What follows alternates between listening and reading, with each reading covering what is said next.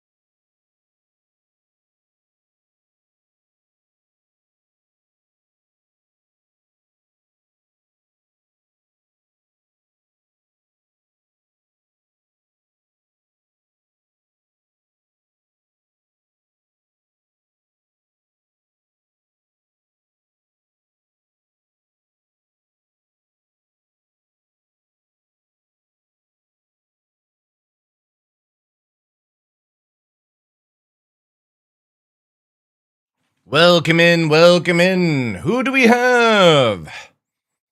Welcome in, Tuck. Sideways first, as always. Kincaid, welcome. Rufus, Zersty, Surteg, Glitch, Wyverex, Endomorphin, Marcus, Hazen. Welcome in, everyone. I just got the dogs just outside just now, so I'm waiting for them to run their asses in, and then I'll go and close the door. We have exciting times today, chat. Exciting times. Silver, welcome in, dude. Hope you're well. We need, first of all,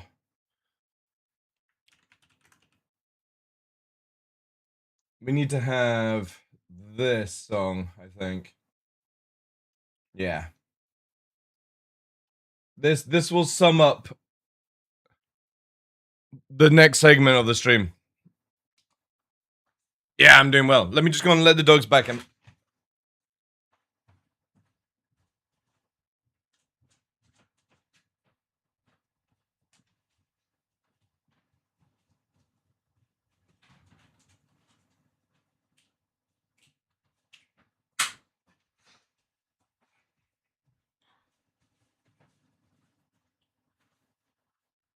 Mm-hmm. Anybody know who this is?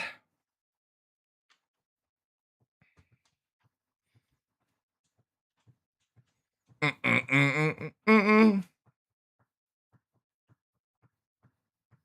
I need this page up. Oh, I see. Just leave now, eh? Hey. Paul McCarthy.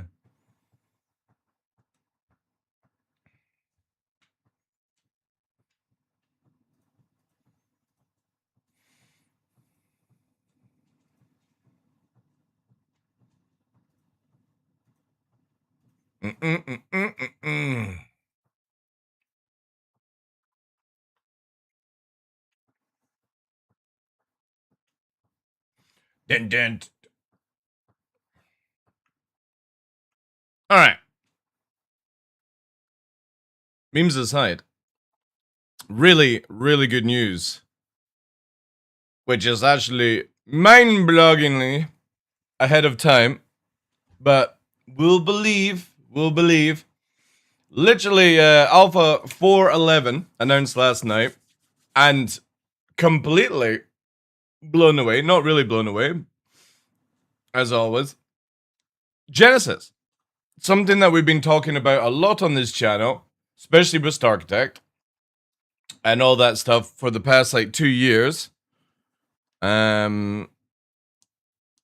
Is coming out in 4.11, which is absolutely fucking awesome, because a lot of the times on this channel we talk about the tech around Star Citizen, Squadron 42, all that stuff, because, well, let's just face it, there's not many people that actually fucking understand it, and most of the time they're just dribbling through their fucking teeth. And here we like to dive into it. I think the only other channel I think that will go into high detail is that 1042 guy on YouTube. That guy is a smart boy. A smart boy. And I highly recommend his channel. He's clued up. Like, I like it. Obviously, you've got like the wonderful Board Gamer, and Mythologist, and Space Tomato that cover information. Same with Salty, but I don't think they actually get into the technical jargon of game design or what's involved in it. And I like to promote it because it massive, like, not that I'm a developer or have any major background in it, but for the past 14 years, it's one of the things that I've dived into a lot because, well, generally the technology in Star Citizen is fucking bonkers compared to other video games. You can go with the generic, Unreal Engine and Unity and all these sort of things like that. But when you actually look at the nitty gritty of Star Engine, it is actually really fucking impressive. Okay? Now, yeah, granted, it doesn't fucking work with other things, and we're constantly dealing with bugs, but that's a completely different topic. So today, obviously, like, with this information, we're going to cover it, which is pretty much Genesis, the whole system around it, and Starkitect. We're going to go back over the videos to showcase it, because obviously the wonderful Ian, Sitcon24, was flapping his gums on stage. And then we got, obviously, the wonderful, I forget his name, I call him Phil Collins, at 25, talking about Genesis and all that stuff. He's like the head of that department. Really fucking smart dude. Like one of my favorites at CIG, even though I can't remember his name. I just literally call him Phil Collins.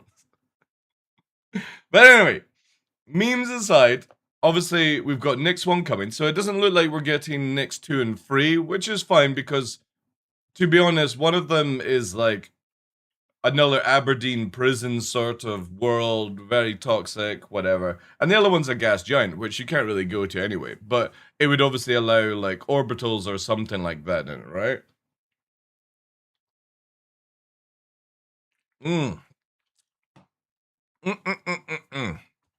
But I've not read these myself. Obviously, I've been talking about it with other people and stuff.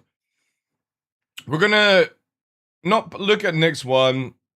We're gonna go straight to the Planet Tech 5 because it's sort of like this should have been first, in my opinion, to explain Nick's 1. Yeah, it could have something like that, Tux. Yeah, I think it'll be more like an orbital, like Seraph or something like that.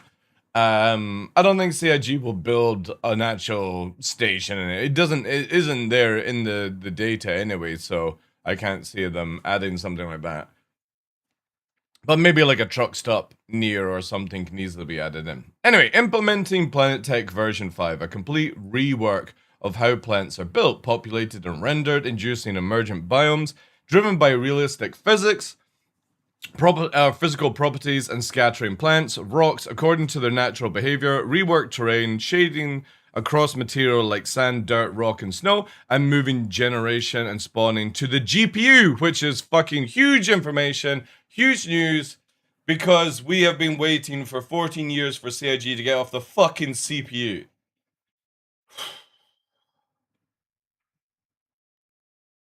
Which does massively bog down this game in certain things. Now, obviously, not everything will move over from the CPU to the GPU, but having graphical things be run more on the GPU is a huge thing. Especially like if you're any in the 50 series, 5090, you're not really cracking out that full power that you could be doing right now. This obviously allows CIG to set it up a little bit more for future proofing, since GPUs are very heavily the things that encode for graphical stuff. I'm still ill, by the way.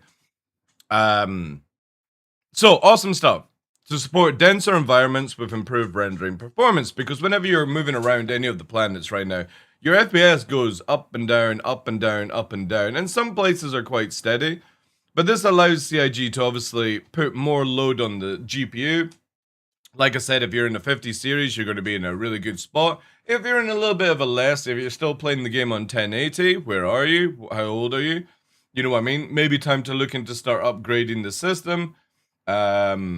Awesome stuff. Obviously, the things that come with Genesis are obviously Starkitect. Starkitect is its own system, but what this does is it basically allows the algorithms to create content for us.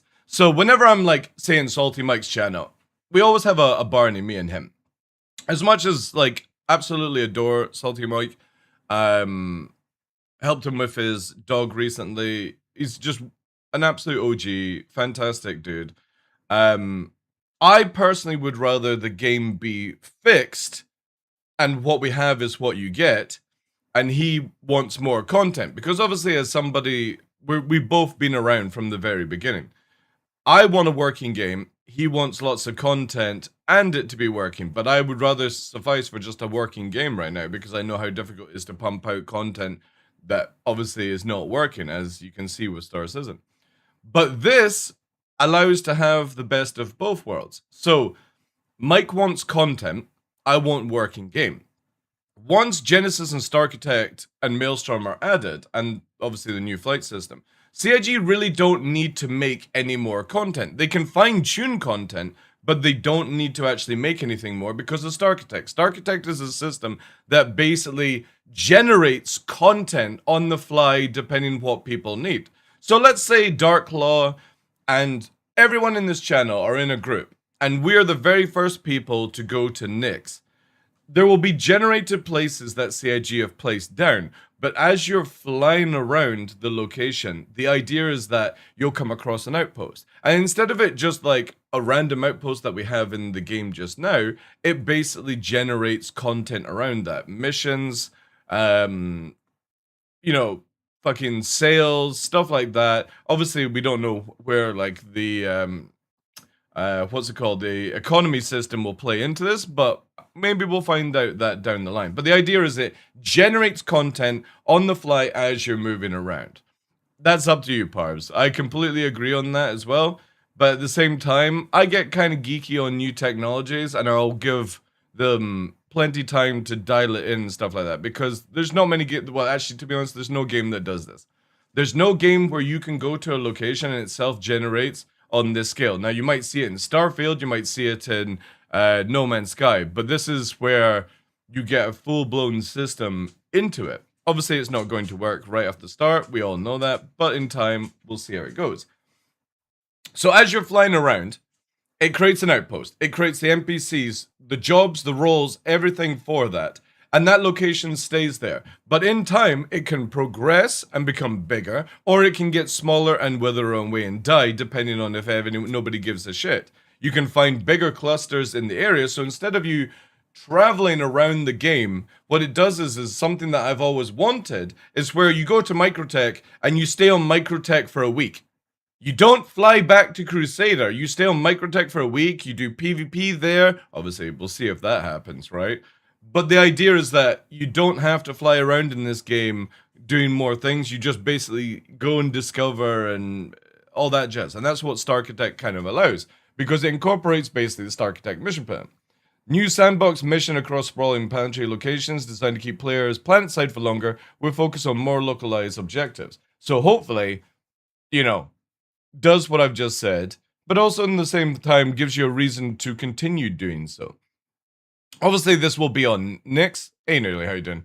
Nyx 1 is basically the big green planet, Earth kind of stuff, re-terraformed, yada, yada, yada. We're going to watch the video on that. And then, obviously, Starkitect itself is a new procedural world-building system with automatically scattered sectors, clusters, and locations across planetary bodies, whilst constructing locations from modular tiles, using Genesis data to identify suitable blah, blah, blah, blah, blah, blah, blah. It gets all technical craziness, right? But the idea is that it can create content on the fly depending on what is needed, right? And obviously this will only be in Nyx to begin with, and hopefully CIG go, right, well, let's get it into Pyro, let's get it into Stanton, because for me, as much as I appreciate the Hathors and the Gaslights and stuff like that, I want to be able to, I don't want to have to go to where the narrative of the PvPers are. I want to go to a location in the game, and for whatever random reason, there's a shit ton of money to be held there, and I go, boys, get in line. I don't know what the fuck is going on here, but let's get it locked down, protect it before anyone else comes, and if anybody else comes, let's kill them. Right, let's contact allies, friends, like Cutlet and co, get them involved, And you know what I mean? And then it becomes a war zone at that location for that day, that sector, the whatever the fuck. And you get that organic, rich content, and then the next day it's gone, right? And then you're looking for the next place. So instead of you always every day going back to Jump Town, Jump Town, Jump Town, Jump Town, the game moves around. And if you ever played EVE Online, you have wars in regions, you have wars in solar systems, and then say 6 months later, you go to another place. But in that time, there's a war. It's not just sit in one location. It's spread around gate camp, set up certain things. And it gives you this organic flow of gameplay for PvP that moves around. Now, obviously, this will do the same thing for PvE. But for me, I get excited the fact that you could come across something, and it all depends on if the economy team are working alongside this. We'll find out, right?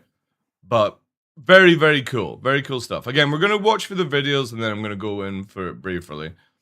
Obviously, with population manager, it's basically setting up goals to load the balance of the server population, create inhabitants across appropriate to their local environments, whilst enabling more complex interactions between agents focusing on dynamic content. It just basically means if you're at small outposts, you're going to get a small amount of NPCs. You go to a big outpost, a big fucking city, you're going to get a shit ton of NPCs, blah, blah, blah, blah, blah. All the POIs. Obviously, they've gone with a heavy armor. The heavy armor, typical CIG fashion. I think we've got it here on big screenshot.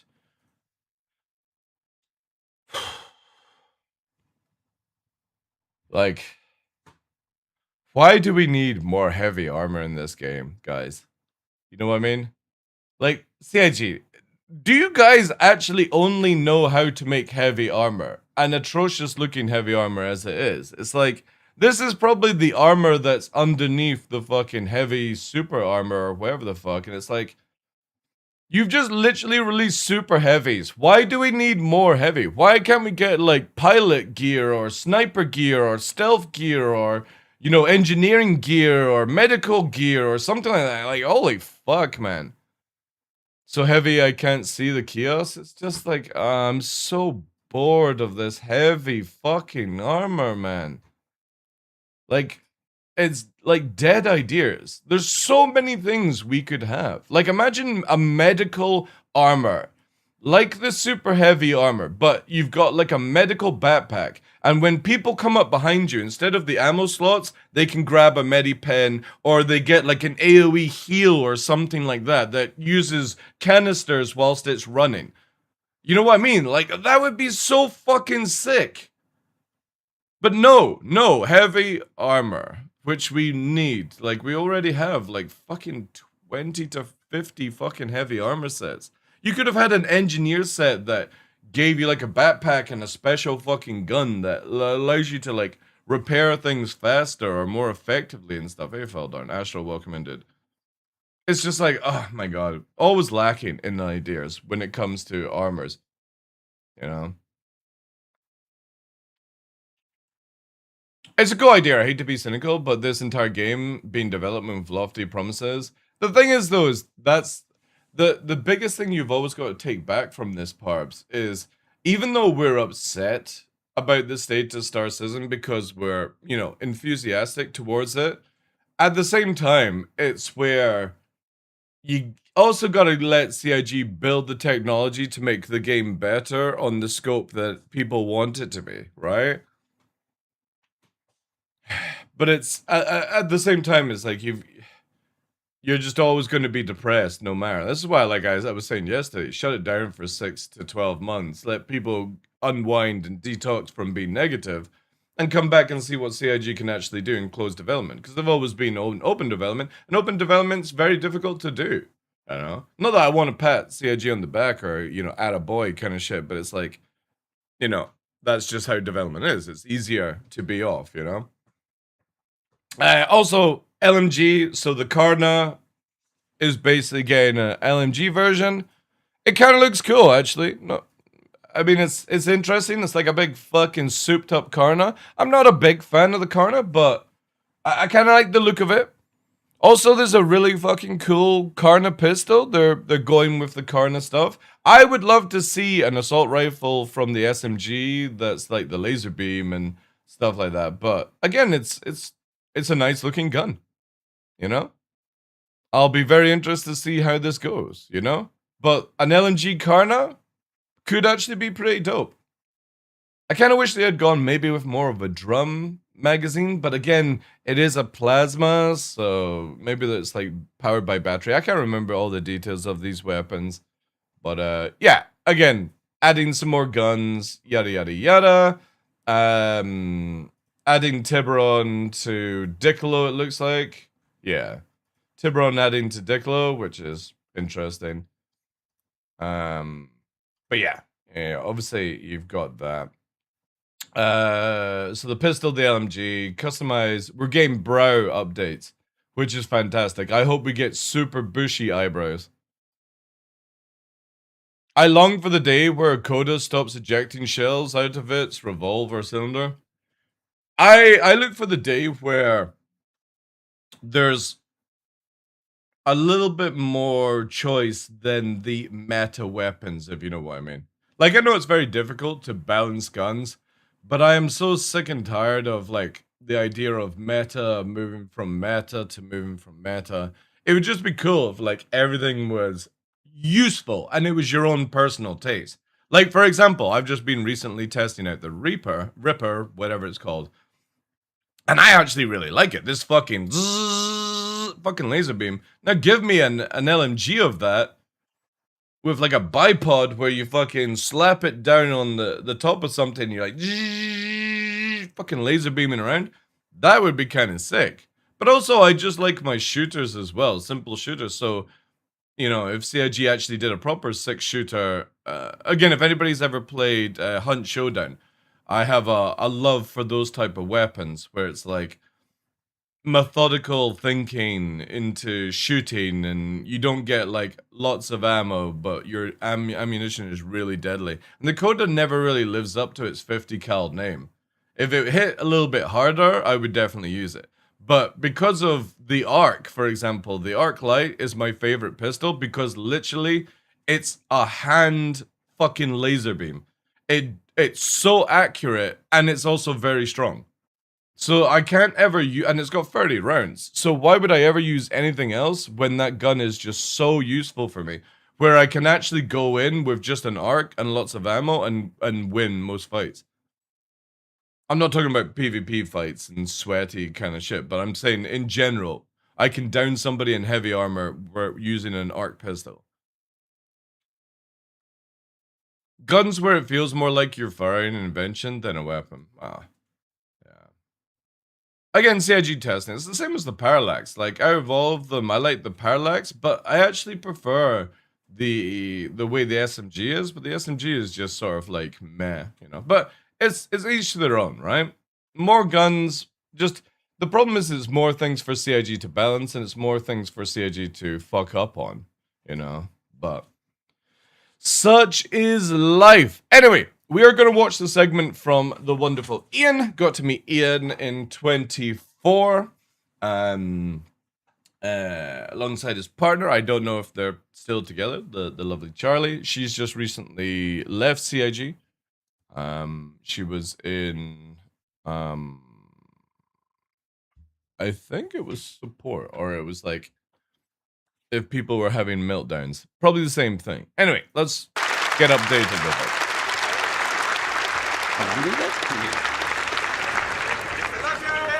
Thank you. Hello, Citizen Khan. All right. Those new planets and biomes were pretty, right? But it's time for phase-free civilization to give you some stuff to do. And you could tell, like, Ian was super, super nervous because he does the typical left foot, right foot, left foot, right foot, left foot. You know what I mean? Like somebody trying to escape. So, let's talk about location density. We've emulated nature as well as we can to make sure our planets are physically based and realistic, and our biomes are emergent. But it's time to start populating the verse.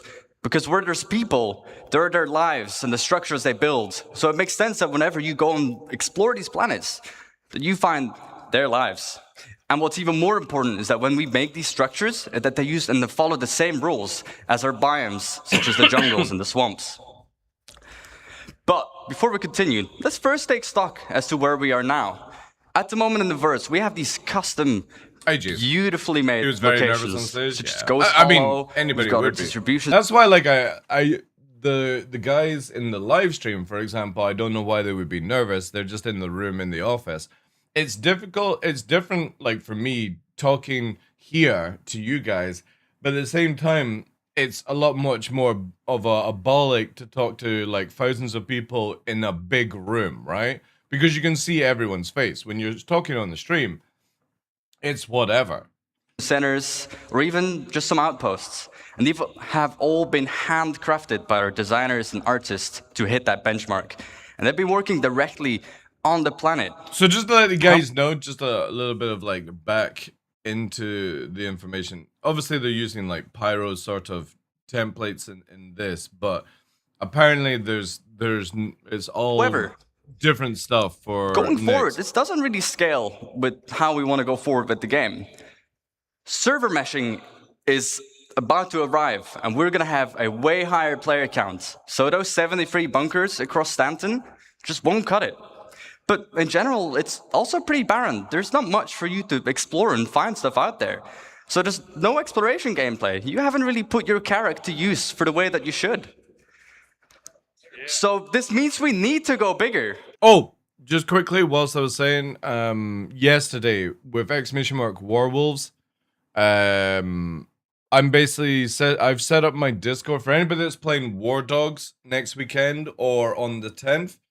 If you're not part of any group that are going into it, on my Discord is literally the ability to join the Werewolves group. We're going in with a hardcore mentality, but not where you have to be playing every day, every night kind of stuff.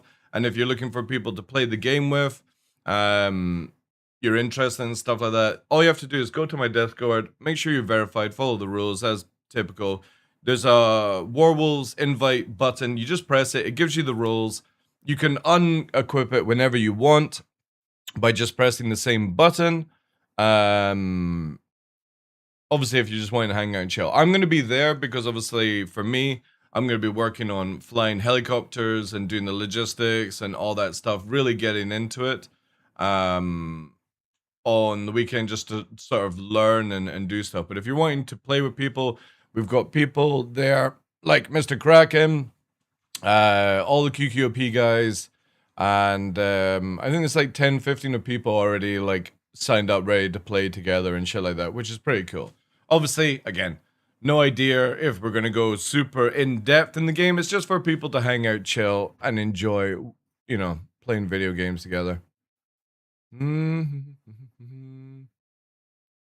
Oh, yeah, Jace. Yeah. Yeah, that's Charlie with Ian, yeah. Awesome. She is lovely. Super lovely. I need to actually catch up with her and find out where she went. Which means we need to change our workflow. And with any workflow means we need to first establish a new benchmark. So, with our new benchmark, we are ensuring quality and improve on our previous work and make it even better. And any location that you'll find needs to have its own unique personality and no repetition. We don't want you to find the same location twice. This also means that this is your exploration and your findings. So when you go out there and explore with your Carrack or with your Corsair, is that whatever you find, you can share with your orgs or with your friends. This is going to be awesome. Obviously, like, if anybody's tailing you, they can find it as well, because it's not like you only see it. It opens up for more people. The thing is, if nobody else discovers it down the time or interacts with it, because of how dynamic servers work and how this system works, it can literally just go poof and disappear. Which I think is awesome. Density, if you fly down to the planet, we want you to find something, let's say, every 100 clicks.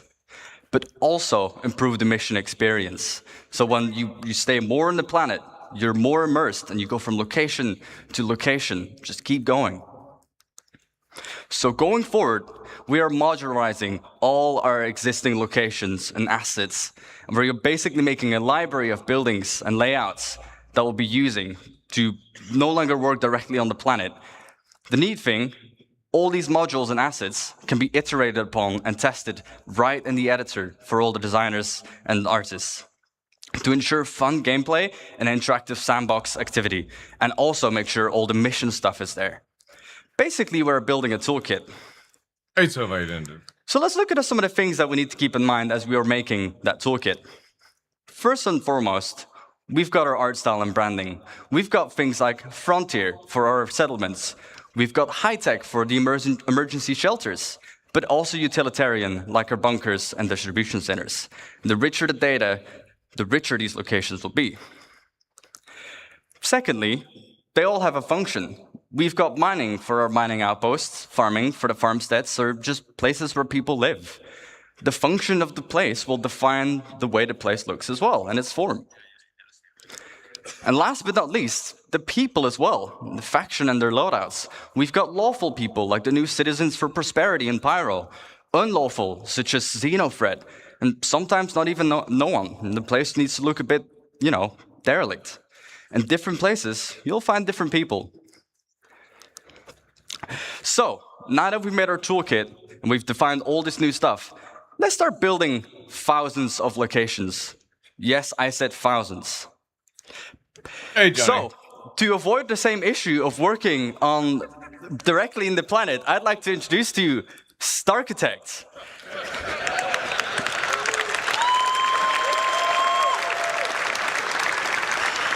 What Starkitect allows us to do is directly on a planetary scale scatter all these new libraries and modules and assets and no longer work directly on the planet. And it uses the same logical rule set as our emergent biomes. And it also gives us full control over the data that we set on these locations. So expect locations in places where they make sense. Let's kind of look at all this new Genesis data and all these new libraries and chuck it into Starkitect and see what it gives us. As you can see, we're now able to make full-size locations, and they will look completely different based on where you'd find them. The layouts are controlled by the rules, and it will reflect its place in the verse. We've got farms, mining outposts, but even our older locations, such as the bunkers that you find on Stanton.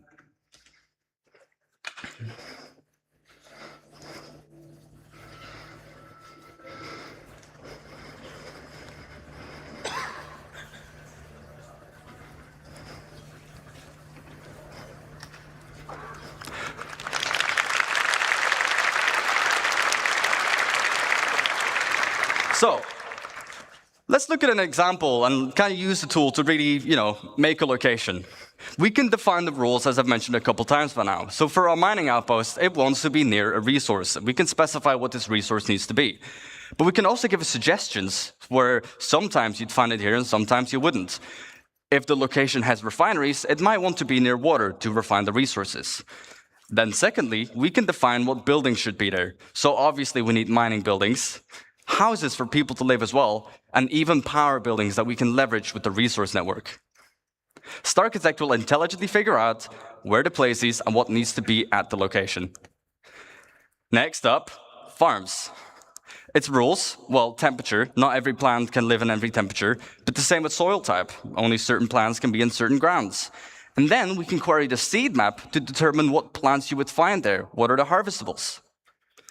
As for the targets, again, farm buildings, obviously, power buildings, houses, but even animals, such as our beloved quasi-grazers. See, I generally hope with this stuff is going back to like the topic of like the original Jump Town was so much fun because of like how PvP not only interacted with it, but also like the general mechanics around it, where you went, you brought stuff, you got stuff out of it, you made a shit ton of money. I hope we find labs and stuff. You've had sweetie before stream started. You're not getting sweets right now. No. No. It's not how it works, Nova.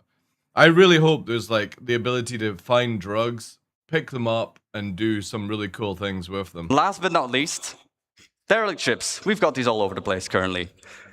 Rules, well, they'd be close to anti-air because they would be shot down. But even in harsh flight conditions, such as mountains or low visibility, you'd probably most commonly find them. Targets, well, crash ship parts, of course. Sometimes you'd find the full remains of a javelin, and the other time you might just find the nose of a starfarer laying around. So, let's talk about coherency. Sure, we can scatter all these locations everywhere on the planet, and you'll find them in places they make sense, but we can do better. You don't just want to find an outpost completely on its own, right?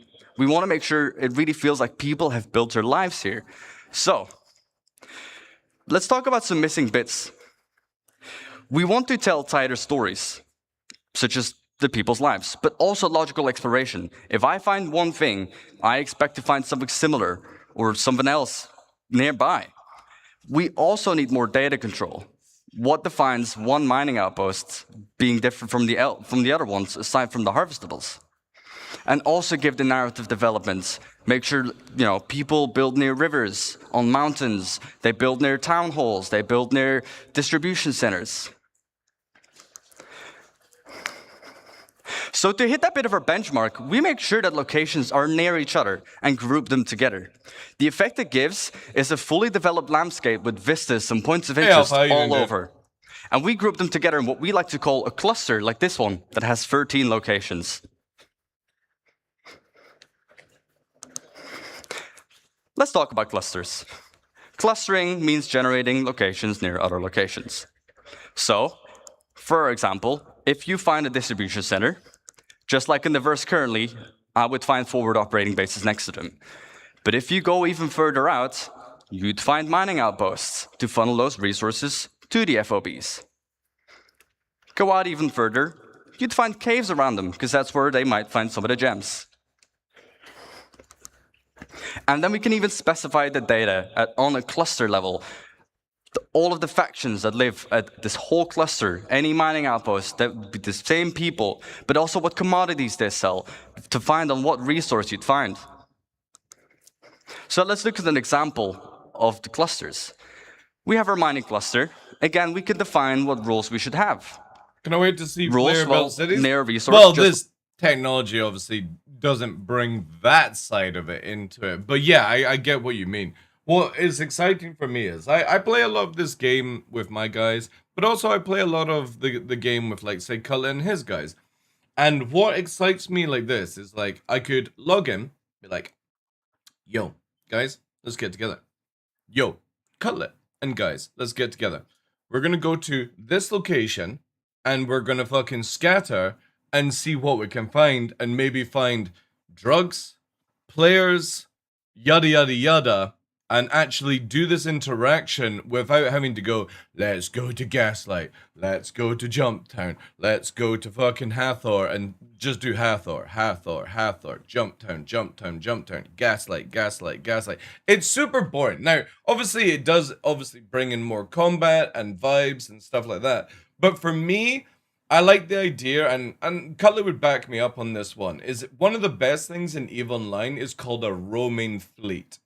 And it's where you set up your fleet at your home base, say Grimhex as an example, and you move out together as a fleet and you roam the game and you work it on. So it's like you could have one of Cutlet's guys scouting and interdicting, right?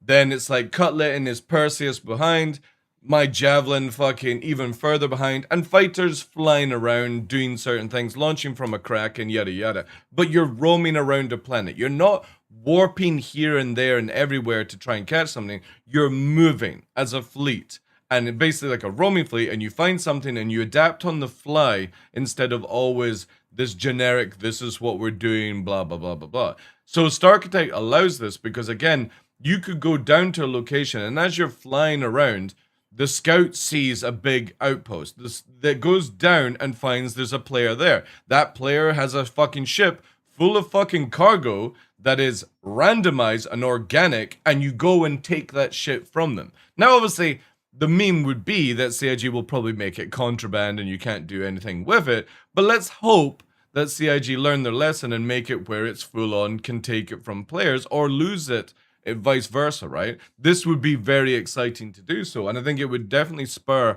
a lot of fun because you're then just constantly roaming and playing the game. You're not, let's sit here. Like, for me, I love playing with Cutlet and interacting with Cutlet, but one of the things that I can't stand is when he's like doing his streams where he just sits in a mantis and hopes for the fucking best. It's super boring. Now, obviously, that's the content he enjoys, or maybe doesn't enjoy. I'm using this as an example, but it'd be cool to do that side of things with Cutlet and crew, like their pirate side of the game, but it's always moving. So you're not sitting still and you're bored. You're always focused on trying to find something. You're not just going to one location and going, I hope somebody comes to grab this great loot that nobody really gives a shit about. It would be cool to just travel around, say, Daymar and find somebody and get excited that you've caught somebody. And that person then escalates it where they're like, help, help, help, I've got pirates attacking me and people warp in. And that's the dream, right? Where it's organic gameplay, not just mind-numbingly boring every fucking day. So I really hope that this stuff allows it to be taken off, right? Like our mining outpost, but also it needs to be on a lawful planet. We can target on a planetary scale where they would need to be. They need protection. As for the targets, well, caves, mining outposts, but even trade posts. Let's go to the other side of the spectrum. Before I do so, I forgot data. We can, on a cluster level, specify, again, what mineral commodities, but also what harvestable types you'd find are in that region. Now, you'll definitely be able to get, like, no joke. To begin with, players will start off building the basic shit you would get in Rust, like a little outpost, yada, yada, yada. But the technology around this game will allow CIG eventually, say 1.0, as the great meme, that organizations would be able to build large facilities that could act like cities. So you would be able to see what Alpha is talking about. The thing is, though, is we won't see that for a very long time because the instability that can happen around player building stuff is insane. Because players can build, like, the laws of where it could be placed. Like, for example, with this technology, with Starkitect, is somebody could, like, build in an area and then obviously the stuff wouldn't spawn it. So it has to be where you've got player stuff and algorithm stuff and they can't like clash together. Because the last thing you want to do is build your outpost and then the algorithm builds a fucking what's it called? The big places that you go down to. I can't remember. They're on like Microtech and Hearthstone and stuff like that. Imagine that being fucking slapped on top of your own building and you can't access your building. There's a lot of stuff that needs to be worked into before we ever get player cities, right? let's look at the other side of the spectrum, an unlawful cluster. What rules? I'm not talking about skyscrapers. I'm talking about, like, city as in, like, size of property, basically.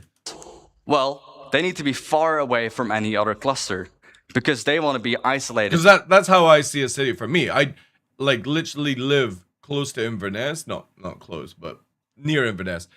It's a city. It's classed as a city. It's got, you know, million of people in it, but it doesn't have any skyscrapers, right? I don't ever see skyscrapers meaning city. It's mass amount of people means city. The thing about Starkitect that I like is that with content being drip fed to us, there's nothing discovered. Exactly. This means that you can just go and play the game in your ship and keep roaming, and you don't have to do the generic mission system. Now, obviously, you'll still want to do the generic mission system for whatever reason, but for me, I want to be able to just go around with people and, like, be like, right, guys, we're going to go out and we'll see what we fucking get, you know? Find some gear, stuff like that. But this is where, again, they need to make it where there's an economy built around this system, and they also need to make it where you can find, like, armor pieces that are already, like, pre-crafted with stats, so you don't have to spend time doing crafting. And do their evil deeds on their own. And also on an unlawful planet, such as somewhere in the Pyros system. For the targets, outlaw outposts, crash ships, because they would shoot them down, and also ruins from just places they just completely overrun.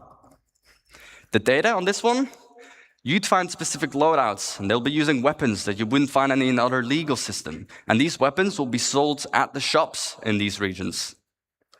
So, now that we have a cluster, let's go even bigger. Just like our locations, we can put clusters near other clusters, and we group them together, ranging between 10 to 15 locations each. And we group this into what we call a sector. Like this one, that has about 120 locations. However, on a planetary scale, we can define how many sectors we should have. With each their own... So again, you can see here where instead of our boring, empty planets and locations we have right now, with this theory, and obviously we'll see the practical side of it in 4.11 this year, you get the ability to go to a location like, say, Pyro 4, and you don't need to leave right away, which is super exciting for me because I'm so bored of traveling around this game, warping everywhere, when I would just like to sit and, like, you know, roam. How many times have you guys, like, obviously you guys probably fall asleep when I'm doing it, but we literally go low flying on Pyro 4 and I travel for like fucking 1 hour in a direction. Imagine I'm doing that, chilling out, and we're also finding stuff that I can be like, oh, anybody in chat wants to fucking do this outpost with me, you know? It's got so many NPCs, I'm in fucking low flying gear. Data Be so and sick. persona. But you don't have that in the game. You just got empty planets. And every single one of these locations is now ready for the mission system to hook up and give you gameplay. And for you to find a bunch of places on your own. And just on this side of the planet, can you guess the number? 411. So we're about to get 410. I would imagine this will be before November, or maybe, yeah, October probably. We've got about 3,042 locations.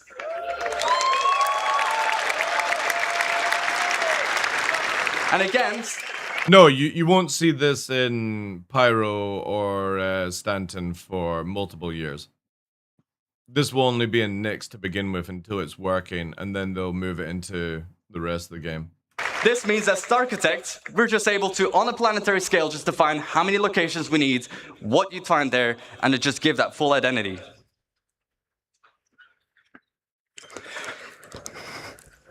Thank you for listening. And I won't just see you in the verse, but I'll see you in a denser verse. Ian, ladies and gentlemen, that was 2 years ago. He was such a spring chicken then. This was only the first phase of civilization. Let me introduce you to the stage, the person who... Until it's working, to CIG means 2 or 3 years. Well, the thing is though, is anytime CIG add any technology, and I said this as soon as server meshing was coming out, I said you have to give CIG 12 to 24 months to make server meshing work. We're still under 24 months on that point. I said it. It'll be the same thing with StarArchitect. It'll be the same thing with Genesis. You literally have to give CIG time to tune the tech because we are playing stuff that we shouldn't be playing. And that's what everyone needs to remember when playing Star Citizen. You are not playing a video game that you should be playing. You are playing something that CIG should be hiring people like me to do closed NDA work, like other companies do. But because they're open development and that's how they've been making money and yada yada and stuff, people seem to not be able to detach that two parts of information. Who will introduce live at these locations, Francesco Raccucci. What a name. Anyway, that is StarArchitect. You guys can go and check out in Brave New Worlds. I'll drop the link for the Brave New Worlds here. And you can go and find it for yourself. The next part, obviously, is Genesis itself. And obviously showing off the map. The whole idea of Genesis.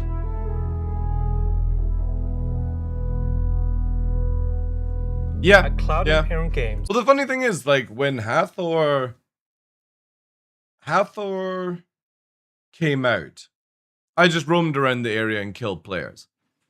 And it wasn't till a year later where I actually did the actual mechanic of it with the organization, and it worked perfectly for what we were doing, right?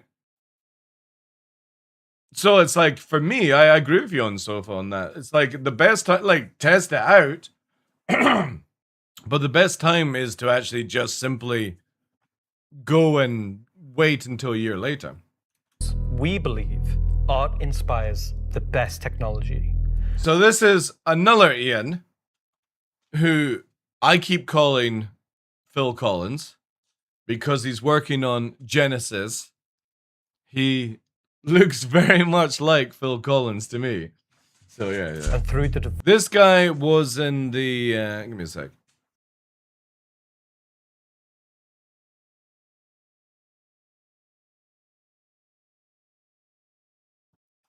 My mother's just coming. She's making a shit ton of noise. development of that. The perfect Phil, yeah. So Ian was also standing behind Max, Luke, and Elliot. It's basically like he's the lead of that sort of stuff. Fucking hell. Chat, I'm gonna have to go and get some medicine from the doctor for this fucking blood poisoning. Hey, DX2, how you doing, dude? It pushes us to create even better art. When Genesis comes to the persistent universe starting next year, it will change how you experience every world, and not just in the building of the new planets for the Nick system. We will also go back through Stanton. No, but I have a more taste for raw meat, I have noticed. Pyro, and reimagine them through the lens of our technology. Previously, and more traditionally, we'd create slices of biomes, like deserts or forests. This approach moved us forwards and got us this far, but solving the scale was always tricky. And for Star Now I imagine him in front of a drum kit, and I cannot see it. So yeah, exactly. See, they should have had Ian here, like, you know what I mean? I can feel you coming in the air tonight. Oh Lord. Chris Roberts is like tambourining behind. Do you remember? God. Chat, I'm absolutely fucked. Like, Citizen, we like to do scale on another level. Issues like seeing tiling from I'm our gonna height order maps up a from big high altitude, fucking or the unpredictable Corvonia blending shit. when two biomes connected were common. But ultimately, things just never felt right. Our worlds were gorgeous, but to us, they still sometimes felt like From in the air tonight, interpretations. Now, this was a super hard problem, which we needed to solve at the scale for Star Citizen requires. We challenged ourselves to emulate nature in the most believable way, and not just on a planetary scale, but to our level of detail. Introducing Genesis by Star Citizen Cloud Imperium Games. With Genesis, we've made a complete paradigm shift to how we do things. Biomes are now created based on the physical data sets, with the assets being spawned whenever and wherever the correct criteria is found. So when you see a forest or a meadow, it's no longer because an artist painstakingly crafted it there.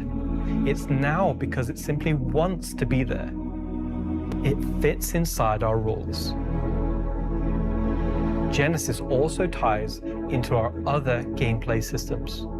Our new planets are built from the information we create for our different datasets, like height maps, humidity, temperature, soil type, soil amounts, geology erosion data, to name but a few. This means you can now tell where to find valuable minerals as the geology looks like it would be suitable for it. Where scree piles exist below sheer cliff faces, and where rocks have broken off over time due to erosion. Of course, these new tools still give us the ability to direct the look and feel we want. The attention to detail from the tallest mountain to the smallest flower is still our core.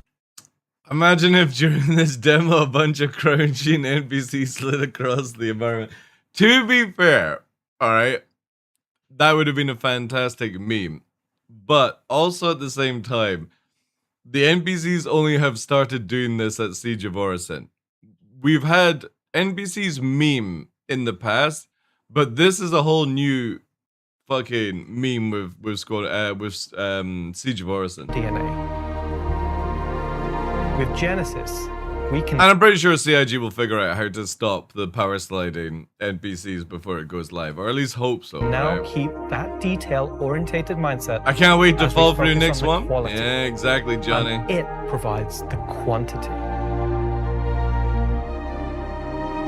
Genesis provides our planets with the ultimate sense of exploration and adventure, discovery in the purest emotional form. We want you to find that perfect place, with the planets providing an abundant resource to harvest. This is a major part of what exploration is for us.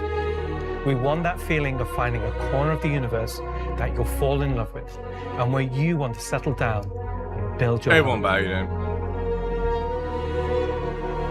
Now I'm going to hand you over to Will to go deeper into what we have built that allows Genesis to realize our vision. As a reminder, some of the visuals you'll see will evolve and change as we continue our technological development and hone in on the final look for Nyx. Thanks, Ian. So, in case it's not already clear, Genesis is our name for a group of technologies that are improving our ability to build worlds, refining those that we've already created. Again, that's completely different team, Wombat. You know what I mean? These guys build planet and algorithms around placing things, stuff like that. Fixing the game is not their department.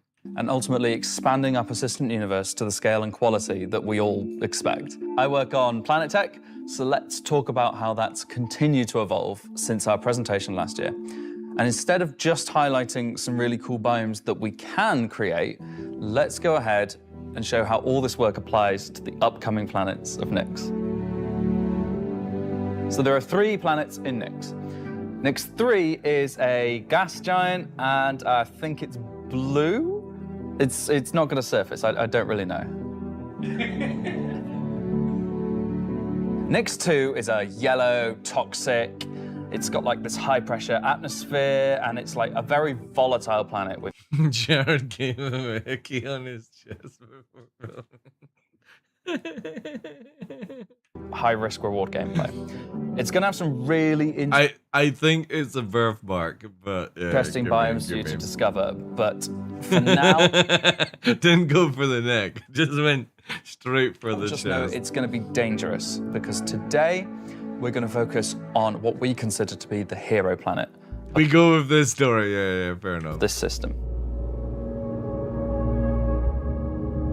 The hero planet, Nyx 1. Nyx 1 has got a rugged, remote beauty. It's got a diverse set of biomes, from weathered rocky mountain ranges to vast sweeping forests and grasslands, and from damp, expansive wetlands to claustrophobic, festering swamps. These core biome concepts give us a fantastic platform to hone our technology, in some cases because the current tech couldn't do them at all, or because we want to completely step up our game for them. So, let's approach this planet in much the same way that you, the player, will, from orbit. The orbit appearance of the planets going forward is far more tied to what is present on the surface. Previously, we had different data that drove the orbital and ground coloring. That's because the orbit was designed to look like vegetation that we'd place on the surface, and the ground coloring was trying to be a mix of soil, rock, and the organic compound coloring that forms the kind of colors there. Now we author much more of the data in a unified way. When you look at Earth, you see blues and greens for ocean and vegetation, and brown or yellowy tones for sand and soil. We wanted to keep it as simple as that. The same set of textures and data that define the color of the soil, sand, and rock on the ground are used to create the orbital look. We then assess the presence of vegetation and competition between different species. Let's approach this planet in glorious 10 frames per second. What? species. Where are on you each part seeing of the 10 planet frames per and use that to second? blend in tones of green, including variations due to species Are you talking about when it actually comes out? Well, that's a different health story. and the current season. This creates a far more complete image On his PC, yeah. It sounds like you need to upgrade your PC, Maxi. and allows you to identify features, How you doing, geologies, and Aurelian? potential points of interest all the way from space. Let's go down to the surface and start with something closer to what you're used to, but in a whole new light.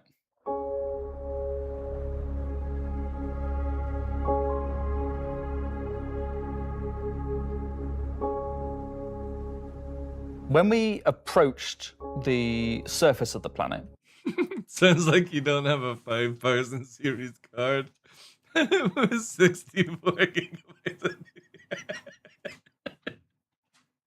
Remember when people just had voodoos and like fucking 56 megabytes of fucking RAM and shit like that? Oh man. I remember when games were simple. we wanted to start by focusing on just the soil and rock.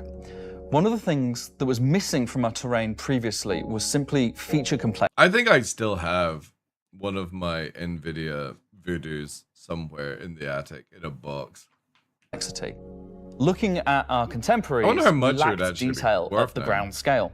To combat this, we've added a new layer of data. That layer is called the medium tiles. 890s, welcome and did. These are intelligently placed on top 3D of the effects, existing yeah. 4-kilometer terrain tiles based on slope, soil type, and other erosion data.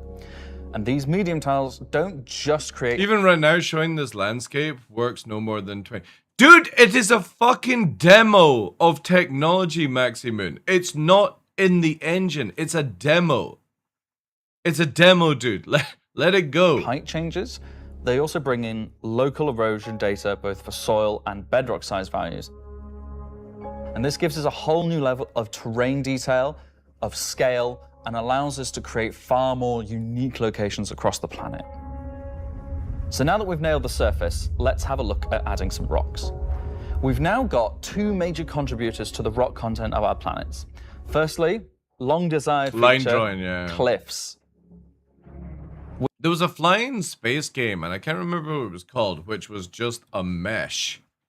There wasn't actually any like textures. You were just flying around in a mesh. The ground was a mesh.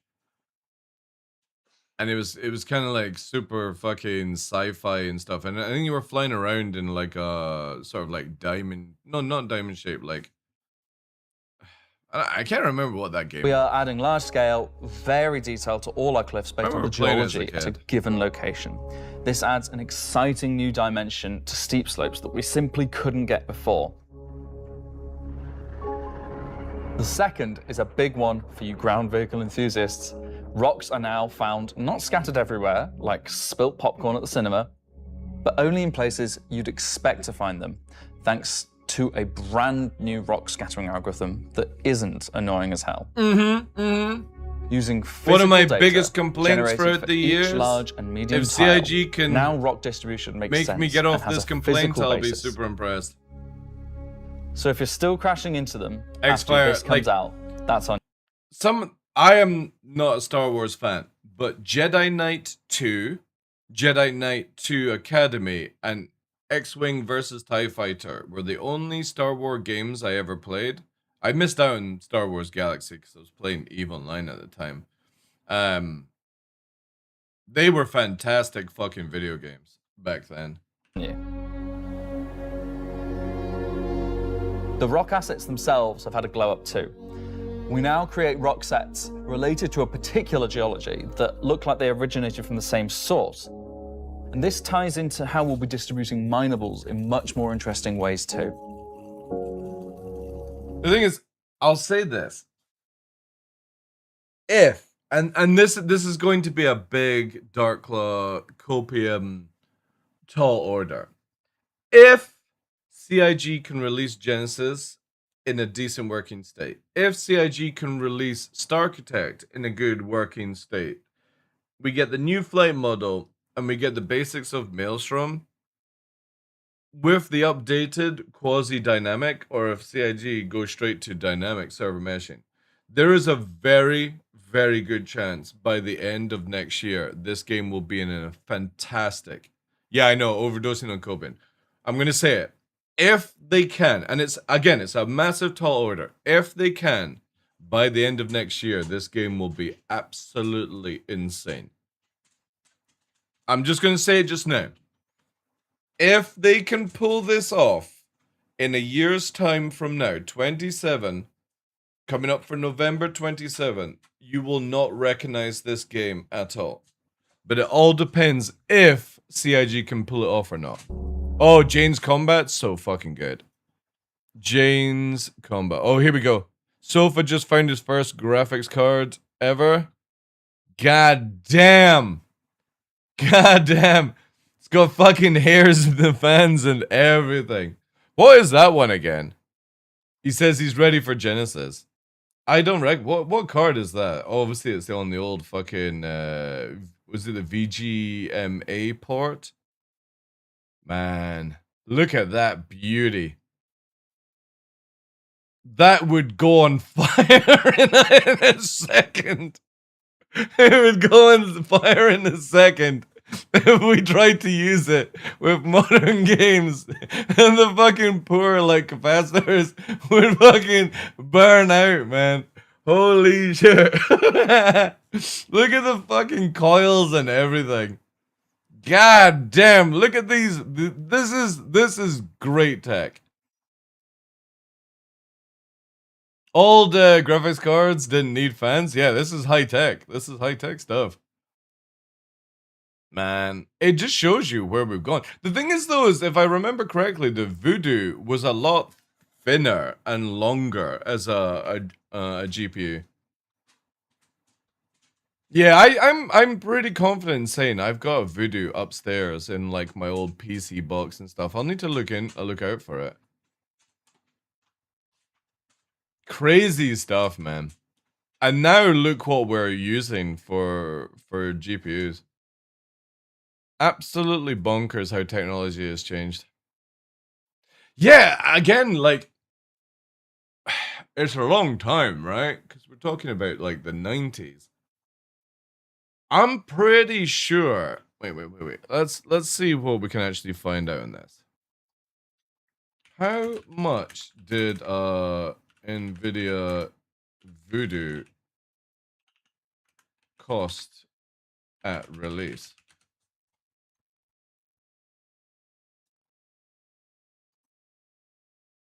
FreeDFX Voodoo card was released in 1996 at $300. Crazy. Price quickly dropped to around $199. The Voodoo 2 came out. Look at the prices, man. Look at these. Absolute beasts. Actually, before it fucking showcases something that shouldn't, let me just put safe search on. Just in case it shows you some weird fucking internet fetish. There we go. Look at that. Holy shit. Look at these GB. Oh my god, I forgot about the fucking just in case the fan pinged off and fucking decapitated somebody in the PC. Some Final Destination shit there. Look at these. God damn. Crazy to think of where we've gone with video cards over the years. Oh yeah, I remember like the fucking heatsink thing on the side of it. Oh yeah, this is where we started getting the double ports, right?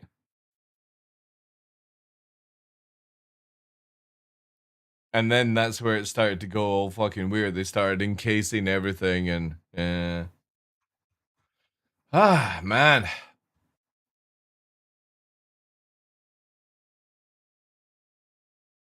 What were those ports again? Was that that was for TV? Yeah, that's it. Yeah. And what was that port? That wasn't. I'm trying to remember that big pin port. You know the worst thing? The worst thing with that technology was when you bent a pin. You would lose your shit if you bent a pin. You could recover it, right? Hey, Denny, welcome in, dude. But you had to get like the pliers and you have to put them in and then pull the fucking copper to like straighten it off again so that you could put it in. Ah. Those things were fucking just diabolical. I still use one with VGA. A good one? Let me have a look at the DMs. Ah, here we go. Here we go. Look at this. Crazy. Crazy, crazy shit. Absolutely bongers. NVIDIA 1, Riva, GeForce 4, GeForce 2. Look at it, man. Fucking bricks. Crazy, crazy, crazy. The way it's just gone from just the board itself to like the full housing and yeah. Man, the GeForce Titan. I had a Titan. It was fucking awesome. That was a big boy. There is there. Yeah, the Titan XP. Yep. Now we're on fucking crazier and crazier fucking things. So now that our base terrain and rock scattering looks good, let's add some vegetations and explore some additional biomes. The biggest one for technology that always blows my mind is monitors. Monitors going from the old monitor, which would weigh like fucking 20 fucking kilograms of weight, to now where you can have like a fucking 60-inch that you can pick up with one hand. Like, insane the way that a monitor has gone from where there's the screen and like the back of it is like that to where it's gone to that sort of level.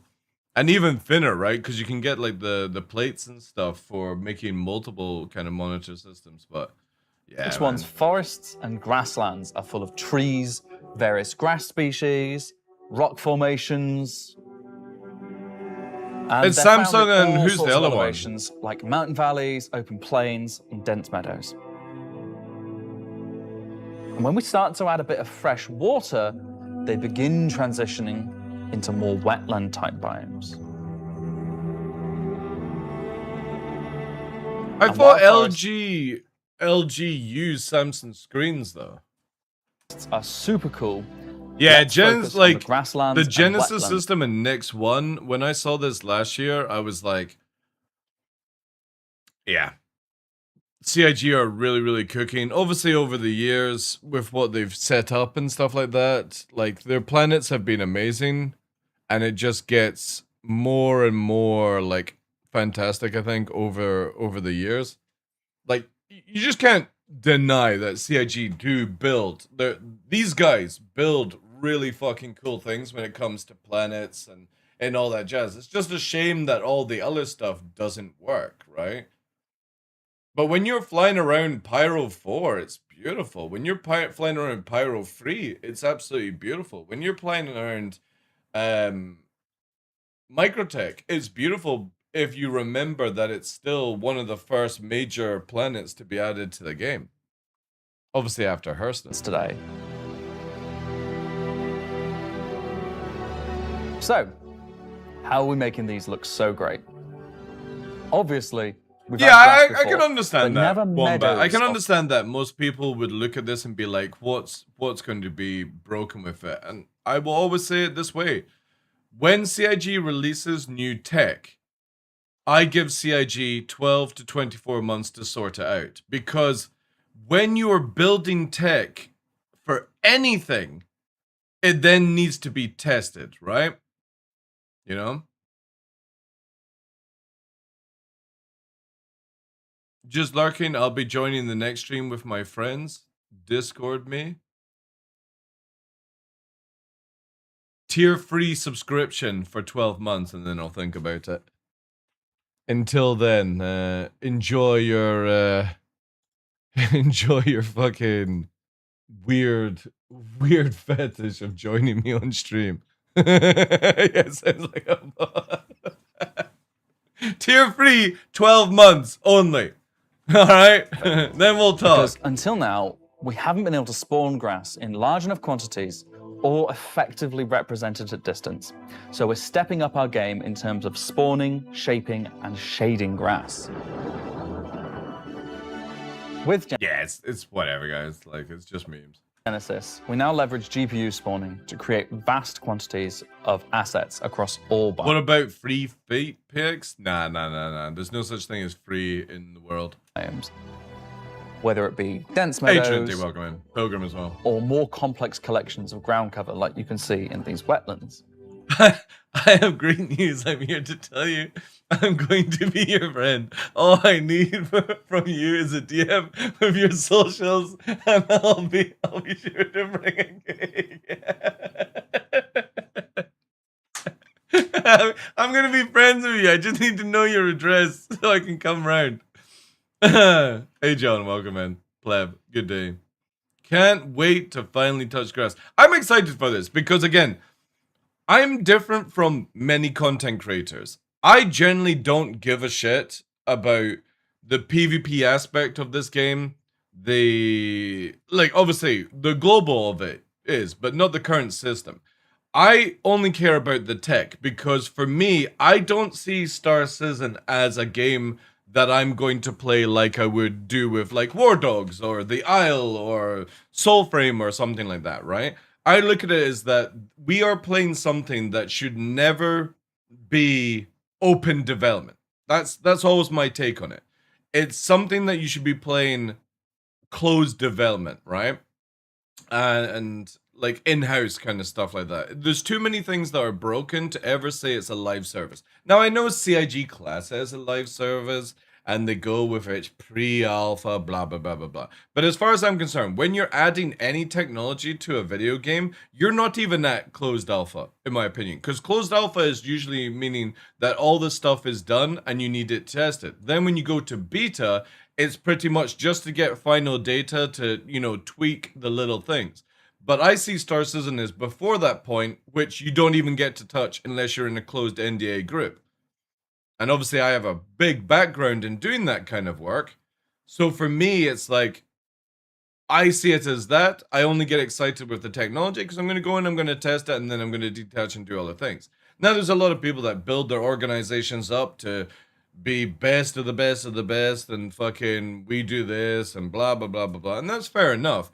But the point being is, it's like, it's a waste of fucking time for a video game like Star Citizen right now. You can have these organizations that do role playing to their heart's content, but at the end of the day, you know that you will eventually stop being even a player to this game because the moment that there is a cause and effect added to this game, your role playing goes out the fucking window because all the mass amount of people play the game, come in, and you'll be like, oh, you gotta salute me, and they'll be like, fucking shoot you in the head because they'll be like, shut the fuck up. Nobody fucking cares about your LARPing in a fucking video game, right? Imagine low flying through those trees above the water. It'll be sick, dude. I'm very excited to test it out. So it's like right now there is a community side to this game that have an idea of what they find fun right now and they get up to. But generally speaking, if this game, and this is going to be a big if, right? If this game was ever successful, 90% of the people that play this game will quit. The current ones will quit right now because you'll be dominated by people you have no idea how to deal with. If this game is successful, you'll have people from EVE Online come over from the game. You'll have people who play Fortnite on a crazy level come to play the game because if there's any form of PvP where you can take people's gear or outposts or anything like that, you start getting the crazies added in. And you think you're safe from these type of people? You're not. We only have a small group of people, and I'm going to use their name because obviously everyone knows the name. But the group I'm talking about is like Griefernet, for example, right? Now, there are way more groups of people in the world playing other games like that, right?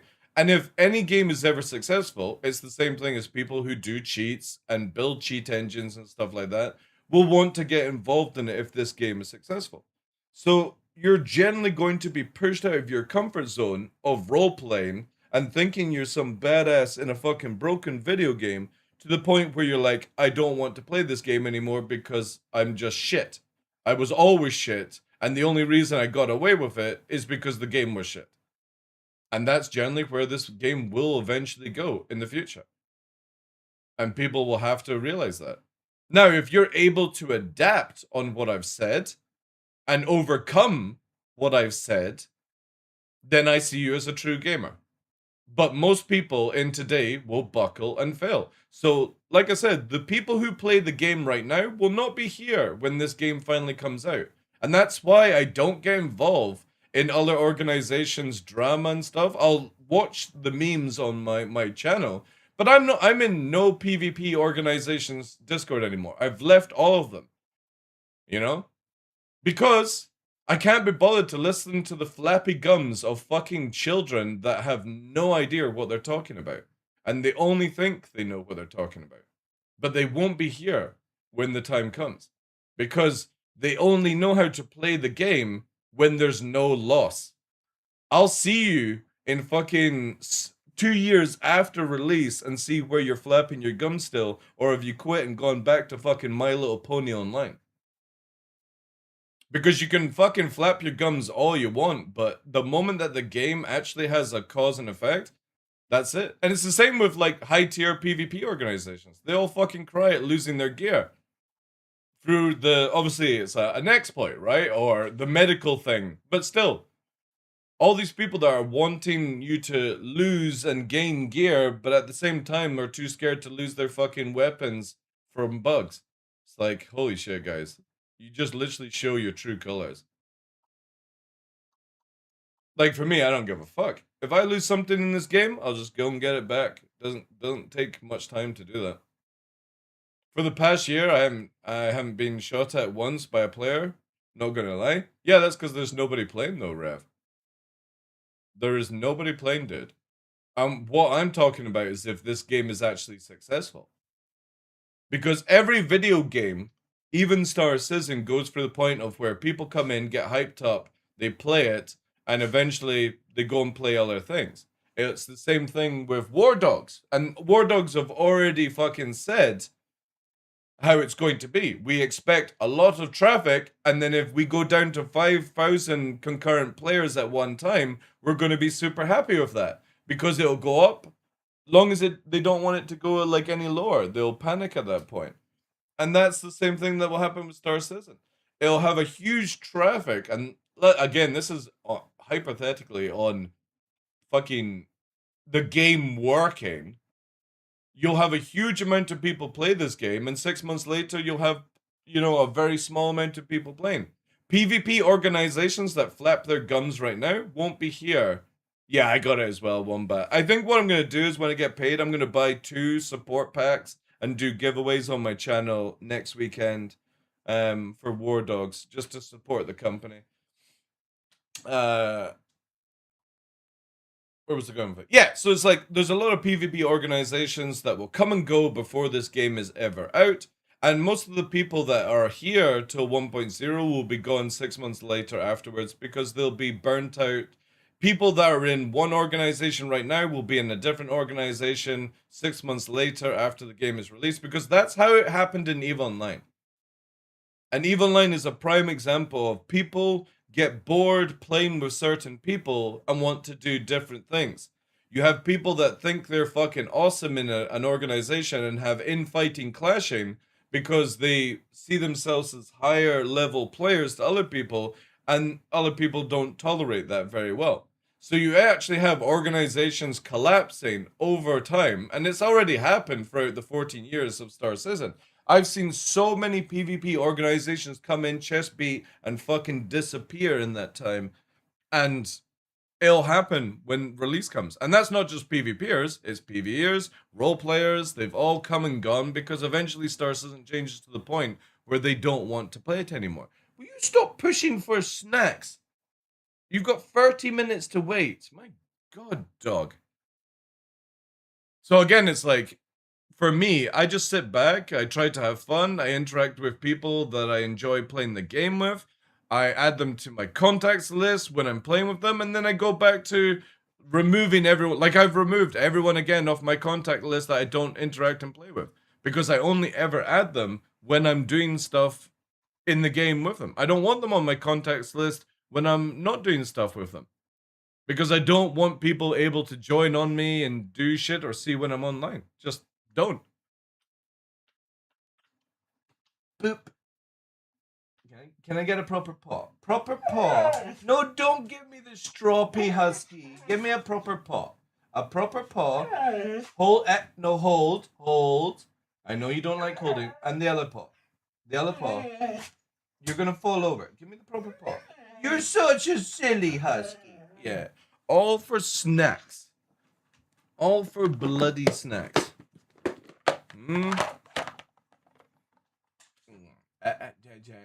Wait. Yeah.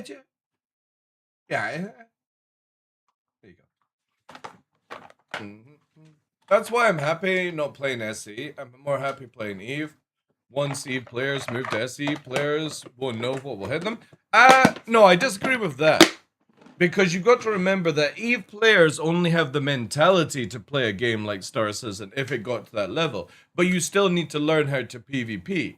Now, it all depends if they can adapt fast on it. That's what the advantage of PvPers right now have. But the thing is, though, is most of the PvPers that actually PvP are getting older and older and older, and all it takes is younger generation to come in and absolutely fucking wreck your ass. And the thing is, though, is like most younger generation won't join the PvP organizations that they have right now.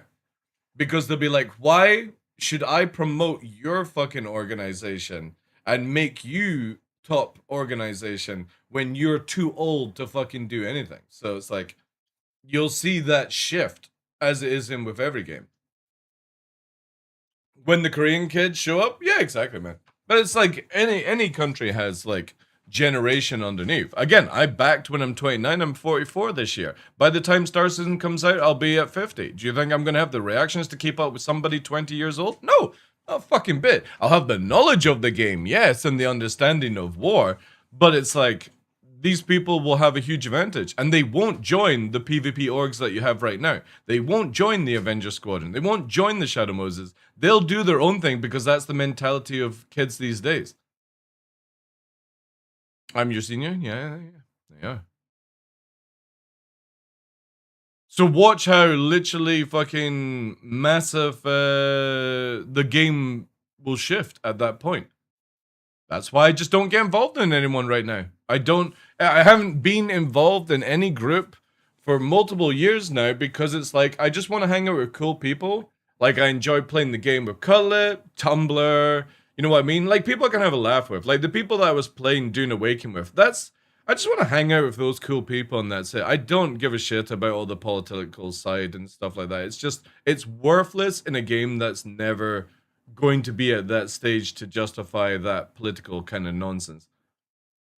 Hanging out with like Tough, Puppeteer, you know, Sofa in the past. That's the type of shit I want to play the game with. I don't want to get into that in depth, like we're gonna fucking conquer everyone kind of nonsense. You never will. You're acting like gaming is meant to be fun and enjoyable, socialize with friends. Well, that's what it is. That's what gaming is. The moment that you make it serious and people start infighting and fucking arguing with each other, like, what the fuck are you doing at that point? Yeah, like, Cutlet's been having a good fun with Mistfall. The biggest thing for me is the regional lock thing that they've got going on. And the fact that, for me, I'm more, with all the videos I've been looking at, and again, if you guys are interested in War Dogs, we have the ability on Discord to join the War Wolves area. Like-minded people. We've got a couple of creators in there, Mr. Kraken, Kara, just basically people chilling out. There's some videos that have been posted. Anybody's able to join, leave, whatever. It's nothing serious. It's just to play the game all together.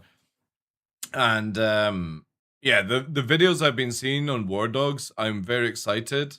It's not super advanced compared to other video games, but it looks like it flows really, really well, you know? Even my org is a casual group, despite the lore being dark as fuck, but just me liking to build past experiences with newer ones, game to game, liking based on, yeah. Again, it'll all change before this game's ever out. So it's like, this is where, when people get into these weird...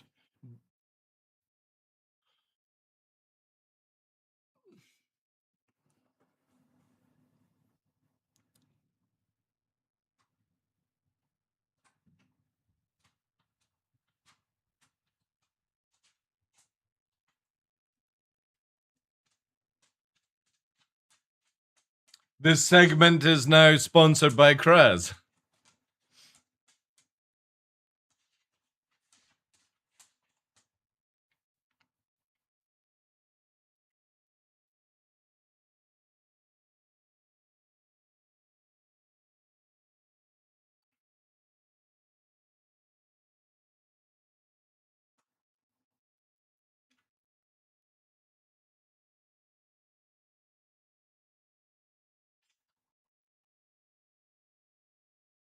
That outfit is horrifying.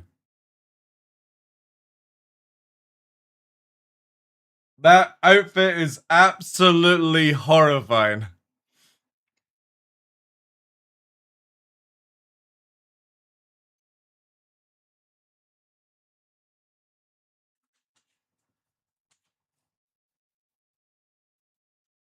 Is this legal? Very.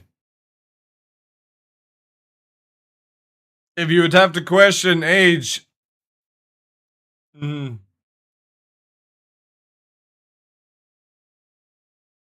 wear that when the Navy boys come to port.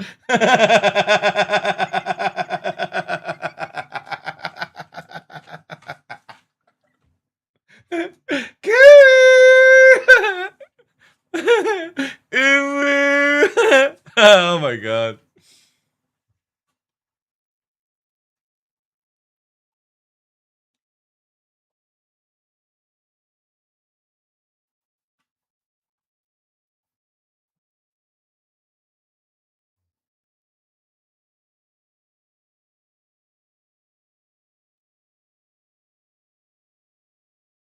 Crazy.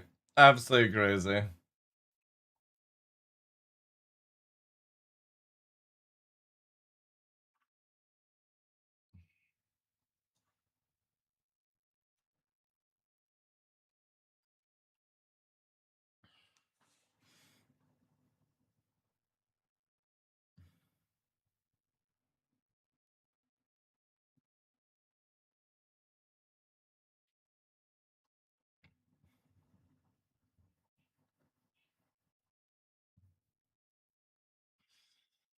Whew.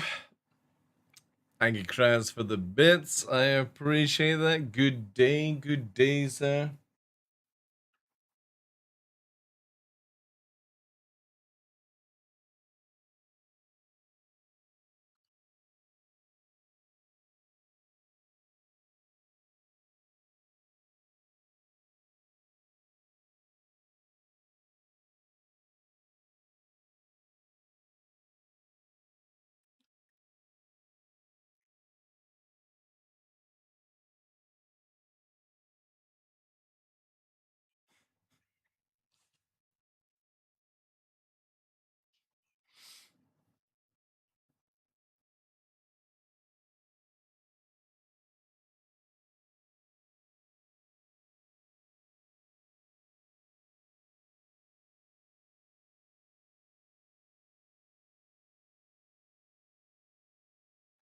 I really need a work call to come in about now.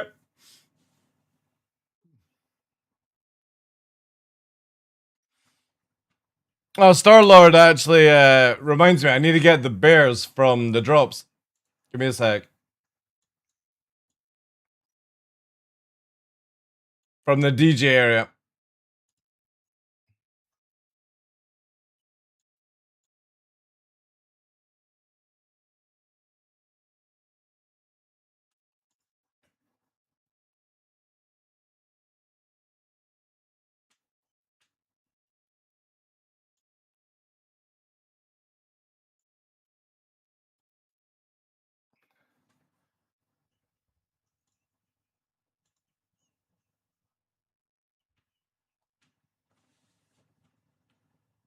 How long does this go on for?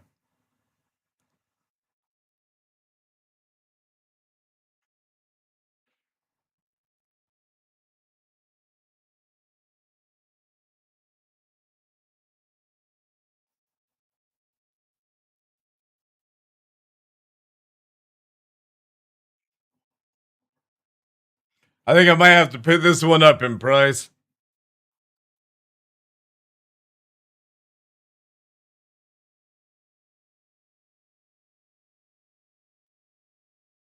That felt way longer than 2 minutes.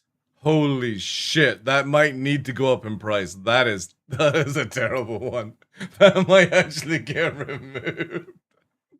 That started to get to the back of the soul where I'm like, oh no. The Take On Me one is long as that as well. I don't think I have that one. That's crazy. Thank you very much for the bits, dude. Oh, right, that's woken me up. I can't even remember what we're going on. Oh yeah, like players coming and going, yada yada yada yada, you know. It's like the best thing to do is always sit back with Star Citizen and just see for what it is and don't get too emotional around it. You want to find out how wrong you are? Wait. I don't no, I'm pretty sure I don't have Take On Me. Do I have Take On Me? Oh fuck, I do. Shit.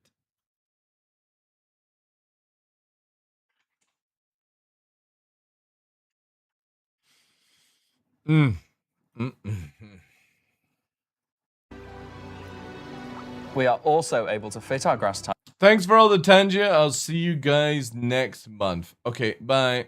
tiles to the ground by conforming them to the unique terrain underneath. Now we can finally cover complex terrain shapes with grass and ground cover assets, and as a result, they are now gravity aligned, meaning each blade is oriented as you'd expect and not sticking out like before.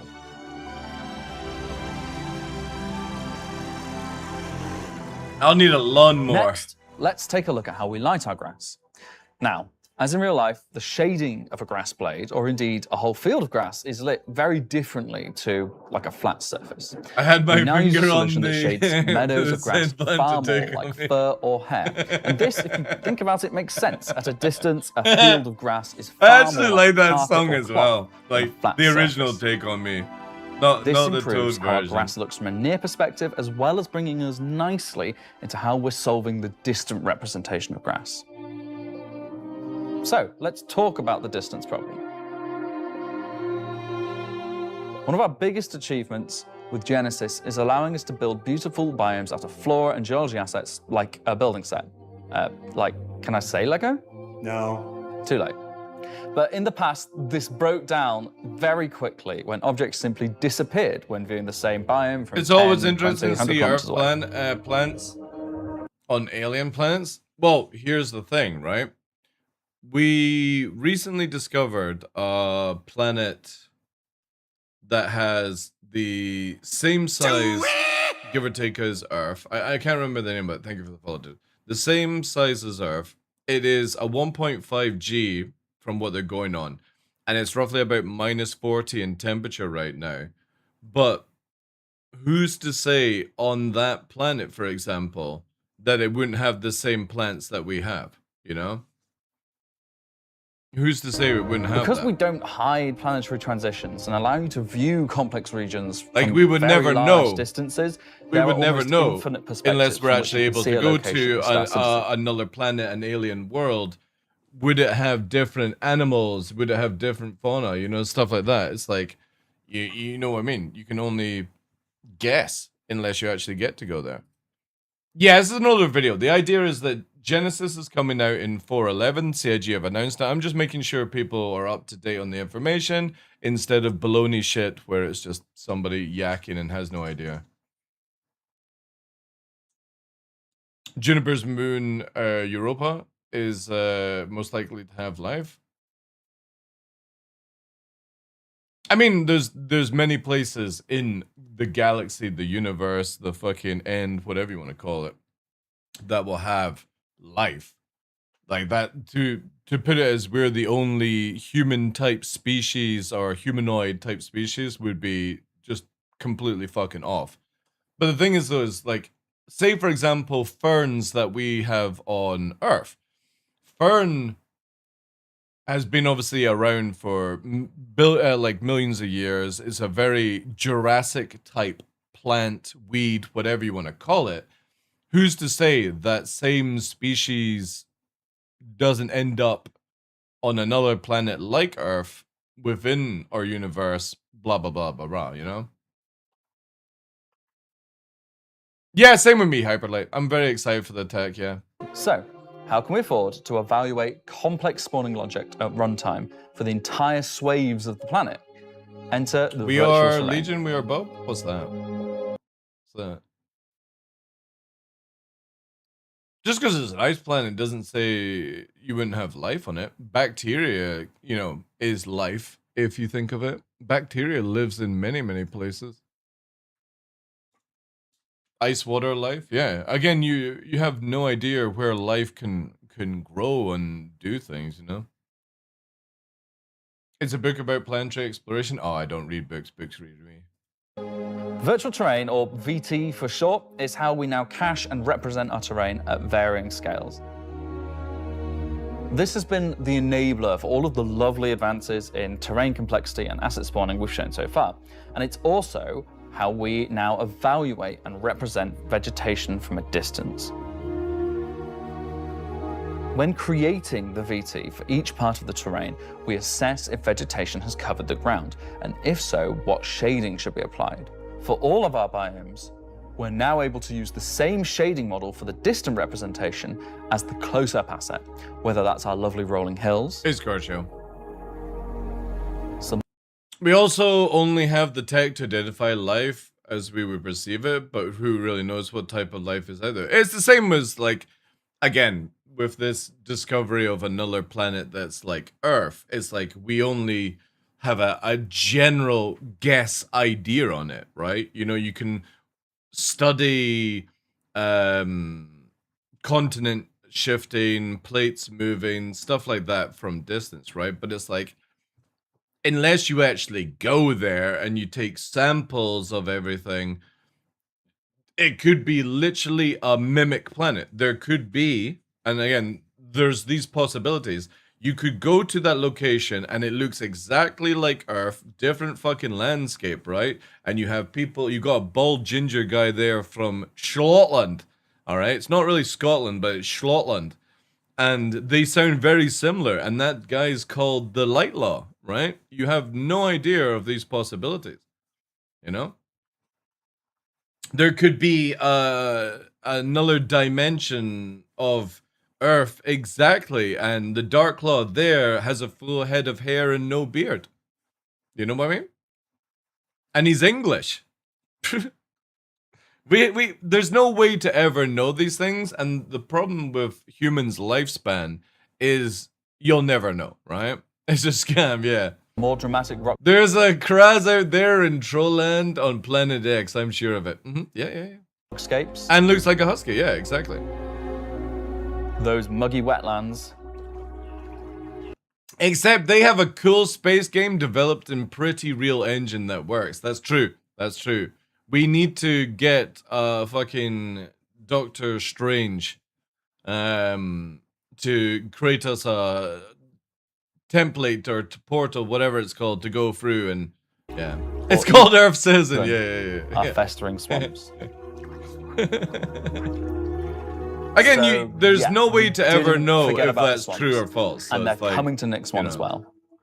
Built using the lessons learned and all the technologies we've developed, these swamps now spring into existence from the planetary data.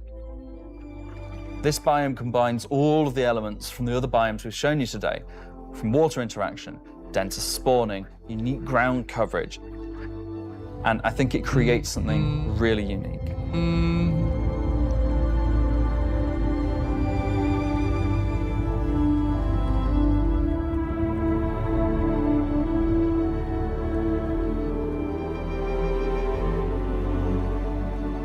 Anyway, that's our update. on the planet tech portion of Genesis and how we're using it right now to sculpt the identity of Nyx-1. And I hope you're as excited as we are to explore this and everything we haven't shared yet next year. Next year. Which is this year. As you can see, Genesis is now inspiring everyone here to create planets of the quality and believability we've always I'll be getting strived minutes for. per frame, yep. A meeting of technology and art that I truly believe will set our worlds apart from anything we've done before. And with that said, let's move on to a little travel between systems, literally. Was this the... Oh yeah, so it goes into different stuff. Up until right? now, our mission system has been specific to the star system you're in, meaning a Stanton mission has... Anyway, that is the recap, obviously, on Starkitect, the recap on Genesis within the roadmap, talking about it. 411. Obviously, 410 here. They've got it for Q3 for 411. I would imagine... What we got? Maybe October. Maybe. It depends on like how fast they're gonna push it. The easiest way is obviously as soon as we get Evo Catty to test out.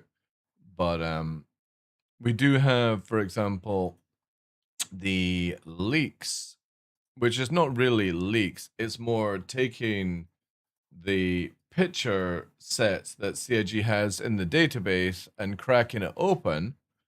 So CIG actually allow you to find it, basically. So it's not leaks. It's basically getting the colored versions of their pictures, and it looks fucking sick. I have to say, it does look sick. Like I love that fucking like the low flying capability in this area alone is fucking awesome.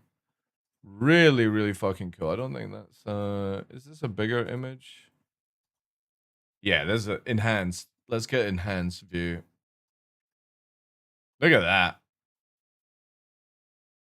Absolutely insane landscape just from that one area in there, you know?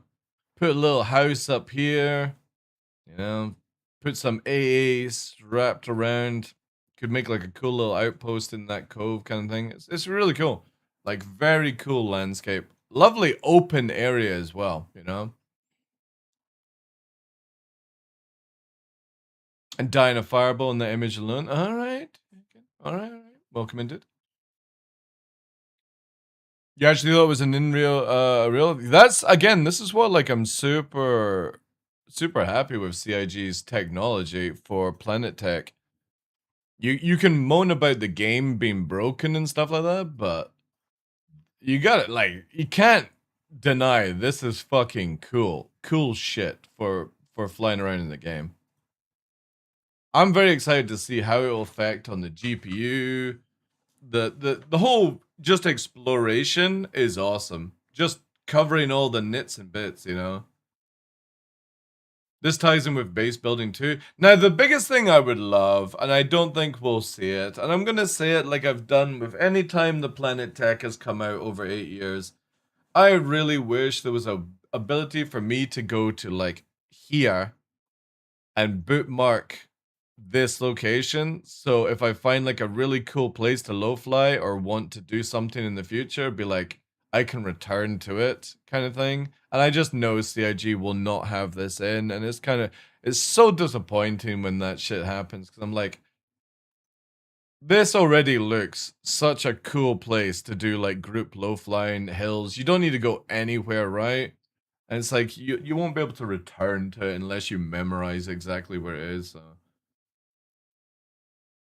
And especially with the new flight model, like the fact that if anybody's ever flown around like the mountain ranges in DCS and stuff like that, it's so much fun because you get close to the ground and you're like, shit, you know, I gotta pull up, move in certain ways and stuff like that. So if the new flight model was added in, it would also massively help. But because we've not heard about it, I'm pretty expecting the flight model to be next year. Hey, Caveman. Good thing they gave us custom markers as we can save and share 2 years ago. Wow. You know the new QT map? Alright, yeah. The simplest way to do it is to implement coordinates to agree, like on any. Well, they've got that system in. It's just you don't have the ability to store it. I can go to a location. I think it's like what /show location or something like that, and you can get the coordinates and you can put it into a website. The problem is like you can't naturally do it to come back to it in game, right? The game already offers coordinates. You just don't have the ability to save it, you know? Show chords. I still think it's in the game because CIG use it occasionally for things, so it's just probably a different command. I don't use it myself. Sorry, chat. But yeah, that is pretty much the cover on that shit. Also, I forgot to sort out another thumbnail for tomorrow. Give me a sec, chat.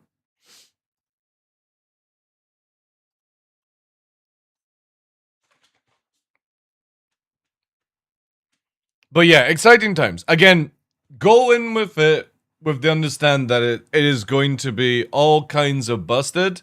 But I'm very excited to see the technology get added in because, as I said, we need Genesis, we need Starkitect, we need Maelstrom, we need the new flight model, and we need the economy system. If that shit gets added in, then CIG can start working on locking this foundation of game in and start going, you know? You need some sleep? Enjoy, Kraz. Enjoyed it. Thank you for the bits as well, dude.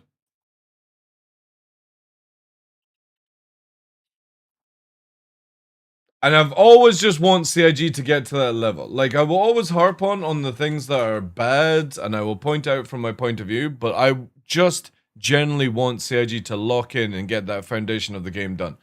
Because after 14 years, I've still not seen it. And I'm desperate, as a backer, as somebody enthusiastic for this game, to see that point in time.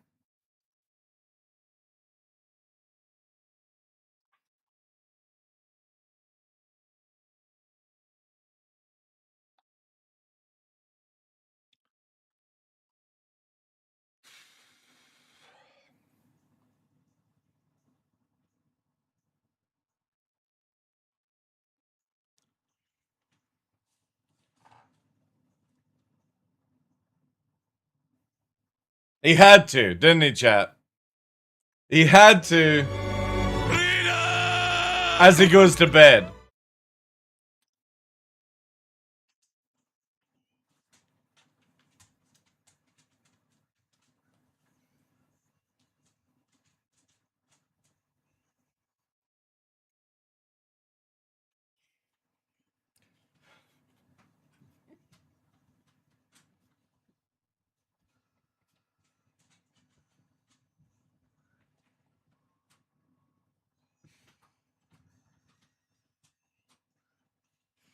Chat, I need to fucking sort that out.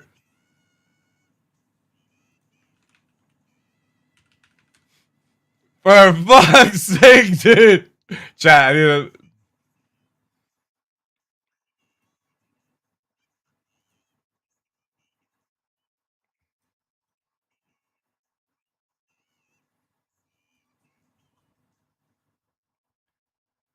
Give me a sec, chat. Alright. Well, we have to play it by the rules, but yeah.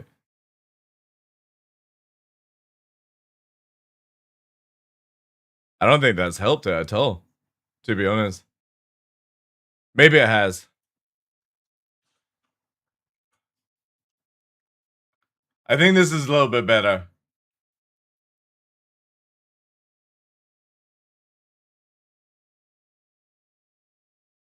Like, damn it, dude. I got fucking inner ears. I'm so nervous what's gonna happen.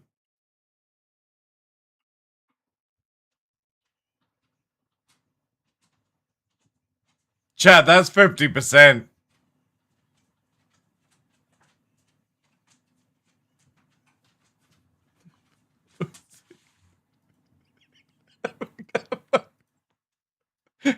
Fuck's sake, chat. We gotta fucking tone this down. Holy shit.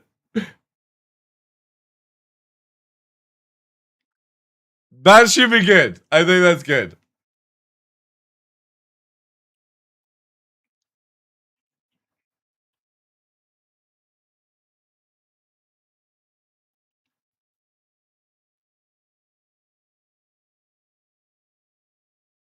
We're just gonna have to let it play, chat.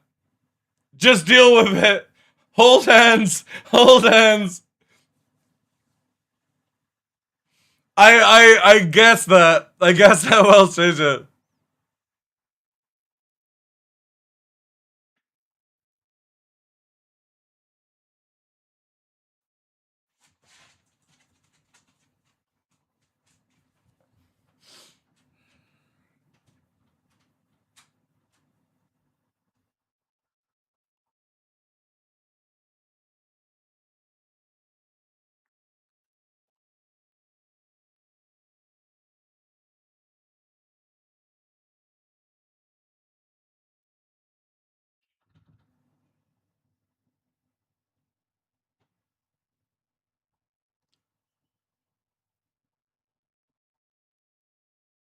This is getting disabled, chat.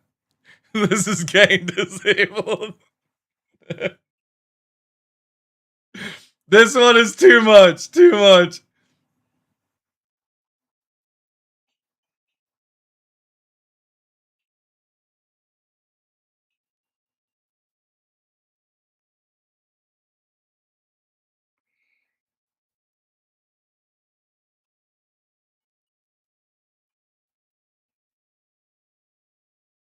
This is getting doubled in price. It's already $30. This is going up to $60.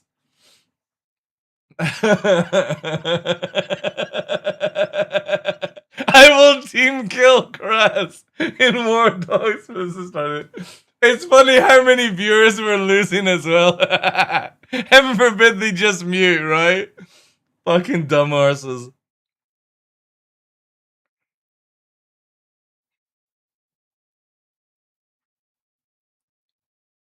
This is worse than being warboarded. My glass just. Oh my god.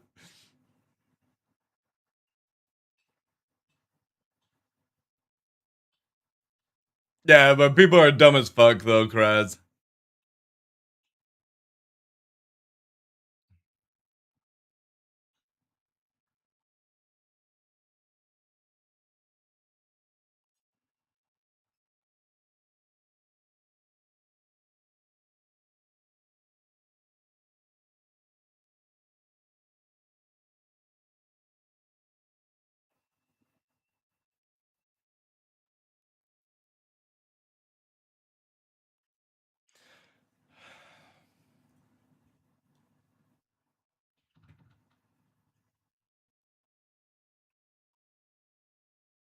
It's going to $65 for that one.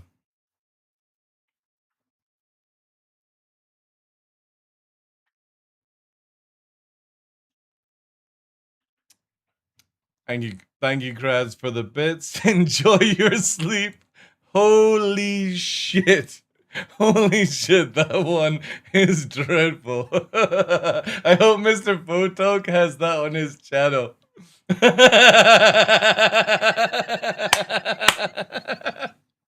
That's all I can say. I hope it's on his channel. After this song, I become a virgin again. Dude, that is rough. That is rough. I need to fucking put some of these up in price. Just purely because of the fucking absolute atrociousness of them. Oh dear. He does? That's crazy. Anyway, thank you, dude. Appreciate the bits as always. Very, very generous, dude. Good stuff. Good stuff. All right, okay. The next part of the channel chat is Sofa sent me a link last night. This Greasy Khaleesi meltdown, apparently. Mm-hmm.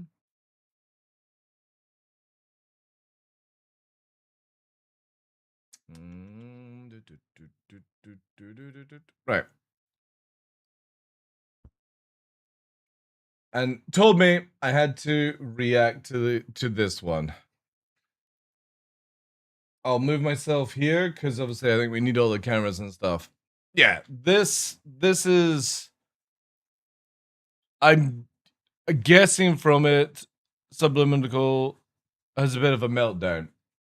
If I get there and this game is going to be released within a couple motherfucking weeks, like if I get there and I'm finding out that I'm just going to have a little demo like the one that we already seen, right? There's going to be some motherfucking furniture moving around there. There's going to be some motherfucking furniture moving. Tune into the channel because I'm going to be like, wait a minute. So what was the whole reason for us being here? Like, why did I spend $2,000? Why is my wife at home on our wedding anniversary if the game's not ready to be released? What features? What? Oh, wait, where is that? What? I don't give a fuck. Me and Greasy get into it all over. Fuck Greasy. I don't give a fuck.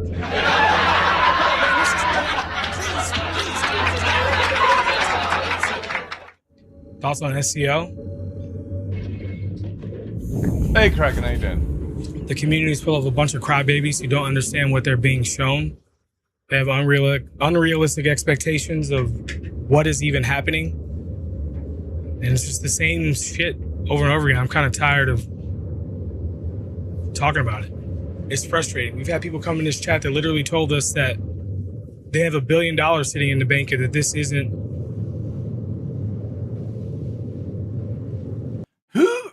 Who is dumb? I'm not saying Subtherco. Who is dumb enough to think there's $1 billion sitting in a bank?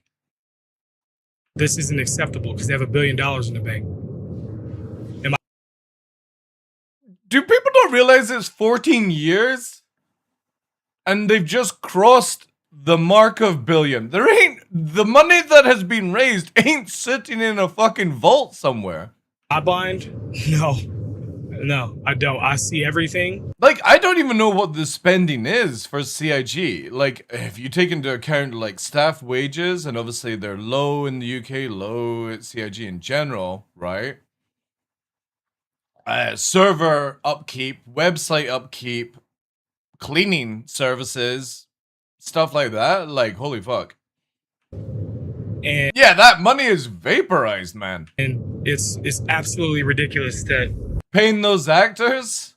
Oh no! Oh, if you just to let you guys know, paying the actors for voice acting doesn't actually generate them that much money, by the way.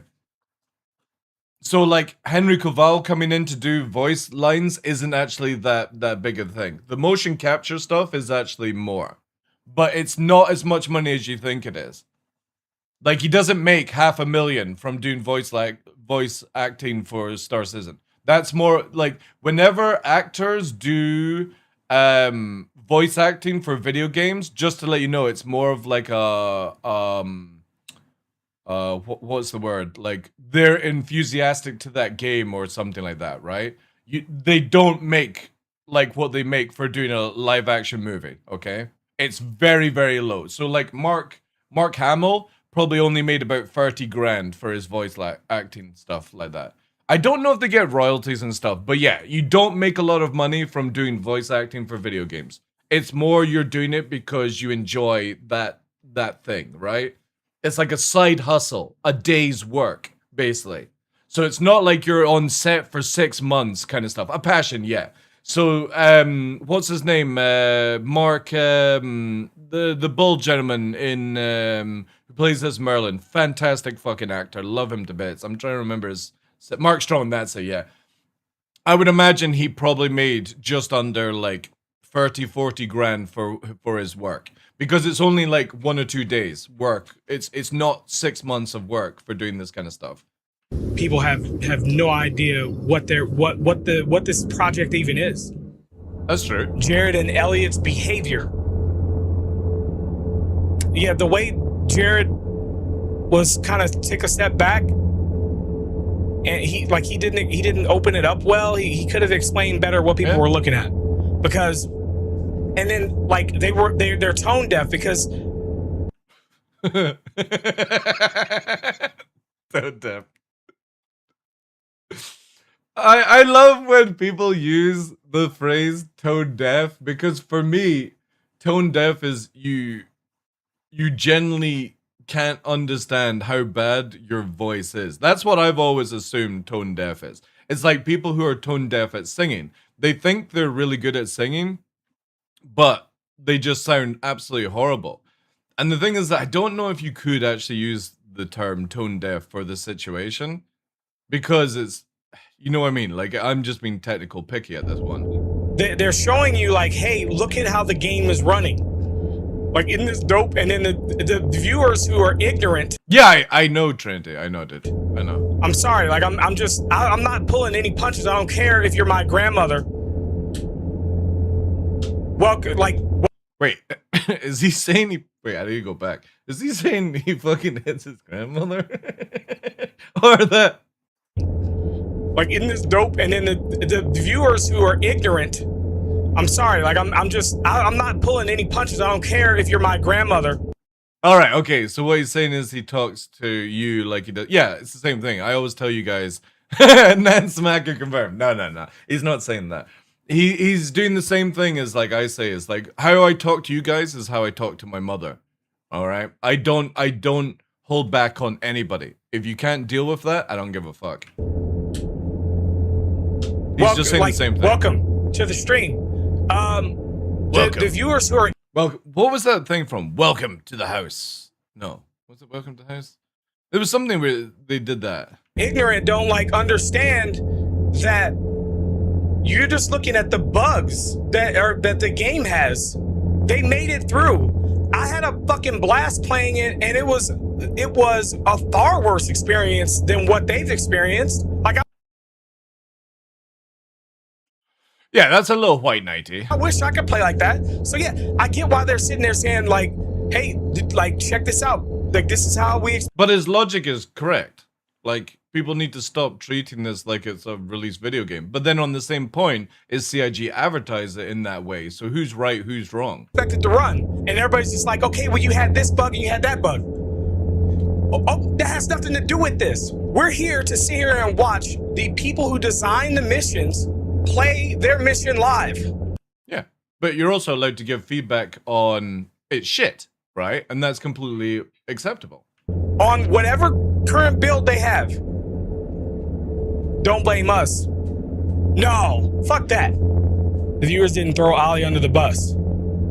Man, there's no reason to throw. Okay, one, yeah, cool. So that's what the outrage is over Jared kind of throwing him under the bus? Yeah, well, that's my point, is that no matter how you look on things, what Jared did is inexcusable and should apologize officially, in my opinion, because that would be professional.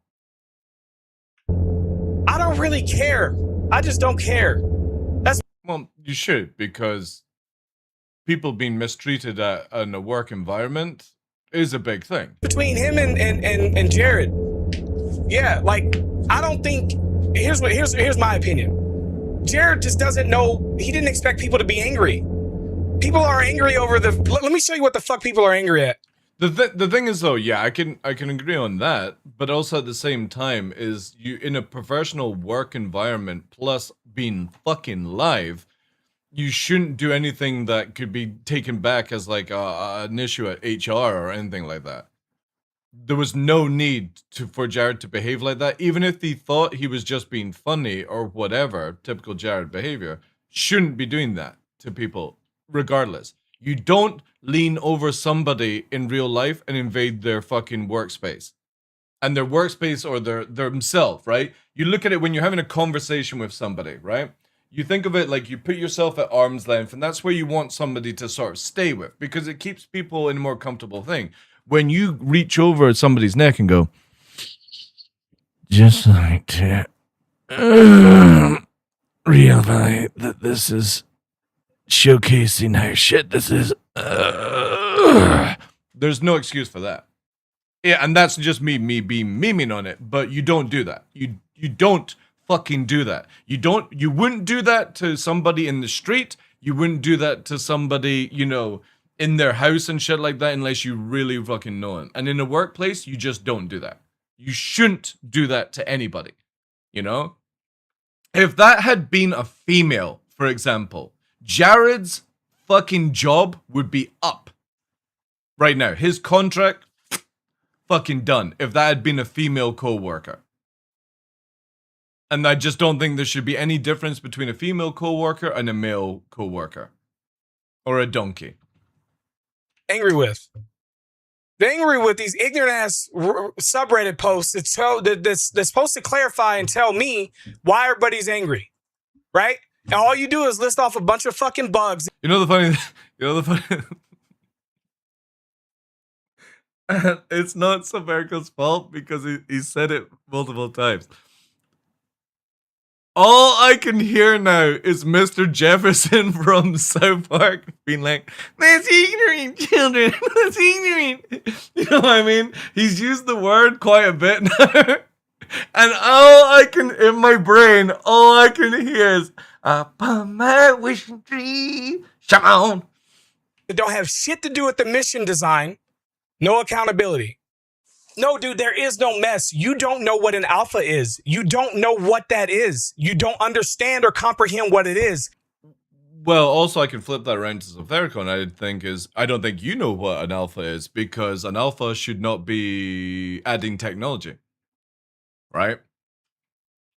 In no video game I've ever worked for has an alpha been where they've added in technology. It's like adding in missions or something like that. That's a different story. Balancing things and tweaking to optimization, another thing. But you do not add new tech in an alpha. You just don't. That is what development is for. So people really need to, again, it's CIG that causes this, but it's not even in an alpha state. It's a tech demo right now. And should be treated as a tech demo. If this was alpha, I would be wanting everything in place. You feel like you're entitled to a playable game. I don't want a playable game. I'm pausing this because it's completely out of context, but it's like, okay. I want the features to be in as quickly as possible so that you can finally fix the bugs for real. That's true. That's a valid point. Yes, exactly. You're fucking ignorant. Mr. Jefferson. Fuck's sake, dude. Come on. Come on, there's other words. Other words. It doesn't matter how long the game is in alpha. So what? So here's what you want, bro. Let me get this straight.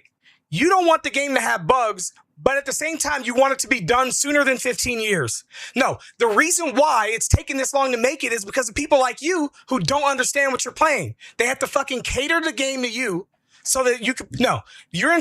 I mean, that's also a valid take as well. If CIG hadn't catered for a lot of people, we would be in a much better place, you know? Entitled to a bare minimum experience to be able to get through the game so you can. So it's Greasy's fault? No, that's not what he's saying. He didn't point out anybody. I don't think he actually knows that Fanboy is Greasy. Give them feedback on what they put in and help point out bugs. And in their job to go in and fix them whenever the fuck they damn well please. It don't matter what you think is easy or what needs to be done. They have to look at it at an objective point of view from their standpoint on what's important to fix now and what's not. Yeah, CIG has caused most of the problems themselves. If they hadn't advertised it as a live service or run it as a live service or treat it like a live service, I think people would understand where they stand for. But they should have just kept it as this is an open development tech demo, right? Because, again, when you move into alpha, everything should be designed and completed. You go in to test all of that so that the company can fine-tune it, optimize it, balance it, for beta, which is when you finally go in and be like, this is what the game's going to be. We need to quickly see if there's anything we've missed before we go to release. Sometimes companies do what is called a roll-on launch, which is they don't wipe their systems down from beta and just carry on as it is, which I think is what CIG will do. But in alpha, you should have all the fucking tech ready to go.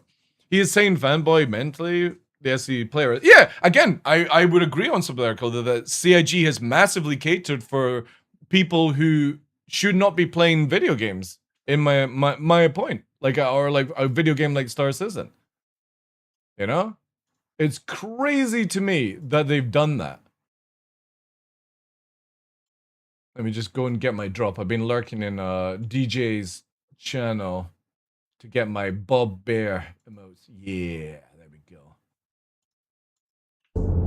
What features? What? I don't give a fuck. Me and Greasy get into it all over. Fuck Greasy. I don't give a fuck. No, man, this is... Please do, because now I finally get to talk to Greasy fucking point blank. I love how he doesn't know it's Greasy. That's fucking awesome. He's literally having a fucking conversation with Greasy, and Greasy is firing him up. Oh, man. That's hilarious. You guys do not understand what you are playing. I'm fucking tired of like hearing this shit. It doesn't make any fucking sense. Like, listen, as a content creator, you want to know what I'm sitting here thinking to myself? I hope CIG fucks up. You want to know why I pulled this shit up and why I went through every fucking line item on this? It's because I'm tired of defending them against ignorant people, and I want to find something to bitch about. And I thought, okay, maybe this is a good time. Yeah, that's very heavily white knight idealist. Like, what? Let me watch this whole thing. I'm sitting here watching, and I'm like, sounds what like are he's people streaming bitching his about? stream The on game's Friday. buggy. They made it through. Maybe he's got a That's fan all in the you're background. Maybe entitled it's to hot. is to get through. You want to know what I'm not entitled to? Like when this goes live or before it went live, I think he's also when he's the ship is making the noise, dude. I'm not entitled to get through. The first time I played it, I didn't get through. I didn't get to see the boss at the end because I played it the day that the shit hit the wave whatever where wave 1. Right? So I didn't get to complete it. They got the opportunity to complete it and they died because they fucking suck. Like they made shit decisions. They were just being whatever. Don't matter. I don't really care. Yeah, you can send it to whoever the fuck you want. Like I'm tired of it, bro. Like people just... Yeah, I mean, I can completely understand Sabergo's point of view. It's so taxing to talk to fucking idiots. And I'm not saying Greasy is an idiot. Greasy is a master baker. In fucking stirring the pot, right? But you have to see it from that point of view. Is that, you know, that's what the whole trolling thing is. That when people get upset about Kraz in channels, it's like Kraz, yes, is trolling, but also Kraz is massively supporting. Where, for example, when we lost 20 viewers because Kraz was trolling, you've got to also understand that Kraz gave me $60 to troll the channel. That is huge for a content creator. Absolutely huge. So when people don't like it, they can mute or go to other channels and do stuff. But when you see people complaining about it, it's like, just remember that dude, out of his own heart, is giving myself a lot of money to piss me off. And I allow it because of it. But it's also massively helping out with Nova and stuff. So if you care about me and you care about the channel and you care about my dogs, you have to understand that trolling can also be very positive, you know? Actual paying actor? Yeah, exactly. Exactly. I have a troll that comes into the channel before going to bed and trolls the channel, but also supports me financially. Like, it's a beautiful scenario to be in. And like, the thing is though, is Kraz does not need to spend a single penny. I play video games with Kraz offline. And I've said this a few times. Kraz does not need to spend a penny on this channel for me to play the Isle with him and stuff. That is a pleasure for me to do because we get on so well together. And if he wants to come in and piss me off and pay me at the same time, I'm not going to deny that. Because it supports my dog, but he can literally tomorrow stop doing it and it wouldn't change anything that I have on it. Because it's just a blessing to have that scenario. Annoy the shit out of me. But I think Subtherco is letting people get to him too much. you know? You're not entitled to a playable game. That's where you fucked up. You're entitled to an alpha. This shit is not for everybody. It says. Right, okay, well then I'm definitely going to go against that one. Anybody that purchases Star Citizen is entitled to a working video game. You're entitled to it in the future, but you're not entitled to it right now because you are buying in to CIG system. The problem is CIG, again, advertises this as a live service, whatever type of alpha, and they shouldn't. They should be describing it as it's a open developing video game that is in early access, and that's what you're paying for, just the same as what they're doing with War Dogs. The problem is the CIG treats it and calls it a live service, and when you advertise it as a live service, a lot of people expect it to be fully working. The difference is anybody that's been here for a longer time knows, or anything about video games, it's just that's not the case. But you are 100% entitled to a working video game in the future. Right now, you are buying in to something a lot cheaper, because again, you can pick up the game for like what, 40, 45 bucks sometimes when it's on a sale. In the future, CIG might start selling everything at like 60, 70 bucks as a AAA game. Who knows, right? But I think CIG definitely needs to advertise it better. Yeah. That every time you buy something from the fucking store, but you skip it, you don't read it. That's true. People don't. Now while ignoring their current game developers. You don't know what you're talking about, dude. Do you know how many features and shit that they've been building goes into Squadron 42 that also goes into Live? What are we talking about? So what? You backed it. You bought it, right? Like, you don't, it ain't like you go to the fucking website and they're like hiding the fact that there's fucking Squadron 42, right? So, like, at what point is T-Rex ×2 hold hood daily target? Oh my god. Is fucking Subvertical into crypto? Is it just like a grown-ass consumer just makes a fucking mistake? It's right here on the main page. Nobody's fucking hiding it. There's people that paid for this. I paid for this. I want my motherfucking game.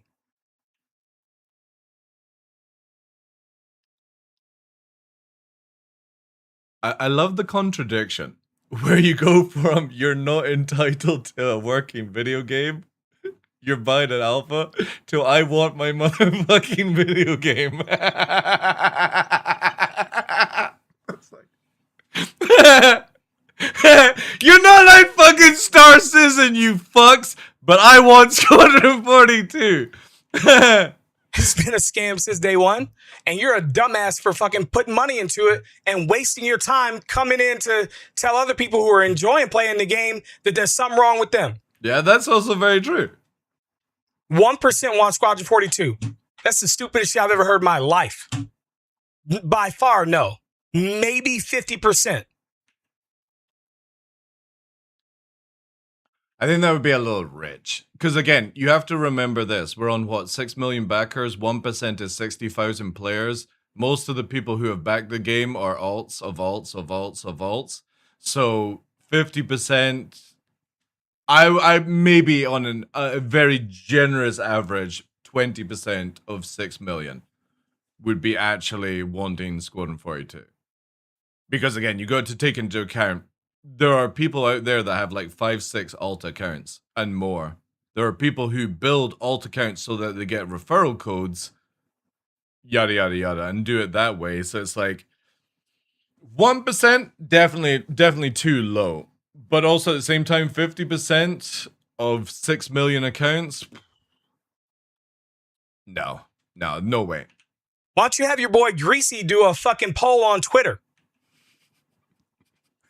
Literally fucking Greasy in the channel. See where that lands. It's fucking ignorant. Like, this is such a surreal conversation. For me, here's the thing for me. I don't care about Squadron 42, but people.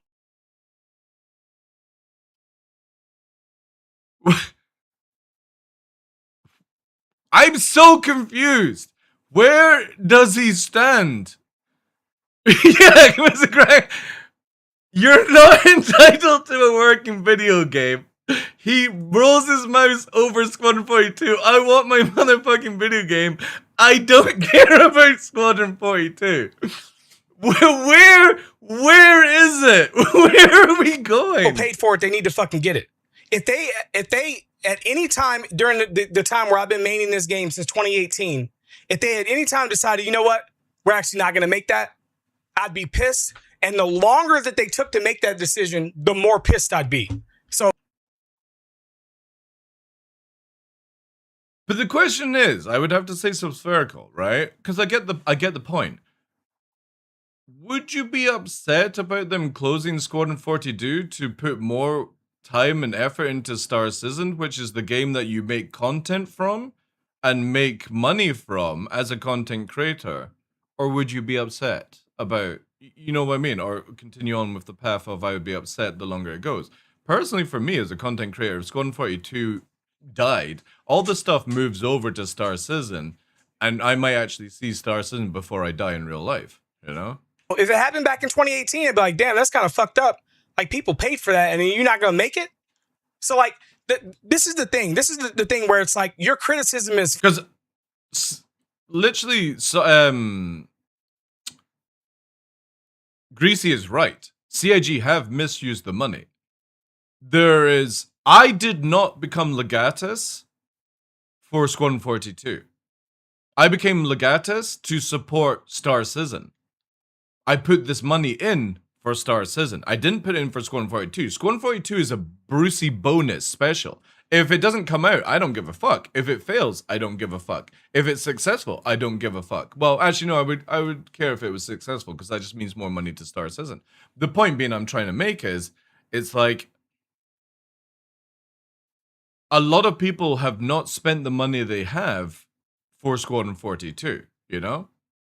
Fucking stupid, because criticism is garbage without any sort of construction.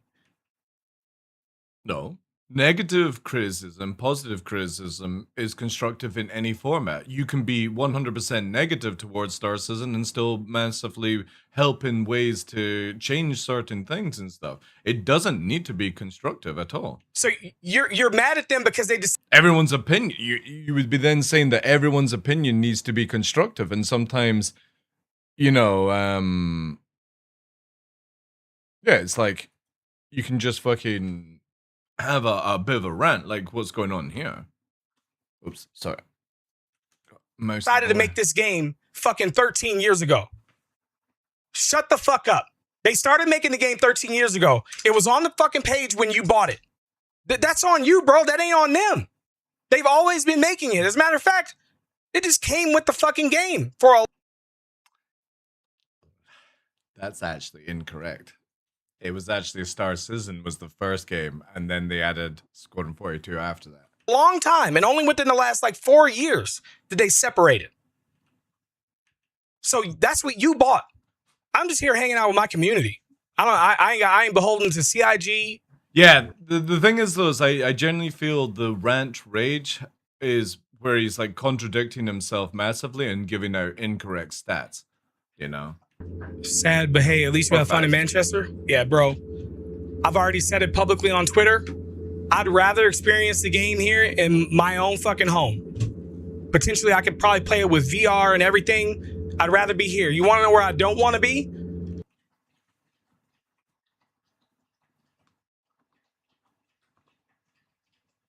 Wait, wrong one, chat.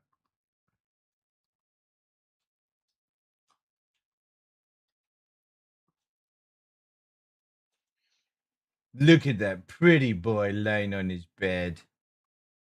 All relaxing. Num num num num num num num. What a big sweetheart.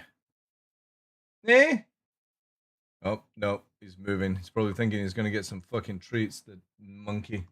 Sorry, I just wanted to cut that out. He was actually upside down, but he moved. To experience the game is sitting in their fucking studios playing their curated version of it, right?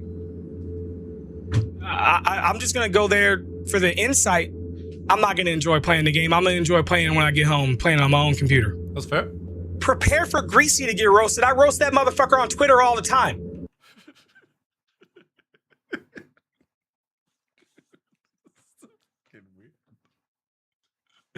This is so weird. This is like, I agree a lot with some Verical, but also at the same time, it's like, damn, dude, you are getting baited so hard. I don't care. All of his people who are like overly critical of the game could kiss my ass. Like you just walked in here and said that I will send this to the most cringe, overly critical backer or content creator out there. Okay, like I don't care, bro. I don't care. Anybody who like follows him and enjoys that type of content, type of shit, and the way he conducts himself on It pains me to see people get so easily baited. I know. Twitter, I can. Chat, I'm gonna try and capture this. Yeah. Because he's up to no good. And I need you to witness this. And he knows we're talking about him, so I'm just gonna hear. Could care less, bro. I really don't give a shit. It's almost like telling me that like there's a bunch of high schoolers over in the corner over there making fun of me because my shoes or some shit. Because he's having a little tantrum on the bed. And it's funny. I don't give a fuck at all.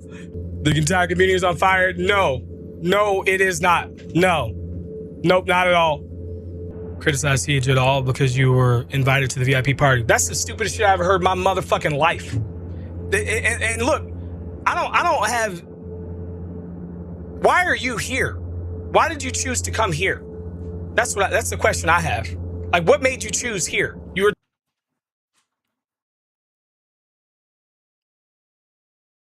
Yeah, I know. I don't give a shit. Very much ranting for 10 minutes. I know. Just going down the list, you put that same shit in chat to see like bait people in the like Greasy is living rent free right now, you know. Like a fucking argument. No, I don't care about their party. I don't care. It's gonna cost me fucking thousands of dollars, and I'm gonna miss my 10-year wedding anniversary with my wife because I decided to make content. What? For a game that happens to have this fucking release party for their game right. On my 10-year. I don't care about their party. I don't care. It's going to cost me fucking thousands of dollars, and I'm going to miss my 10-year wedding anniversary with my wife because I decided to make content for.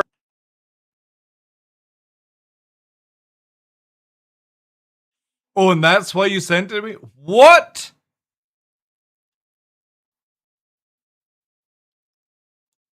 I kind of feel like I'm gonna say this, and it's obviously it's not my. This is just my opinion to some circle, dude. Your priorities are completely out of whack.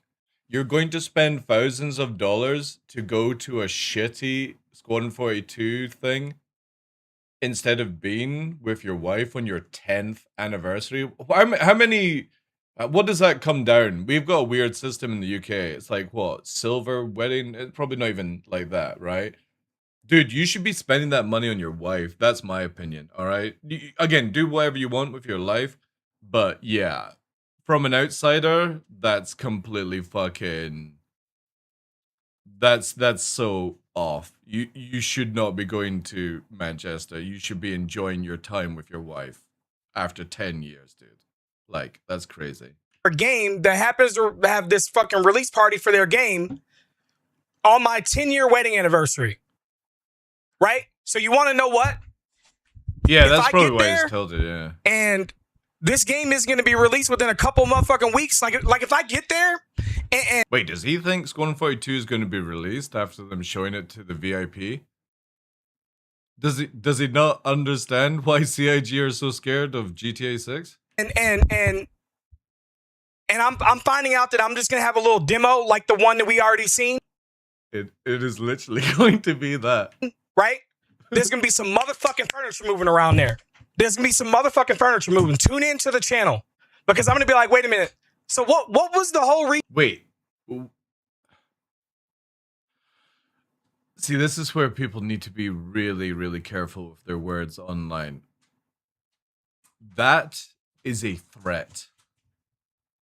And a crash out. So this is why... Alright, okay. I was trying to work out why this was called a crash out. No, you're not, dude. Okay? Like, internet toughness is not a cool look. You are not going to spend thousands of dollars, miss out on your wedding anniversary, and then throw CIG furniture around. Like, you're not, alright? Reason for us being here? Like, why did I spend $2,000? Why is my wife at home on our wedding anniversary if the game's not ready to be released? That's sort of the same sort of fucking reaction. Right, so just in case people don't know, you are literally going to see a demo of fucking Squadron 42. You're not going to actually. There is no release this year for Squadron 42, and the reason for that is CIG have always said that they do not want to release around GTA 6. They've been open about that because a lot of companies are like that as well. They don't want to release around this fucking crazy point. Now, GTA 6 might get held back or whatnot, but you're not going to get Squadron 42 released on the same time as GTA 6. That would be suicide for CIG. Absolute suicide. Now, obviously, I don't care. You know, if they release it, awesome. I'm going to play it. I'm going to try and enjoy it to the much as I can. But at the same point is, it would be suicide as a company to do that kind of stuff because CIG want to generate as much money as they can within the first sort of month of people buying and playing and giving good feedback for it, you know, for these type of things. So if anything, you'll go to the VIP event, you will basically see what then they're going to let all of us play as like some sort of demo, get some feedback on it, like you would do at like going to Gamescom or something like that. That saves CIG a huge amount of money not doing Gamescom, and then basically next year or some point release it, you know? But literally, like again, this is just my personal take on it. I think Substerical's priorities are massively incorrect. I would be, for me, especially on a 10th wedding anniversary, 10 years is a long time, spending my time with my wife. Going to Manchester and spending that money for a CIG office tour, a little fucking pat on the back, is like, nah, dude. Like, that's fucking mental, man. Especially when you're saying in the same video that you would rather be playing it at home. It's like, just wait. Like, do you generally think you're going to get more income because you go to the CIG VIP as a content creator? Like, you're going to be NDA'd through the wazoo and you won't be able to talk about it in your stream afterwards. And if you do, you'll probably get fucked over. CIG ain't going to let you fucking mouth off afterwards. So if you think you're generally going to make more income than you do right now of talking about Squadron 42, you're nuts. Absolutely nuts. So wasting money to travel across the world. Now, obviously, if you have lucrative income, whatever, right? I'm not going to tell people how to spend their money. But to complain about spending the money and to say you're missing out on your wedding anniversary, for me, I think you should abandon going to the Squadron 42 thing. That's my take. Did you get footage of people playing it and using the future marketing? Yeah. Again, like, this is why I'm not, like, I was upset that I wasn't invited, but I don't give a fuck, Mr. Kraken. Because again, the time that it matters to me the most for Squadron 42 and Star Citizen is when I'm here playing it live to you guys. I don't make any money going to any closed events for any company, by the way, unless they're actually paying for travel and hotel and my time, right? But CIG ain't doing that to you guys. CIG ain't paying content creators to go there, and they ain't paying you for your fucking time away from work. You're actually losing money going to the VIP thing. And yeah, there's some people that'd be like, oh yeah, I'll just go live afterwards. You're not going to be able to talk about it. You'll be able to say you were there and you had a good time, but you're not going to be able to say shit. And if you do on live, you're going to fucking kill your accounts with CIG and any future stuff whatsoever. And people will do it though. People will flap their gums because they'll be like, "Oh, as I was invited to a VIP thing, I'm a special content creator." I just hate to tell you, you're nothing special. Because you're only special when this game comes out and somebody continues watching you whilst they're playing the video game at the same time. After that, you are fucking nobody as a content creator. And that's in any game category, and you have to understand that. You're only popular right now because people don't want to play the game. The moment that the game is ever in a working environment, it's only your hardcore community that are there for you. They're literally going to be playing the game. They ain't watching you at the same time. Because that's how everyone plays. Whenever, like, say, Cyborg Angel, right? She's playing a fucking game that I'm playing. I ain't watching her play it. I'm playing it myself. NDA is probably about content, not about impressions. Well, again, we'll see. Because the NDA to go into the CIG office is pretty hardcore. Oh, they wouldn't. Dude, you have to sign an NDA to go into the office. Like, if people don't think they're getting NDA, they're fucking mental. You have to sign an NDA to go in that office if you're not staff. If you're staff, you have to sign an NDA. The moment you enter that property, for security reasons, you have to sign an NDA.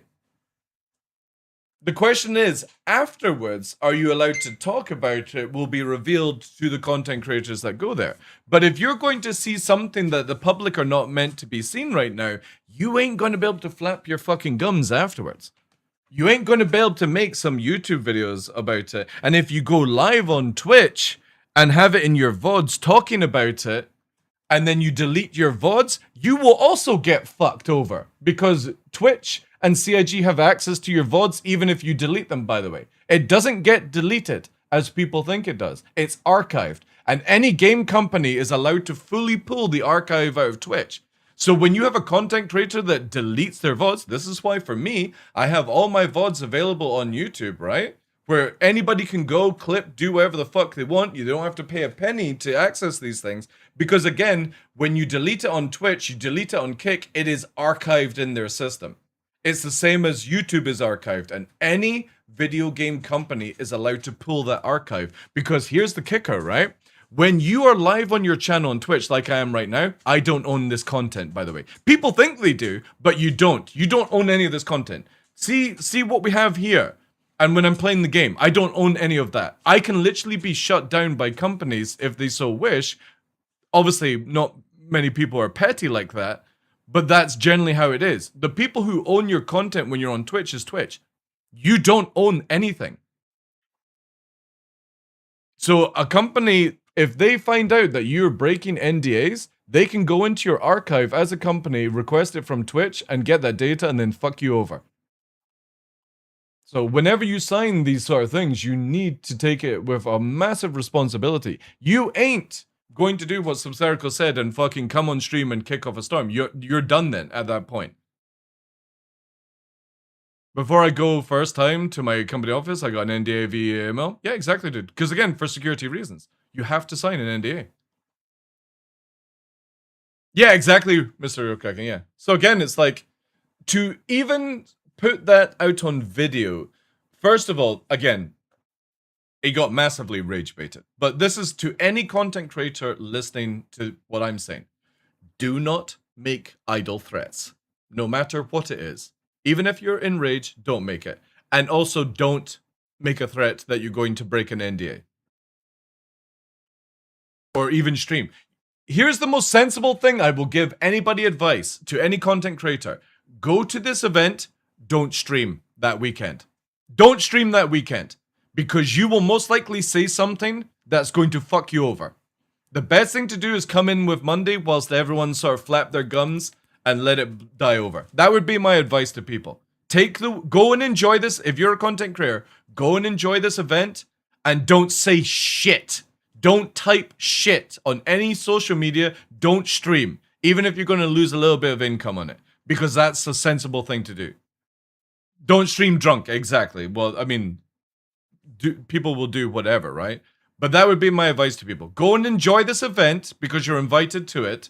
Take all it in and come back the next week after everything's finished and other people have fucking done stuff. You're not even allowed to take your phone out in the office, dude. Flying Wombat. You do that, you're gonna get fucked over. It's literally in their NDA for the office stuff when you're doing a tour at CIG. No, you won't even be allowed to wear meta glasses or anything like that. 90s.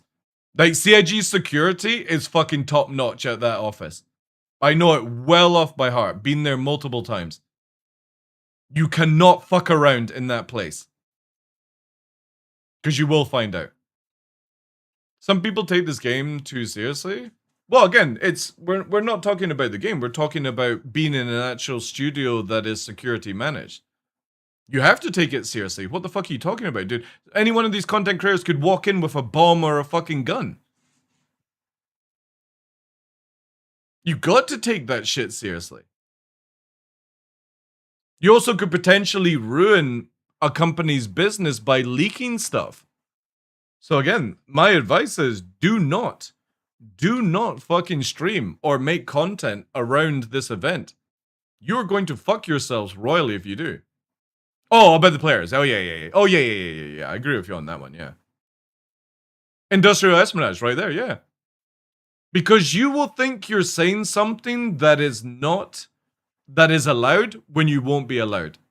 And I guarantee you, people will not read that NDA with fine print. They'll just sign it without even looking into the finer details. Well, no, you can take your phone into the studio. CIG security literally tell you to not bring out the phone. They will go into certain areas in the office and say, you are now allowed to take some photos of what we're allowing you to see, right? That's completely fine because that area is normally just like the social hub area of CIG. But in any of the workplaces, you're not allowed to take photos of like Chris Roberts' room, his office, sorry, and all the other guys' stuff like that because that's obviously fully private. You're allowed to see it, that's it, but you're meant to fucking keep your mouth fucking shut. Because when I was there, I've never told you guys what I saw on the fucking, in Chris Roberts' room and stuff like that. Because it's not my place to talk about other people's property and stuff. Can you describe CR's room? Well, you've seen it many times in video, but I'm not going to talk about what was on the the table at the time and on the screen and stuff like that.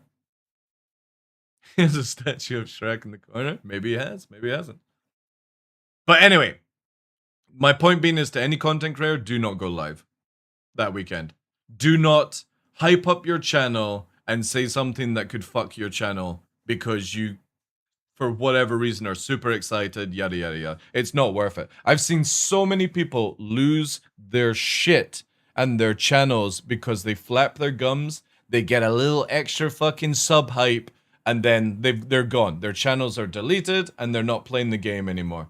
All because they flap their gums at these closed events. It's not worth it. No. They don't need to go for a 3-week break. Just don't do it on the day that you're in the office and stuff. It's really, really bad. Really bad. Because again, you'll say something in hype and you'll regret it the next day. And the thing is, you'll then go and try and delete your VODs and you can't delete them on Twitch. You can make it where people can't see it, but any company can access your VOD on Twitch. They just have to ask Twitch for the rights. Because again, you don't own your content on Twitch. Yeah, more than you gain, yeah. A couple of subs here and there is not worth losing your fucking channel. Or any future promotion either. Not that CIG do any super promotion. It's not that they do any paid work and stuff like that. That will eventually come down the line. It wouldn't surprise me if Mr. Kraken,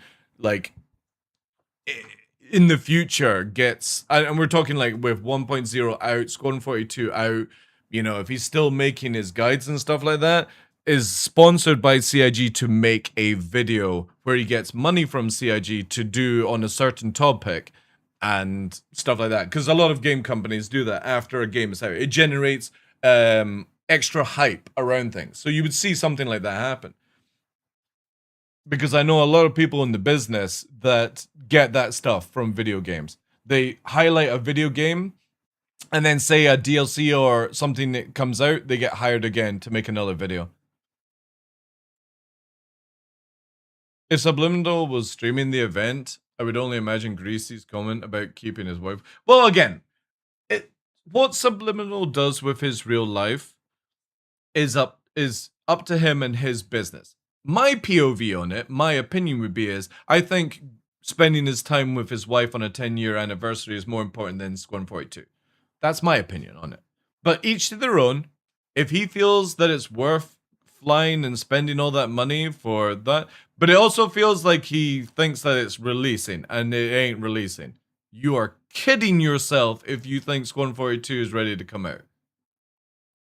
Unsure if CIG will do proper program or ever, but I've had that from actual career programs before. Yeah.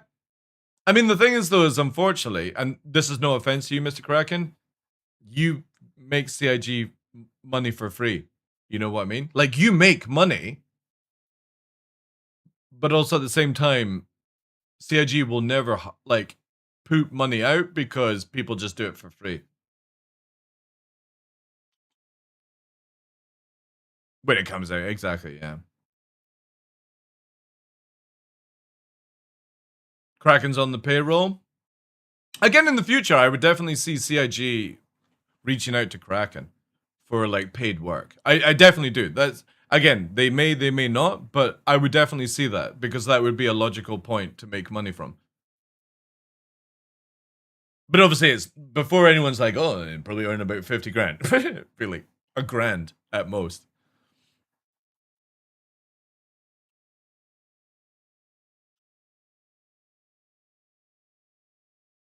And record vids, just saying. Well, anyway, that's my point on the VIP thing is if you are genuinely believing you are traveling around the world to go to Manchester in October, pissing rain, windy, shitty skies, stinking like shit, and you're going to go to the CIG office, which is very clean, very lovely. You're going to get a tour. You're going to see some stuff in the background. You're going to get to have a play session, and the play sessions are going to be coordinated around the free days, where you will find that you'll have the opening event, you'll be having your tour, you'll have your playthrough, and then you'll be there for a couple of days doing nothing. I hate, like, people are generally believing that they're going to be there every single day. You're not, because that's not how it works. You are just there and you're told a time and you'll be scheduled in. I think it's like I think it was like what, maximum 20 people per time. And obviously it's not just content creators invited, investors and long-term backers are. So let's say within the 3 days, they're doing like, say 2 or 3 tours, blah, blah, blah, blah, blah, plus all the other things involved. They'll probably do the tours on one day and then they'll have the stuff and that, and then they'll have like a, I don't know, like whatever afterwards. But yeah, if you're actually genuinely believing you're going to be in the office 3 days doing things, you're kidding yourself as well. Because that's not how companies work. It'll be scheduled up.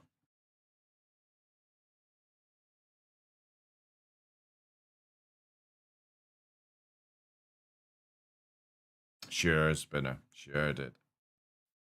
We'll see, we'll see. Not going to play the entire thing either. Yeah, exactly. It'll be probably like what you've already seen with the being on the Idris or something like that.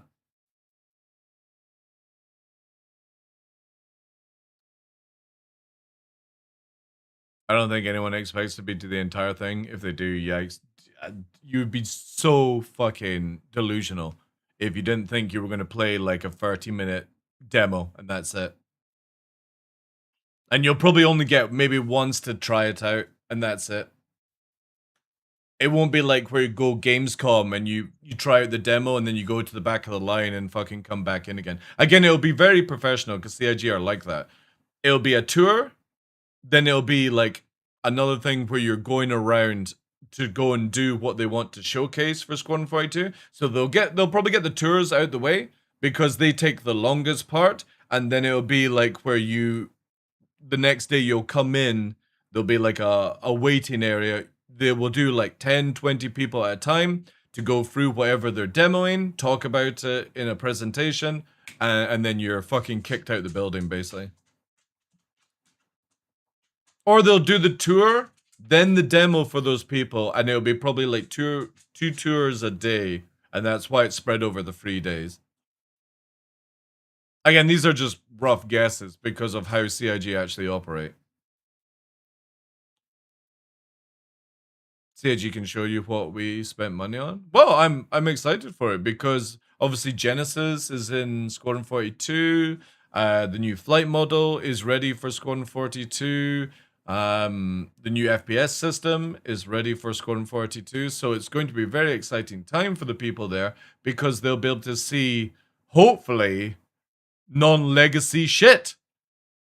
Let's just be honest about it. We play a lot of hotfix legacy crap for Star Citizen. It would be fucking sick to see what it's like with the sort of like finalized version of what everything will be. Or what we'd hope it would be, right? But again, it's if you are like Subtherical and you're a content creator thinking you're getting the fucking bells and whistles and you're going to make a lot of money after it, yeah. Reality is going to hit you pretty fucking hard. Because like I said, the moment that other people can play Squadron 42, they ain't going to be watching your shit. They are going to be playing the fucking video game. They don't need guides on it. No offense, Mr. Kraken. You know? Unless they're super stuck on something, I would imagine, right? But you know what I mean? Like, people generally... And it's the only people that will continue to watch your content are your loyalists, your strong community, and people who have no interest in Squadron 42. But anyway, with that, is like, yeah.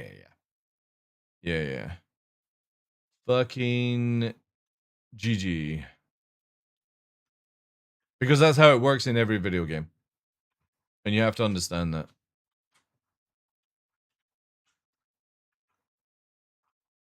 But I don't think a lot of people do. Stuck behind bugs 100%? There's possibility. Yeah. There's possibility.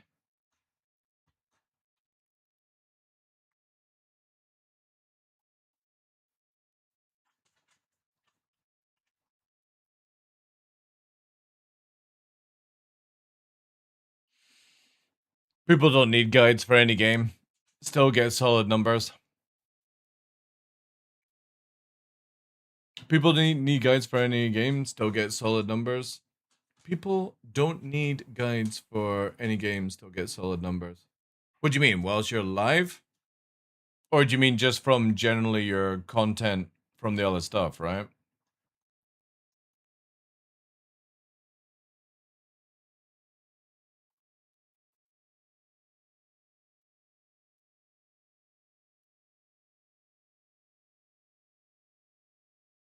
I bet he will bitch why he misses his wife and... Oh, dude, who fucking cares? It's none of our business. What somebody does on their own channel just doesn't... I don't give a shit about. It's the same as that nobody should ever give a shit about the stuff that I say. The funny thing is, though, people do, right? It's so funny. Whenever I talk about somebody and they go to their channel straight afterwards and they start fucking yakking away, but then they don't say my name, they have their little fucking crash out and stuff, it's like... fucking right under their fucking skin, man. Living rent free. It's so funny.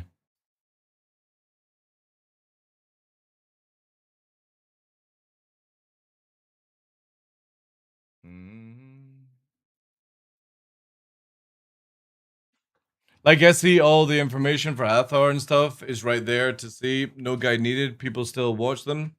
Guides and search fodder through. There for people. Yeah, but we're talking about Squadron 42 though, Kraken. You know what I mean? Like, how many guides are you going to do? Are you going to do like a full playthrough guide? Like how to do things? I mean, yeah, there would be definitely people that watch that, right? But you know what I mean? Like when you're trying to, you're playing a story narrative driven video game like Squadron, you're not really wanting to get spoilers, right? Well, that was what I was talking about, Mr. Kraken. I was talking about that if people generally think they're going to make more income from being at the VIP thing and doing guides on Squadron or talking about it, you know what I mean? Like, it's not the same as doing stuff for stars, and that was what I was saying. Because content creators generally believe they're going to make more income when Squadron 42 comes out, and they will only make that income from their loyal community people, because anybody who doesn't want spoilers ain't watching your channel, ain't giving you money because they're busy playing the game that they've waited for and enjoying, because that's what happens with every other game. That was the topic. And it seems to me that Subferco generally believes he's going to make his money back from it, and it's like, no, no, no, no.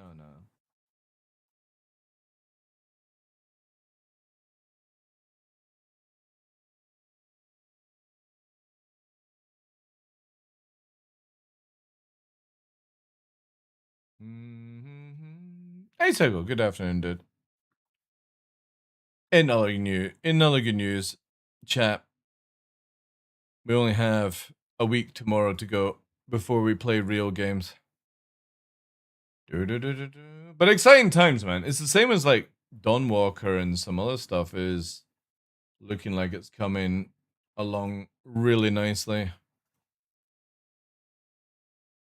Definitely going to enjoy getting into testing everything for Genesis and stuff like that. That's going to take up a lot of time. But at the same time, I'm not going to get too much into it because I want to enjoy War Dogs. Walk forward, shoot, fly, forward, shoot. My Squadron 42. Yeah. Yeah.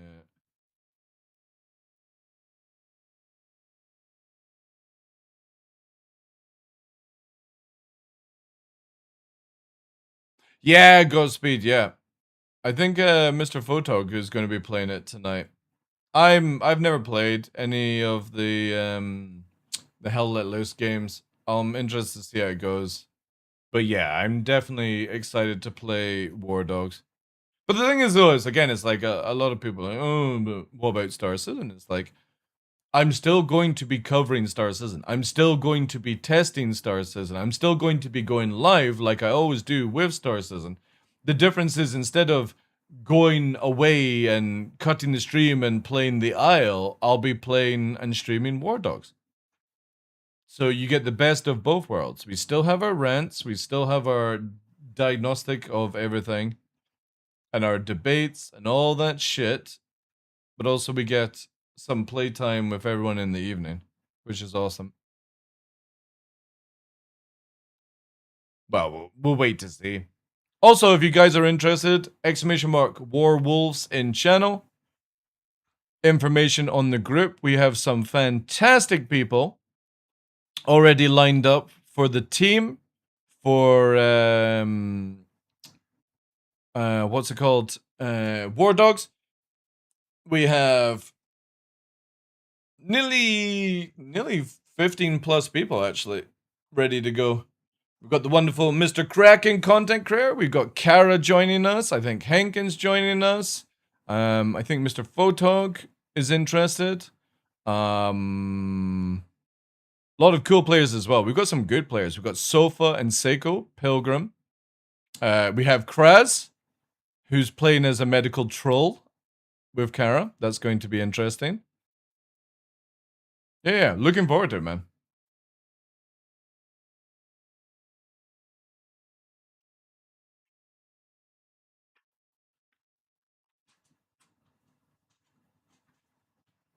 Did you see the Jack Fry video? I think I did. I think I linked that one, yeah.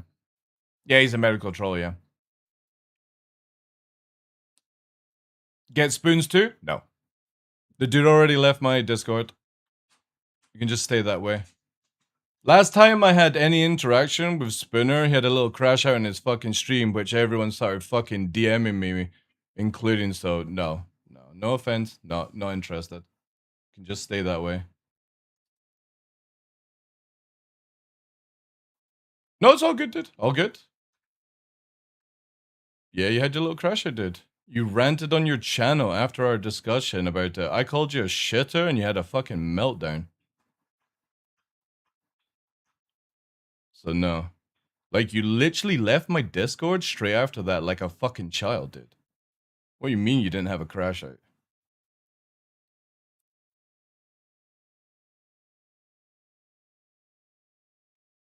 Yeah, we were having a discussion. I was using you as an example. And the moment you went live, I've got people DMing me saying that you're fucking yakking in your channel, but not saying my name about it, saying that you could take me in a fucking video game.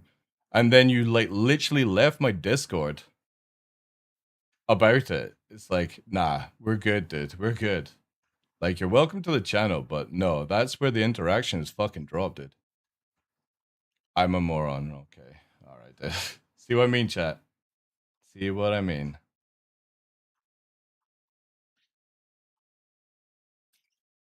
Classic Spooner, guys.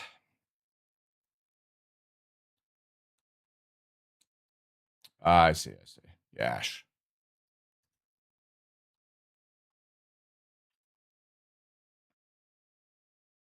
Mm-hmm. And what about the little crash out on the channel as soon as you went live? You denying that? Maybe you pressed the unfollow by mistake. Probably on the app as well.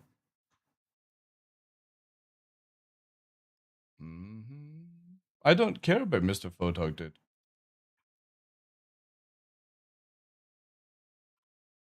I don't care about Mr. Photog's Discord or what you do on that one. Dude, sometimes I don't think you actually listen to people. I literally said, the last interaction we had together, you had a little crash out, you ranted on your stream, which you did because multiple people saw it. And in the same period of time, you left my Discord. Now, you may have an excuse of you've left other communities at the same time, but it's the point being is you did that whilst you were live because people saw you do it. They're in my channel the same time as that happened. It's not random. Or you have that, okay, dude? Then you call me a moron because I'm spitting facts and you don't want to fucking just go, yeah, it's true. So what?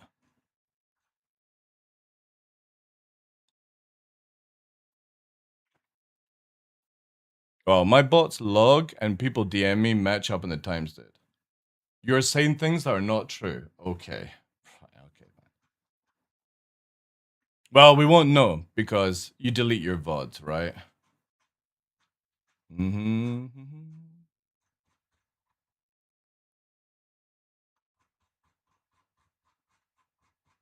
But the people's recordings are different. And this is why I would never invite Spinner to anything, guys. The dude fucking crashes out over a few words.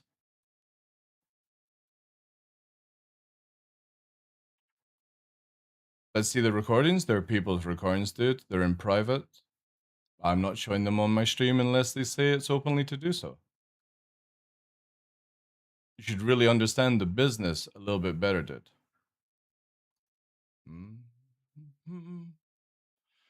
Ah, dear Spinner, man. You are a fucking child, dude. You are an absolute child. You are the wettest, softest boy.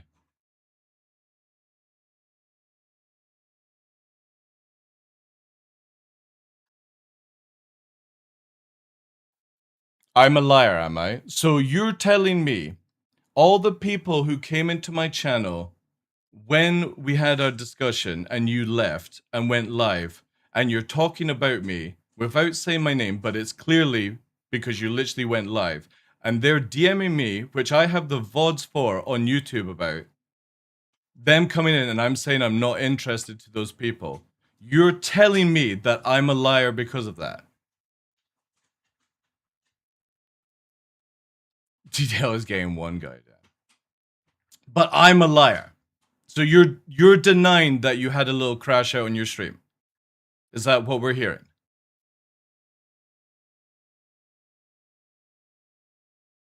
You can't share a clip of me saying it? I'm not sharing anything that somebody says me in DM, dude, unless they actually say I'm allowed to do so. That's a different thing. All right? If somebody says, go and show the clip of the crash out, but I literally have people in the channel at the time telling me to go and see, right? That you're live ranting about it. Whilst I'm live and I've got the VODs of my reaction to it, and I literally stated, because I remember people coming in to see it, that I don't care. You know? And you saying that I'm lying because of that. I didn't get involved, but I remember people coming into the channel telling me about it. Literally whilst I'm live. So you're denying it, Spinner. You're denying that you had a crash out in your stream. Literally after us having a conversation in my channel. Is that what you're saying?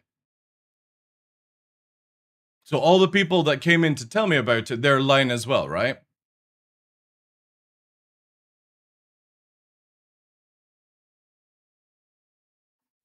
That you didn't say in your channel, I could easily take this person. I think I'm better than them.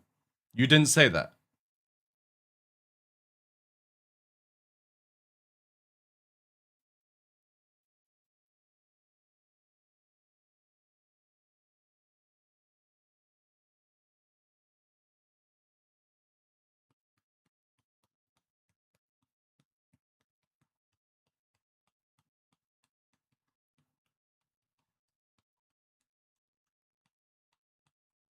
Yeah, but after. We're talking about after when you went live, dude.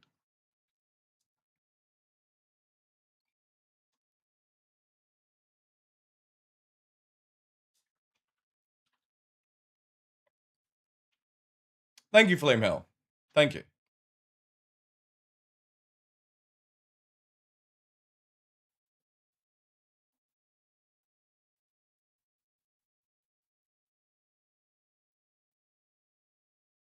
Yeah, well, that's why I said. Didn't say me by name, but it was clearly who you were talking about.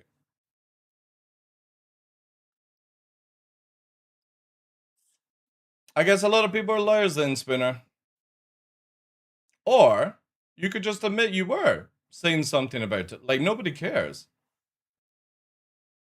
Again, I have no hard feelings if you talk in your channel about me, dude. I don't.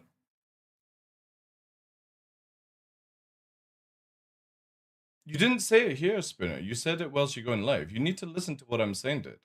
You literally went live. You started talking about me, not by using my name, but saying you could beat that person, and you're getting hit from all angles from people. And literally then you're saying in my channel now that you didn't say these things. I don't care if you said them, dude. I don't give a shit. I'm giving a reason to people why I would not invite you for other video games ever. I'm not upset about anything, dude. That's the point I'm trying to make out. You're the one getting worked up calling me a moron, dude. You're the one that gets super defensive about things when it's just words. Somebody asks me to invite you to certain things, I'm going to tell them how it is. That I would never invite you to anything because you crash out. You're upset. I'm not upset. Guys, when have I ever said I'm upset about Spooner calling me anything? Or that you left the Discord? I'm using that is you. You don't need to hug out, dude. There's nothing wrong with it, Jay. It's the fact that Spooner gets super upset and defensive and calls people a moron. Or if we go back to some history, we could bring that one back up, which I won't. But it's like, dude, you need to chill out. People are allowed to have opinions of people and talk about people, right? But if somebody says to me, why don't you invite Spooner? And I give my reason for it and you get offended by that, that's on you. You know? We're not talking about that, Spooner. Listen, fuck's sake, dude. Holy shit. Take a cotton bud and sort out your ears. Holy fuck, dude. Go back in the VOD and watch it over again, dude. Clearly fucking just, it goes over your head too much and you see rage.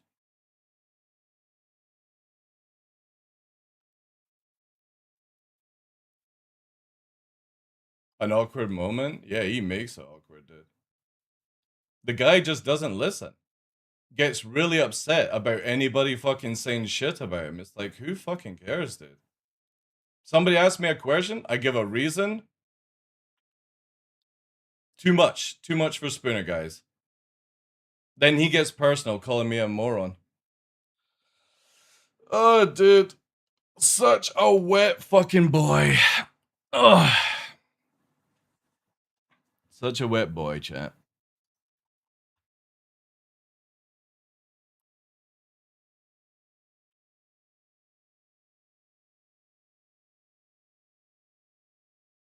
You mentioned that people were saying that they can beat you in a game and we're better than you. You said, "Oak, let's do a fight." Yeah, that was in the channel here, though.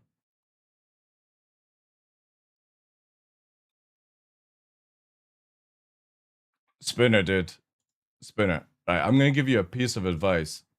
Go back and watch my VOD on any platform and then come back into this conversation because it's clearly gone right over your head. It's taxing, dude. It's taxing because you're just seeing red. You're raged up for no reason. And then you lol. Lol. That's all you got, dude. That's generally all you got. It's crazy, man. Crazy, crazy stuff. And that's to anyone. Go and watch what I literally just said when Jay asked me a question.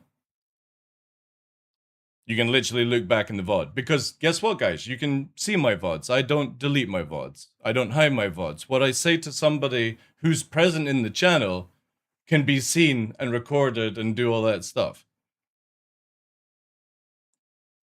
Just join sounds like sort of a, like more of a principle thing. It's just whatever, like. I never said you're not allowed to speak to me about me on your channel, Spooner. I said I don't want to interact with somebody that has a crash out straight after having a conversation. But you're having a crash out in this channel at the same time and literally validating my point. When somebody asks me a question and I give a reason to not doing something, you crash. Yes, you did it. You literally just called me a moron. Dude, I generally don't think you understand what you're typing in somebody's channel. I generally don't. We literally can see what you're typing. You're not invisible, dude.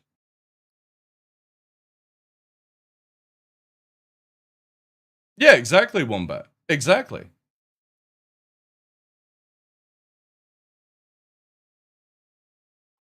Having opinions about people is fine. Just own up and acknowledge when you do. It's all exactly, yeah.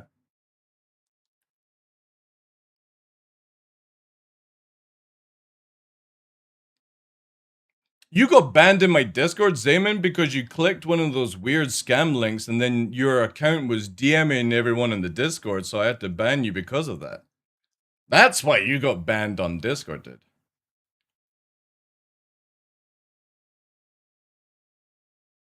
You literally replied nonsense saying I left because of... Dude, you literally... We had a conversation in my channel using you as an example. You crashed out and left the Discord that fucking day because the log matches that time of stream. And then you're saying I left everyone else's channel. So if I go to Tog and everyone else and ask for the log... Dude, you literally said that in the channel. Like, fuck me. I hate to have to fucking do this shit, but this is just stupid.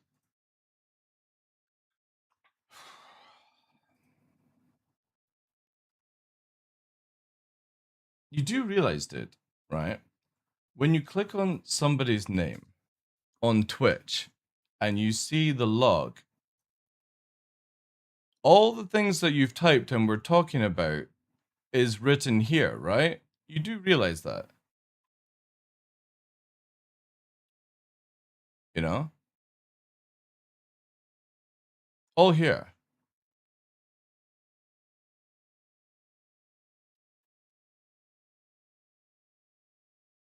It's there. So everything I'm talking about is because I'm reading what you type.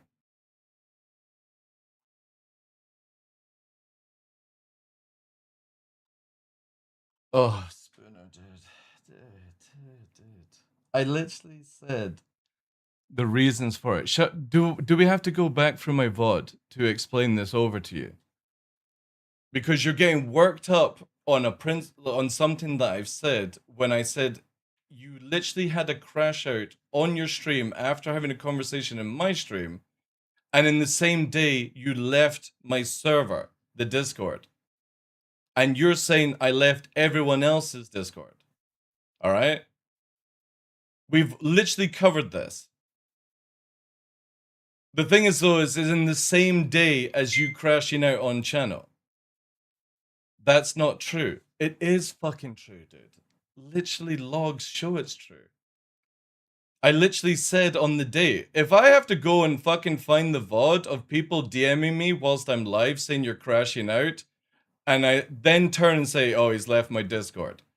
If I have to do this, dude, to prove you fucking wrong, what are you going to come back with?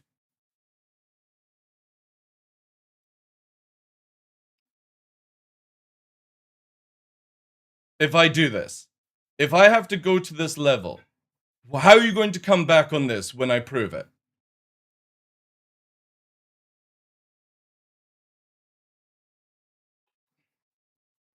I don't understand. TDL feels disrespected regardless if you feel nothing happened. It looks like a misunderstanding, just apologies. Dude, there's no, like, whatever, dude. I'm only answering what Jay sent me a message or asked in chat saying invite Spooner, and I'm saying no. I gave a reason for that, and here we are at this point.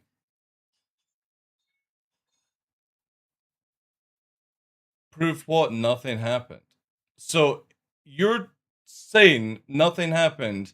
If I go to my VOD on YouTube, find the day that this happened, and have people in my channel telling me that you're crashing out on your stream, that nothing happened, right?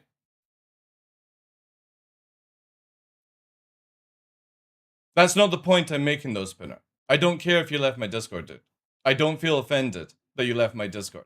I'm saying you left the Discord in the same time as after the conversation we had about people getting invited to the VIP thing. You then went live and you mouthed off saying that you could take me in the game without using my name, which was respectable, but you were still yakking on because people watching you came into my channel to say that you're crashing out. And I have that on VOD, right? I know what you're saying. That's not true. But that's what you said on your channel, dude. Because I have people coming in telling me to do so. So they're just all lying, right? They're all lying. And then it's like gonna go around in a never-ending story of like whatever.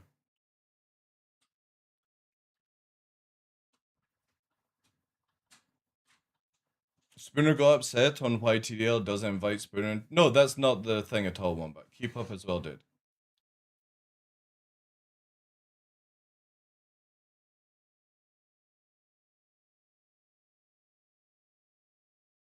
But that's not what I'm said, dude. I said you left my Discord. And you did leave my Discord after the conversation did. You can die an eye all you want, dude. But I can literally bring up the time. Because my Discord records all logs of leaving and joining and all that stuff, dude. So you can call me a liar all you want, but if I have to fucking pull up this information, it's not gonna bode well for you, okay? Do it then? Alright, chat. I guess we're going to have to go to that point. I just don't know what you're going to be able to do if I go to all this hassle. Mm-hmm. Jesus fuck. Do do do do do.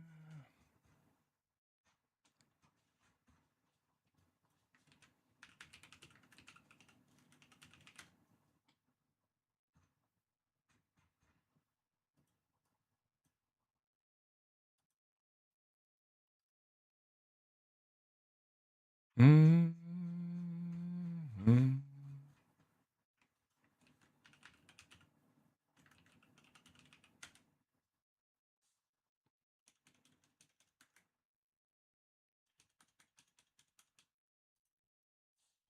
Do do. This is gonna be a fucking nightmare to log through.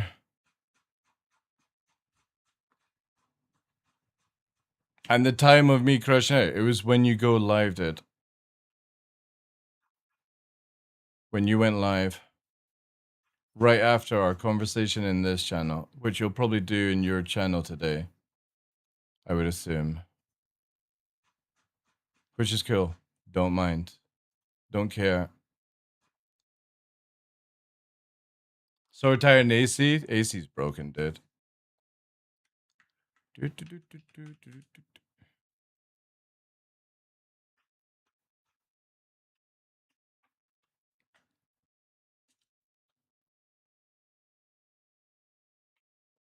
Spinner doesn't need to apologize, guys. Like, I'm fine with people crashing out. Like, it's fine. Like, again, what Spinner did in his channel doesn't, like, if anybody thinks that bothers me, it doesn't. Spinner's completely entitled to talk about me in his channel. The point I'm making is when Jay came in and said, when I'm talking about who I'm getting involved with for War Dogs, asked me to get Spinner involved. I gave my example of no, I don't want to because of set reason. Then Spinner comes in with all the stuff Spinner said, but that even doesn't need an apology. I don't care about it. I'm only justifying my reasons for not doing anything. But if Spinner wants to talk about me on his channel, that's completely fine. That's his channel. It doesn't involve me, guys. Like, you have to understand that. And I'm not bothered about it at all. I'm just saying I don't want to get involved with anything to do with Spooner after the situations that have occurred, because just in case. It's a liability.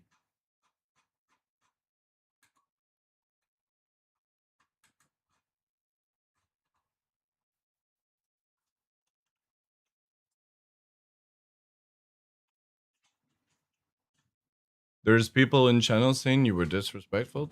No, don't worry about it, Trinity. Dude, it's cool, dude. Again, people are allowed to do whatever in their channel, man. That's completely allowed.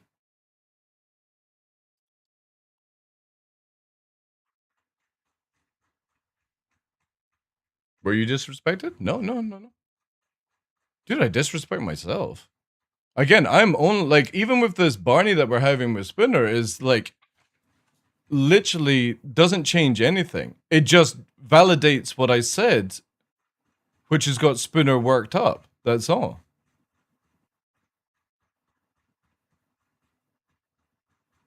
Is I can say things and people get upset about it.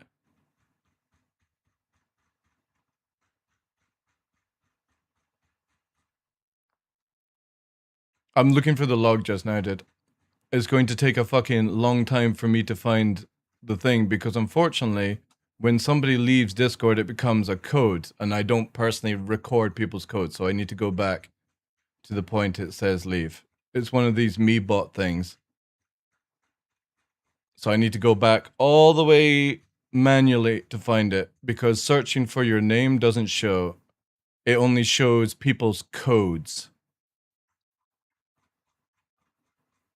Obviously some sort of, like, privacy thing.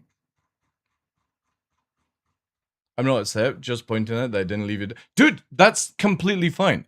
You have to understand, right? When we can go back to my VOD on when Jay asked this, is these are my reasons. You've already left my Discord around the time we had the conversation. I don't care if you left, dude. You're completely right. You can leave anybody's things. But it's in the same point as you left on the day, because I remember talking about this whilst I was live, because you had, what's the name, part of your stream team in the channel, and people were telling me that you're crashing out whilst live, and my words exactly, because I remember, is, that's fine. He's allowed to do that. It's none of my business. But you did leave the Discord after the conversation we had on my channel.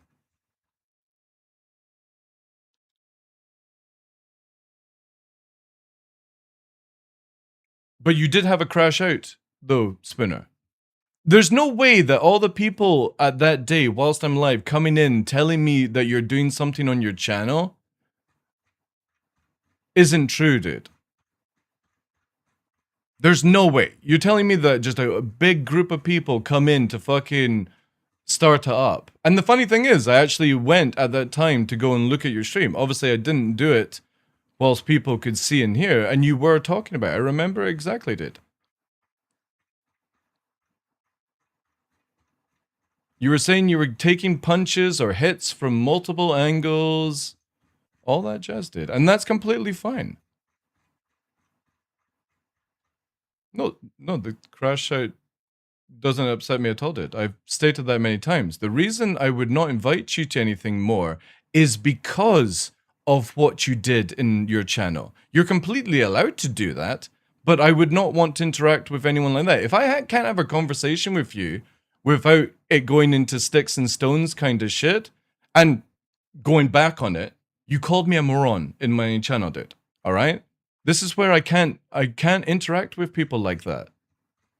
Because I'll say something in my meme way and you might get offended by it and then have a crash out for it. And I can't justify that with other people involved. You have to understand that. That's from a business point of view. But you talking about me in your channel, dude, you can go live today and call me an asshole, dude, to people. That you're in your right to do so. It would not upset me one bit at all. This whole conversation, once I finish fucking going through this goddamn fucking archive of everything doing things.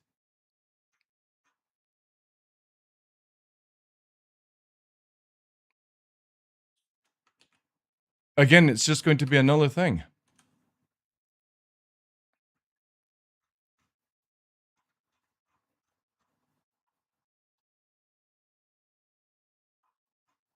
Alright, I've managed to get the bot set up to where it shows left server, so now I just have to fucking find this. It doesn't want to find your name. If I have to go to this level. And then it'll take me a long time to find the fucking VOD as well. Actually, no, it wouldn't, because I'd have the same date. Yeah, let me get this part.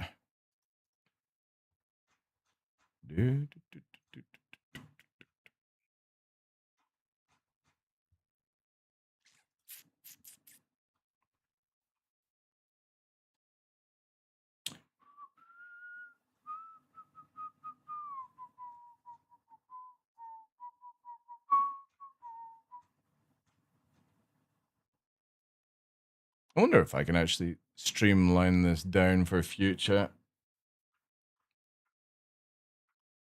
All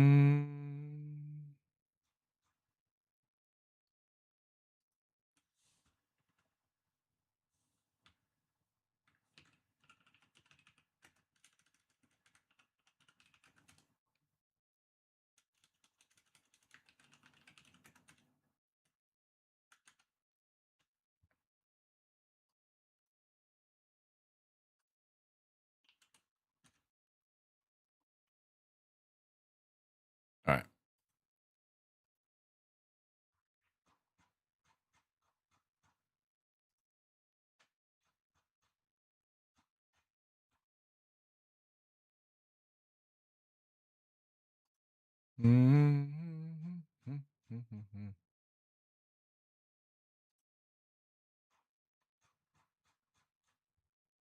Sorry, guys. If you want to see the pain, I can show it to you, but it's literally, it will find the words left the server on the bot, but it doesn't want to search for somebody's name, which is really weird. And that's a Discord thing.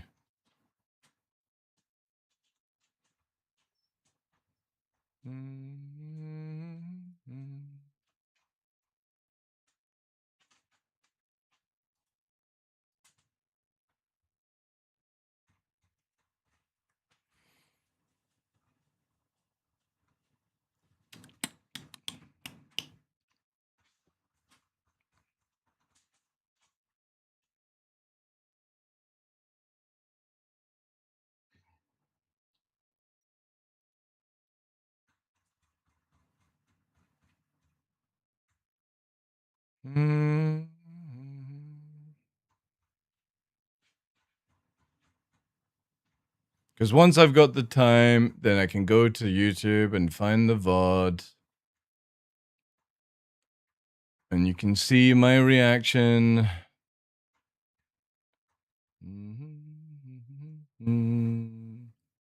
Marksman Brute.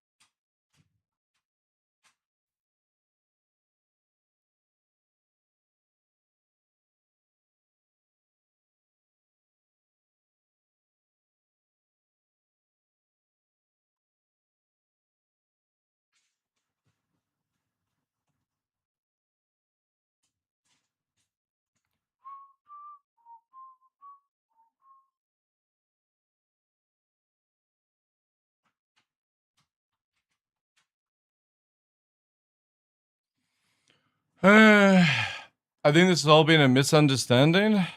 Not really, dude.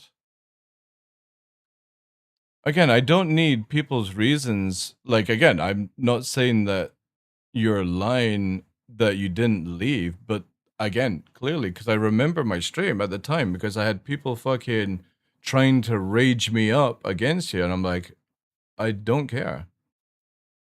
And I remember seeing at that time you left the Discord. Now, you are fully allowed to leave Discords whenever you wanted. I'm just putting two and two together. If you call me a liar because of the information I have, that's it. I can only go on that. If you say that you left everyone's server, that's completely fine as well. I have to accept that. Yeah, here we go. I got it, chat. 22nd of the 6th, right, now to go to the VOD. At 14:31, 22nd of the 6th. Right, now I've got to go to my fucking channel. Here we go, here we go, here we go. Right, what was it? 20... So at 14:31, 22nd of the 6th.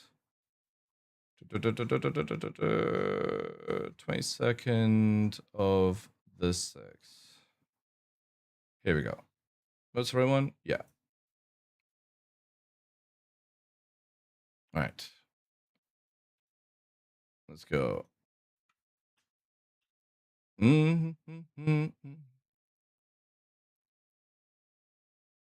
let's find out where we had the conversation.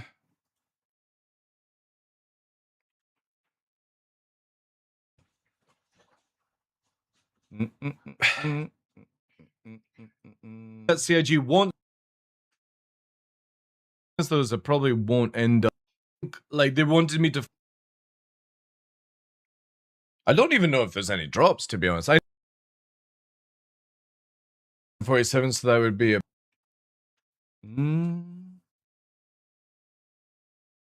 Everything else decent.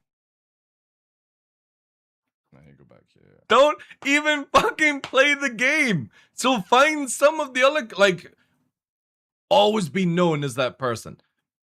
With life support. Insane. Like, hear me out. Boom tube testing. And you then get Hour. That could have been at the, and I could be incorrect, but or is it? Let me quickly deeper and deeper in. So I'm scanning the chat thing, chat. Something about you, and it mentally affects you, then it's my opinion has invaded you. Yeah, here we go, here we go. It's not worth playing right now because of it. You'll get addicted to that dream, as I said, because I did it on a... And that was the AI song of the fight, was it? data you entered from the storage, I'm Order. Really, I mean, I think Recently talked about CIG in the past. I think it's the word shill. Where did you see that?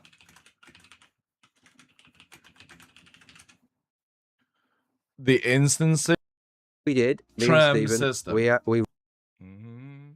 At Orison.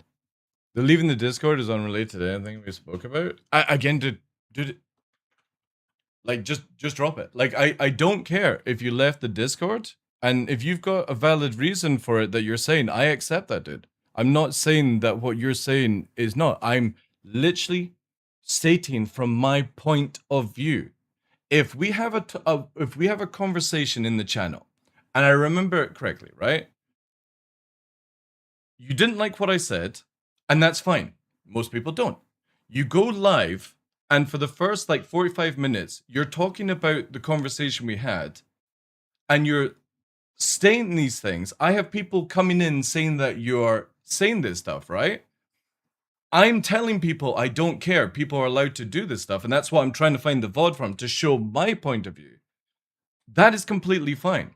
The fact is, when somebody asks me in a question why I should do something, I'm always going to give my honest opinion on it. And it's like, if anybody says anything in their channel after we have a conversation that same day, it's like, I can't play video games with that person, because if I say something that I normally say, they might lose their shit, and that's going to be awkward for other content creators, right? People don't want to be put in that point, and that's the whole thing I'm saying from this thing. You get defensive about it, you call me a moron in the chat, and this is where it's got to the point. It's like, I don't care about these things is from a professional point of view, you know? No, Which of means course that not, you dude. know what's No, gonna happen. No, fuck no. There's nothing, dude.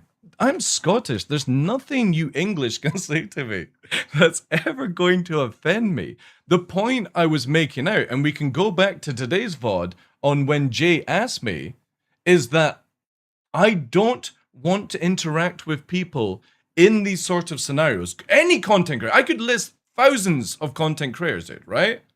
No, yeah, but that's chat. That's chat. Okay, you have to listen to what I'm saying and not worry about what chat is saying. Who fucking cares about what chat is saying?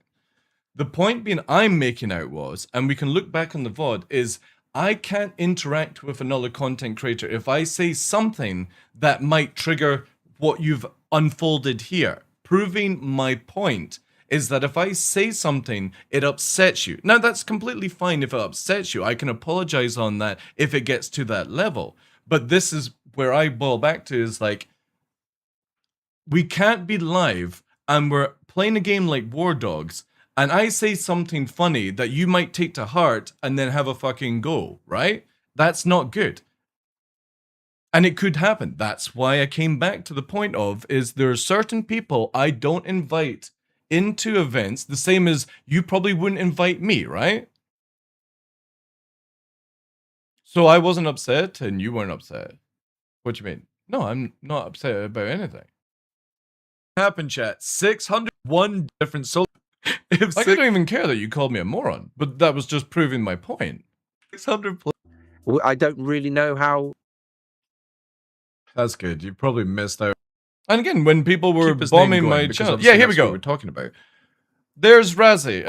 When people are in chat, right? I use them as examples because it's easier to talk to them. All right, we found it. All right, and it is in the game.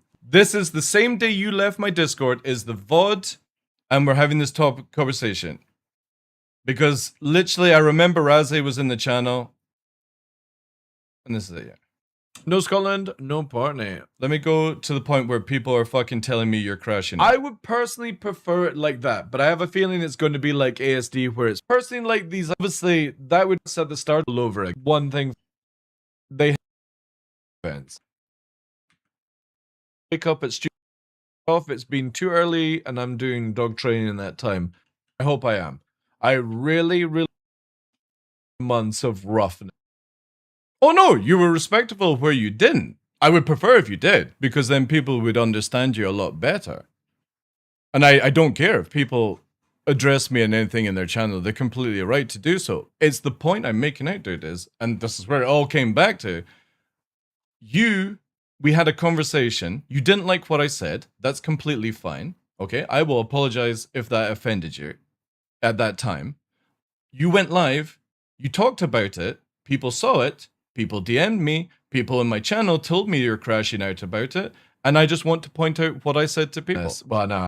That I don't care. But obviously at the same point is I don't also want to interact with all the content creators that do that. If we can't have a conversation and you can't just go, right, well, it's whatever, right? Drop your phone.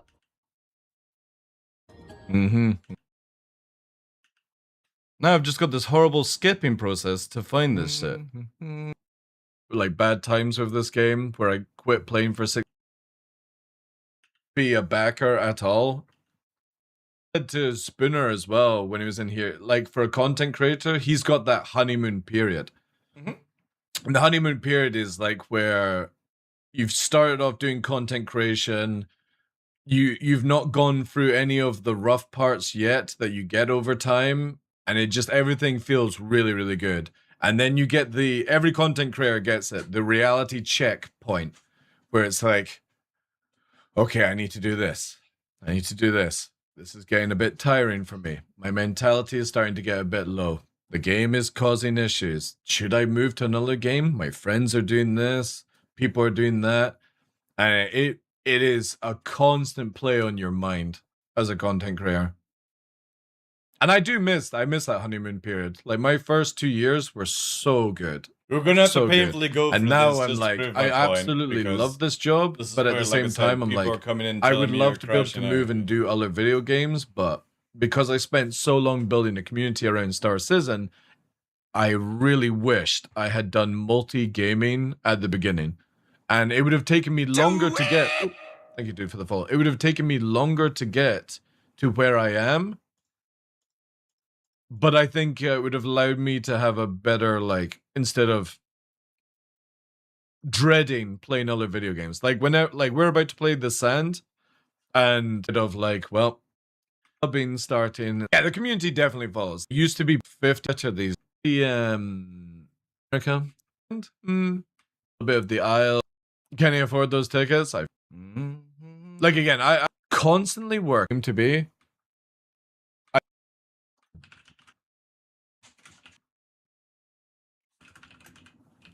Alright, because I remember the DMs coming. This is DM, so we need to go back a bit until I see the chat part. So I can justify my actions here. For me, I would have it where my loot, I'm going through now I regret having a horizontal chat bar chat, because it makes it so fucking difficult to find this. So low population because 15 people on the shard. And so a hangar will come in the future, and that's where you go. When I log into Star Citizen, I don't know, right? That's part of the Siege of Wars. Bar is terrible. Dude, I think we might have to move to like a vertical one. If they did that in this area, that makes... Or is it? It'd be really good if they did it. That down. Said, well, this is quick loading screen. Yeah, because for this advertising, but it's the same thing. You get off the platform, and then basically you've got to walk. Trying to find the exact point, chat is going to be an absolute bollock. Oh, chat types, and then it listens to VODs as well. And you were saying it was after the song, myself versus Spooner earlier on. Yeah, Dito Sim. No, wait, hold. Wait till this song is created, chat. No more. I've got a lot more stressful stuff going on, more than anything to do with this game. Yeah, everyone's got personal stuff, dude. But it only activates on I just want to prove that this is from my thing, because being called a liar when I know exactly what happened on that day is a different story.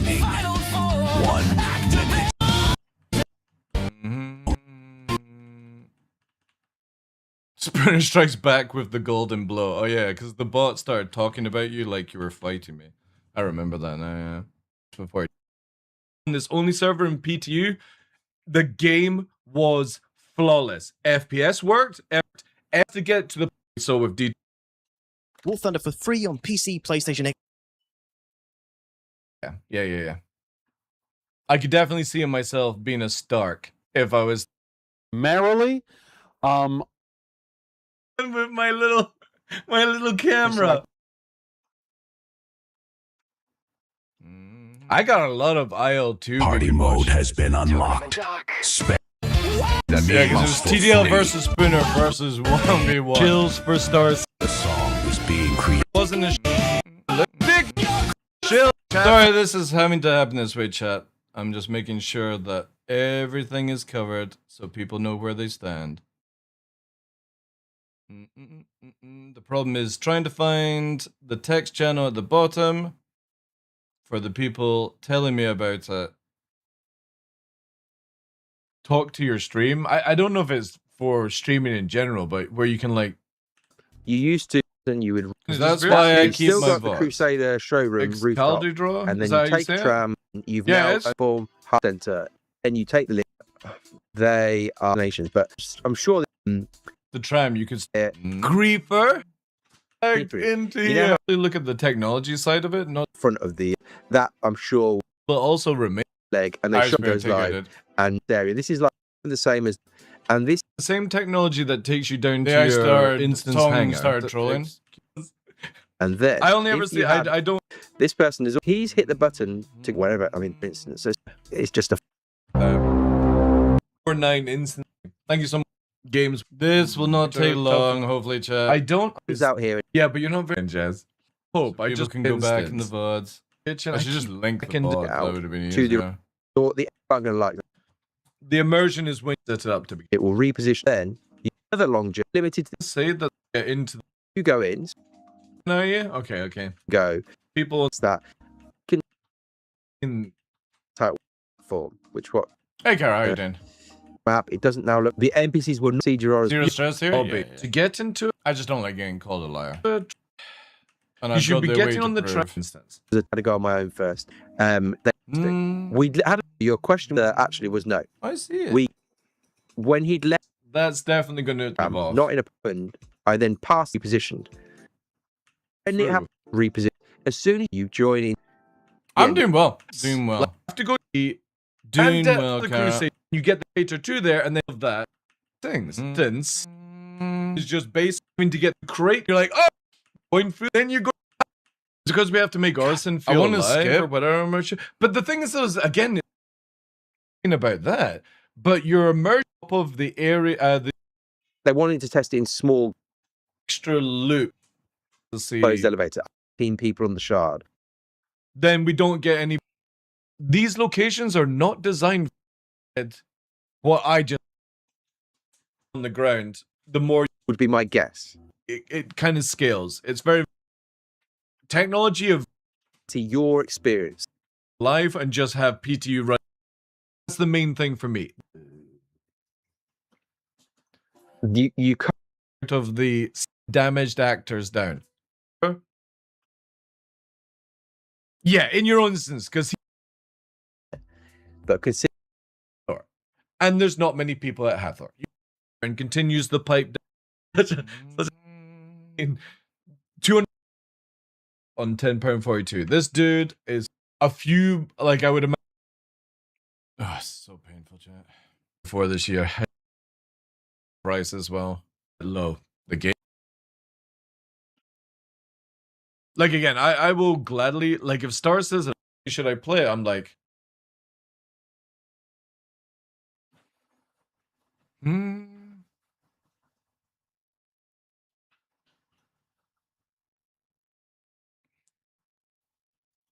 Found it at 6. Oh, dude, how the fuck did you find that?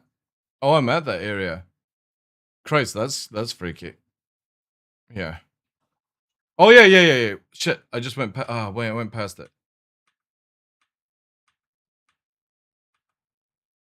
God fucking damn it! There we go. Look, there we go.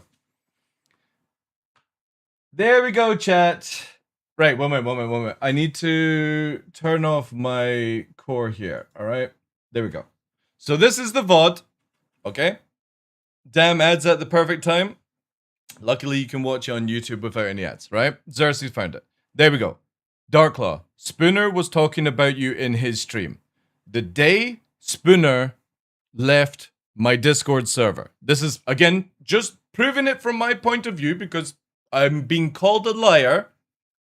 And I just want to make sure that I come across as all the information that was given to me is true. And I'm not telling fibs and shit like that. Spooner leaves my Discord after the conversation we had. Didn't like what I said. That's fine. Now I've got literally at 4:51, Spooner left my Discord here, chat. Where was it? 22nd of the 6th. Let me bring it up here. The fucking thing's moved because obviously somebody's probably left Discord. There we go. Let me do here. The log. Do this. I'll post it here. Again, just prove that I'm not a fucking liar, chat. Only going off on what I can find out, and that's it. Here we go. 14:31 after our conversation. 4:51 Spooners talking about you on the stream. The same day. VOD 22nd of the 6th. 22nd of the 6th. You know? I know, Spooner. I know that's what you're saying. I'm pointing out this is the information that I got, right? Okay? That's not true. How is it not true? It's literally the day you left. I have Skynell typing here. 4:51 p.m. Darklaw Spooner was talking about you on his stream. Let me just unpause a bit. Spooner was talking about you in his stream. What, in a negative way? Or is he upset of what I was saying earlier on? Yeah, most likely he's probably taking it to heart. That's fine. It's fine. Whatever. He's upset. Okay. So he took it to heart. I thought I did. This is June we're talking about. Yeah, this is literally 22nd of the 6th. When you left my server at 14:31, the day of the conversation where I said and used you as an example that a lot of people at Star Citizen, blah, blah, blah, that whole conversation. And then I'm proving, because you're calling me a liar, but I only have this information here. My Discord shows you after the conversation here, you left the Discord on that day, and then literally no more than a couple of hours later, you've gone live and I'm getting told Spooner is talking about you on the stream, dude. Proving what I'm telling you is not lies. That I literally have the data here. Now, obviously, you've come into the channel, whatever, you've stated that you've left everyone's servers. That's completely fine. I accept that. I'm just proving what my side is. That's it. I don't care about the crashing out, as we're going to watch. I'm just making sure that everyone here knows I'm not lying. I'm not trying to lie. I'm not trying to spin it off to make you the bad guy. I'm trying to justify my actions. Part then. And let's play it from here.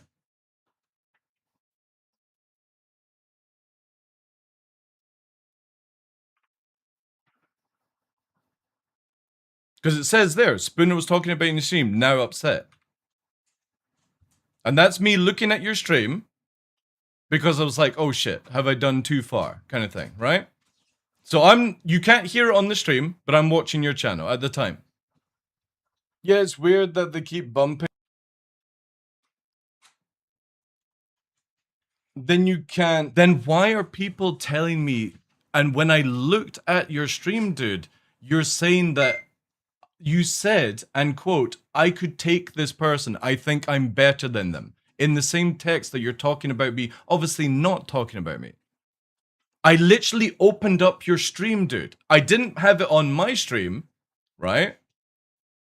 I didn't have it on my stream, and the stream couldn't hear it out of respect. I was just making sure that I had not pushed things too far.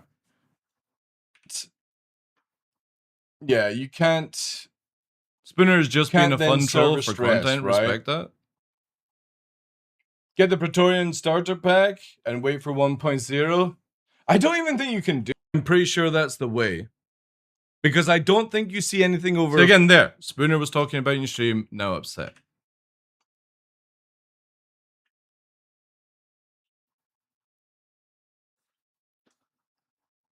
No offense, Americans, but this feels like talking with Trump. He even banned me because I knew I was observing, and then he came to his senses, unbanned me, and then DM me on Discord. Stop the cap. Again, like, I have no problem with this scenario. I'm just making sure that my point of view is, again, we had a conversation. You didn't like it because of what, again, if I had to fucking go through this whole video, you would see the chat in that time, right? Don't have the Twitch VOD for it. You go live, people tell me whilst you're live, you're having a crash out. At the same point, I look over to my Discord log and you've left the Discord, okay? I can only put that 2 and 2 together, that's the case, right? You've said to me that's not the case and you weren't upset about it, right? But the whole topic started, Spooner, is that's from my point of view, because I didn't go after the stream and contact you and be like, dude, blah, blah, blah. I didn't care. The point being is, going back to this whole fucking topic, this is why I don't interact with other content creators. Because if I say something and you get upset about it, even if you're saying you weren't upset about it, I can't risk that when I get involved in other things, right? I didn't ask. I wasn't upset about anything you said. You're free to say anything on your stream. Yeah, exactly. The same as you're free to say anything. That's the point in being. But you, today, come in, listening to the conversation, instantly go with, you're a moron, okay? Because you're upset about it. Unless you completely think I'm a moron. That's completely fine. The point being is, I can only tell people my side of things because I don't give a shit enough to go into a DM or a voice call and be like, justify my actions. I will speak to you how I speak to you here, in front of you in a bar, having a meal, stuff like that. And if people get upset about it, that's on them. I can't satisfy everyone, but I will not be called a liar whilst I'm live when I have all the evidence that justifies my action to begin with. Now, even if it's not, and you are claiming that is not it, it's still, the point being is, you can only see it from one person's point of view, right?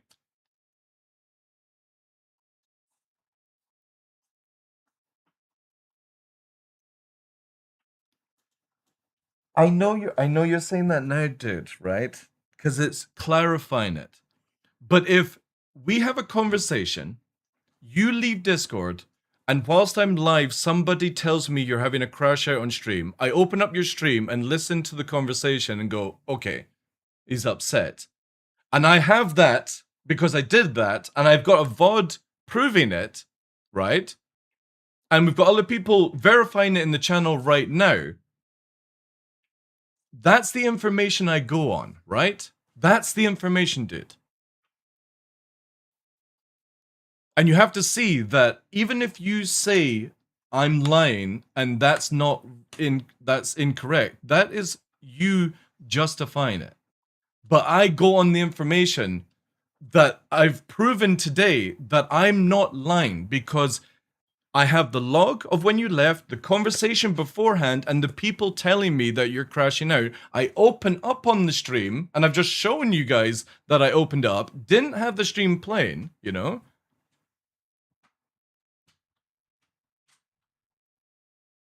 Dude, you've cleared that. That's fine. You have to see that I'm allowed to defend myself in what I say, okay? Especially if this was in court. I have data that proves otherwise. You can tell me that's not how it went down in your head, and that's completely fine. But this is where it goes with it. We have a clash on my channel. You leave Discord. 2 hours later, people are telling me you're upset and talking about me in the channel. I go there to watch it. I've got other people watching it and DMing me, recording the stuff, right? I let go of it. That's it. You then call me a moron and a liar today about it. You know what I mean? Like, I can only prove my POV from it, even if that's not incorrect.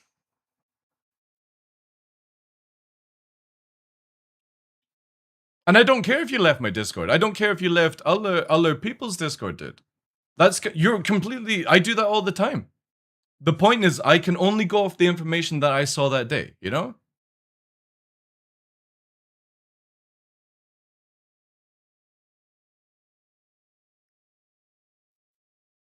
Yeah, I had Jay saying to contact you for War Dogs. I gave my reason for it. He's already left my Discord. These are my exact words. I can only assume it's from a crash out, okay? Because of the information I've shown here right now. You can come back and defend and say it's not. I accept that. I've said that multiple times. But you have to see it from my POV. That when somebody asks me a question, dude, and I retaliate with what my information is, right? Let's not team up on Spinner. Nobody's teaming up, dude. Again, people can say what they want here. Nobody's being disrespectful to people. Like, it's not a gang up on Spinner here. I'm only showing my side of the story. That I can take that information. But I've also said multiple times, and I will say it again, I accept what Spooner says, as that's his reason for leaving my Discord. But it's also at the same time, is that the information I'm showcasing, right? Okay? The information I'm showing you guys is how it comes to me, because I have people bombard me and I say I don't care. This conversation goes further on. But at the time, I'm watching your stream. And you can see my face, right?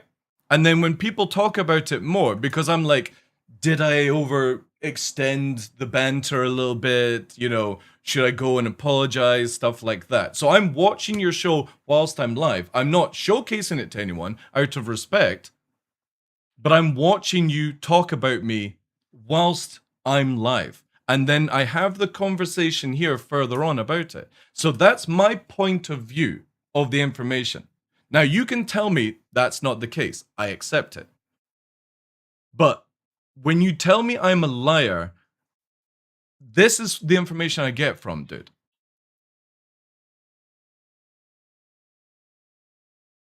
I call you a wet boy, dude, because a softest wet boy, because literally you called me a moron, dude. That you get really offended by things when you don't need to. It wasn't like I was saying that Spooner is a fucking idiot, an absolute shitter at video games. Why are people watching his channel? God, this guy's just fucking cancer. I literally stating from my view of why not doing something. I'm allowed to. But you retaliated with an aggression.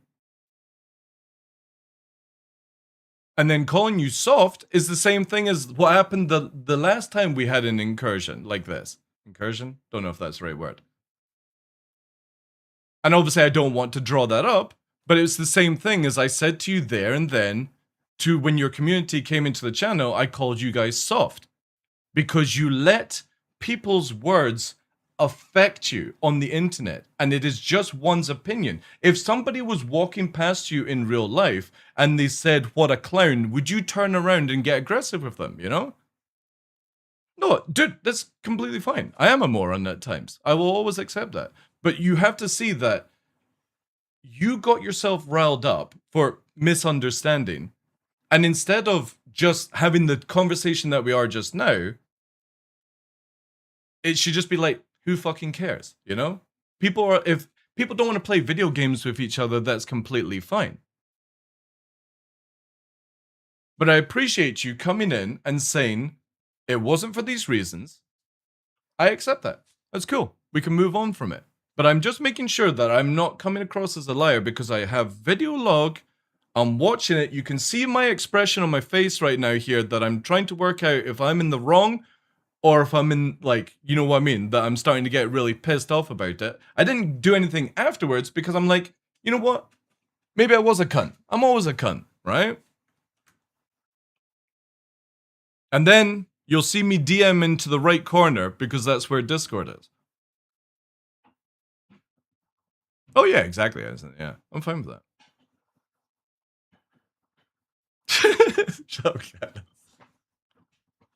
Because again, you can see how my face, like, I'm in my typical not sure what I should say state because of my no filter brain. Should I just fucking go full on? Enjoy, Spinner.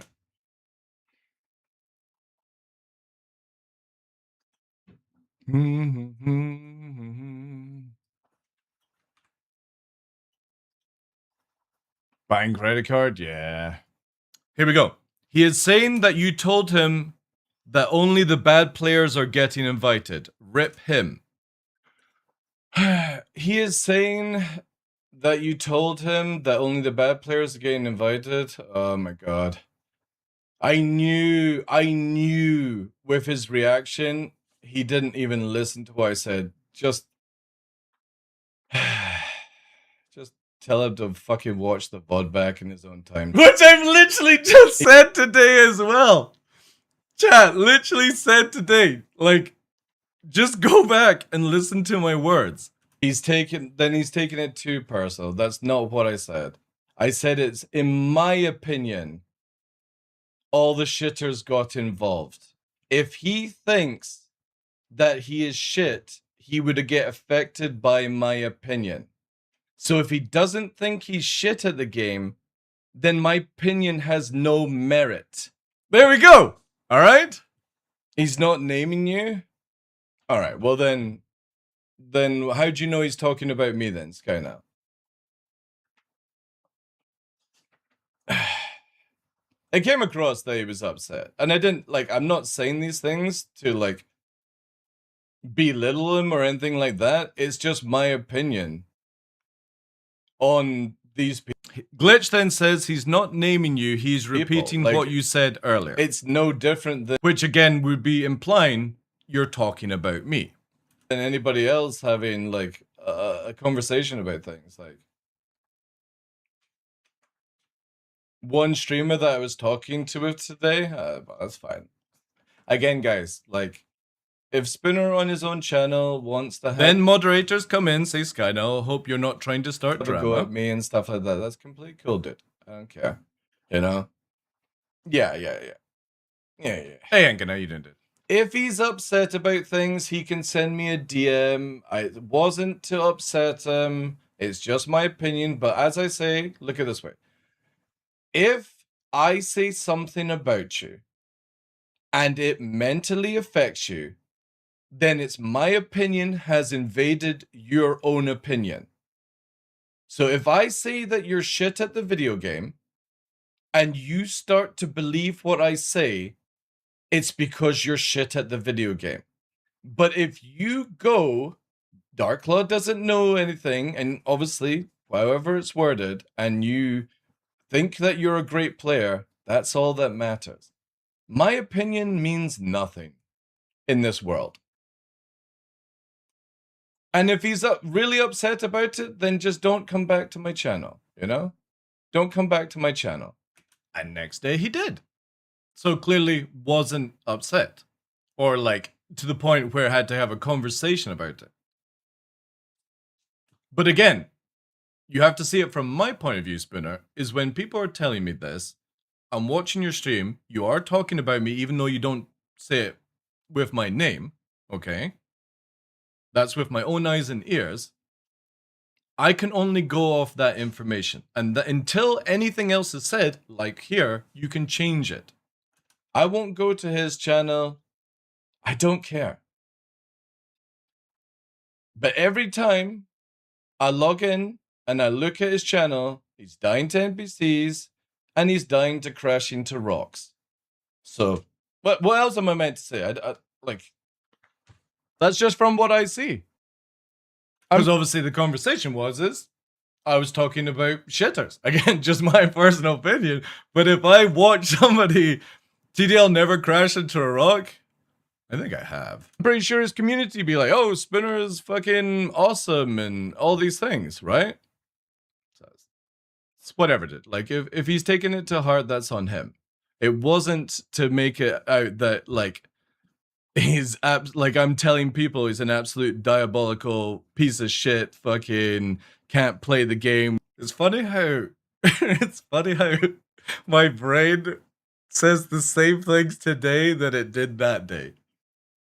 Don't watch his content. I never said anything. I just gave my opinion, dude. Like, whilst he's in the channel, it's not like I'm talking behind his back. So again, like, whatever, guys. Let's drop it. Let's not go into it. If he's having a rant on his channel, he's fully allowed to have a rant on his channel. That's all good, man. See? I'm not going to hold it against him. Hey, Eric, how you doing? There we go. All right, I'm pretty sure it probably goes on for a little bit more or whatever like that. Just proving my point of view. All right? That is the information I have. I make a decision on that information. Spooner can have his side of stuff. He can talk how he wants to talk, regardless of whatever it is. Okay? That is the information I go forward, right? Again, he's not banned in my channel. He can rejoin Discord if he gives a shit. Personally, probably not, because I'm in the same point. I've left so many Discords because it's just a fucking nightmare getting DM and stuff. Can we stop wasting time with Spooner now, please? We are done. We are done. I'm just making sure, on record, VODed, out of its fucking mind, that I am not lying about the information I got. Okay? I have the VODs, the logs, and all that shit to fucking prove it, okay? We can now completely drop this, as my dinner is completely stone cold. It's been sat beside me. I'm like, oh my god. Why did Spooner have to say go and show me? It's like, fucking hell. Right. I got that sorted out there.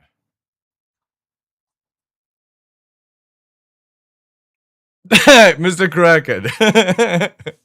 I will read that a bit. Alright. We're good.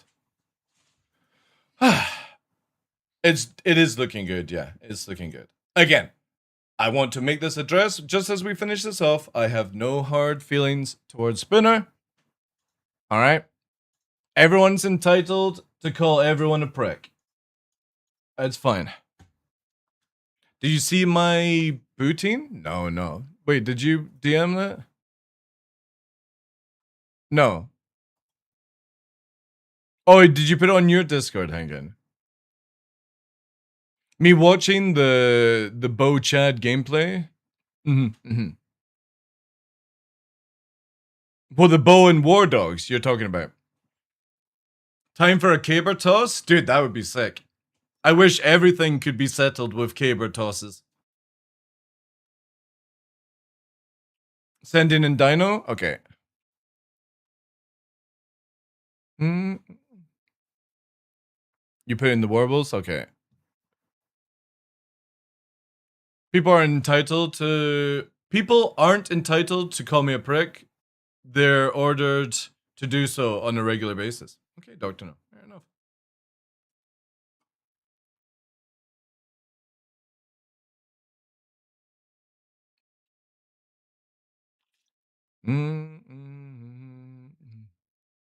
I have to follow to clip this? Fuck that. You not following Cat Nuts? I see how it is. Fuck this, dude. Oh, he's not either. What the fuck are you sub then? What the fuck are you sub then? That makes no sense. You're ordered to follow? Alright, so this is your... Dude! Henkin, I appreciate the fucking food pics, but you do realize your fucking feet are in these pictures, right? So I can't show them on stream. Fucking numpty, like. Alright, let's get the finished product, chat. We'll do the finished product because this... Let me just double check your feet are not in this one. Fuck's sake. Here we go. This is poutine or whatever. It's like chips and gravy and stuff. Somebody gave me 7 months. Jokes on them. Fuck you, cat. That's... This is Henkin's poutine, whatever the fuck it is. Onions, guessing mushrooms, bacon bits maybe on top of chips. Like, I kind of feel like this would have been better with like just potatoes and add some stew meat and make a stew. Oh, is this cheese? Oh yeah. I forgot it's cheese, right? Beer braised onions. Okay, that's gonna make a huge fucking difference, right?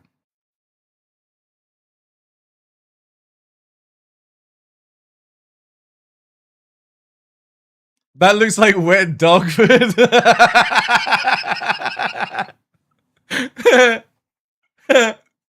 problem is, this would kill my dog if it did.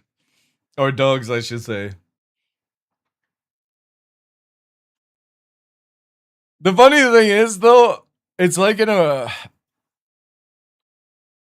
Alright, this one doesn't...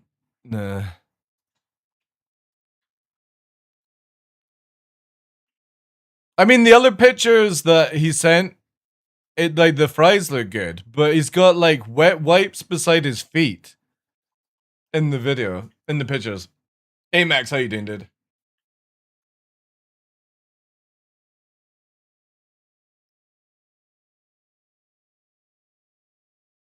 Also, Mr. Kraken, am I allowed to say what you DM'd?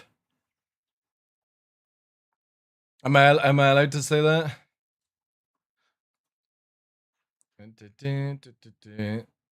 So toe food instead of finger food? Mm-hmm.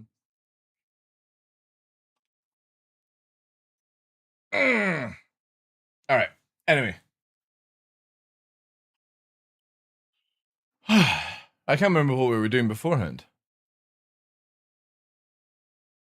Nova, it's just eggs, pup. It's just eggs. You can't have. Or is it that? Ah, dear. Alright, fine. It's stone cold. You can have. Do you want this as well, pup? Yeah, I need to make more food. It's fucking cold.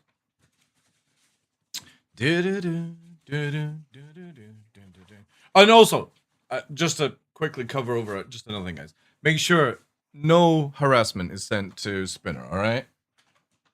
Like, again, people are allowed to have arguments and conversations and debates and all that stuff, right?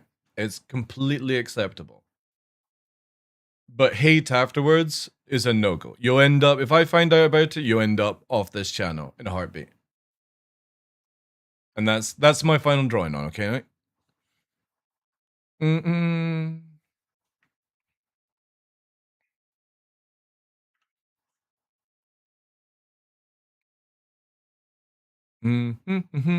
Yeah, because I don't let my mods ban a lot. How you doing today, Max? I heard there was drama, but I'm fixing many fires and missed it. Ah, it's not drama, dude. It's just a misunderstanding that has been corrected and sorted out. All right.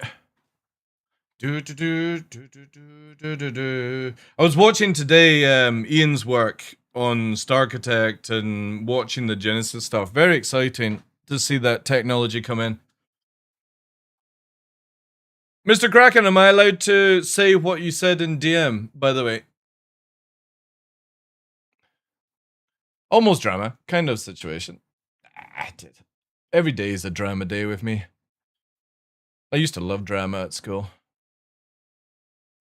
Is Genesis about to drop? Genesis is about to drop in 4.11, which will be probably like going at the timeline, probably around October, stuff like that. Now I remember why I left TeamSpeak and Discord. Oh, I see how it is, Trinity. Did you leave my Discord as well? Let me quickly check the log. Fire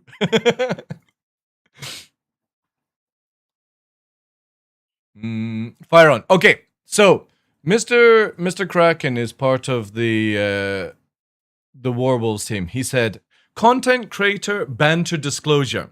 You're free to call me a fucking muppet when playing War Dogs. If I am a fucking muppet, I couldn't give a flying fuck. I am a cunty cunt." And have to filter myself constantly in case of hurting people's feelings and causing completely unnecessary drama. Acceptable. I will remember that one. Thank you. That's why I left ICQ. I'm trying to remember if I actually had anything to do with ICQ. How you doing, old gamer? Welcome, Indeed. Yeah, you playing War Dogs? A real working video game, Max? What determines a Muppet? Well, the thing is, though, a Muppet is obviously like a big puppet, right? But people call people in Britain Muppets for like idiot kind of stuff. But it's like, it's a friendly way. Well, I mean, for me, it's always been a friendly way to say somebody's an idiot. In Scotland, we call them numpties. And obviously, like, a lot of English people also call idiots numpties. But that's also like a friendly way of saying it. Because obviously, like, you can go down the scale of intelligence where it's like, for me, it's like Muppet and numpty, idiot, moron, the hard R word, and drinking through a straw. You know what I mean? Or vegetable, as people call them. Obviously, not in a harsh way, but you know what I mean. There's a reason why we keep air conditioning in the hospitals, and that's to keep the vegetables cool.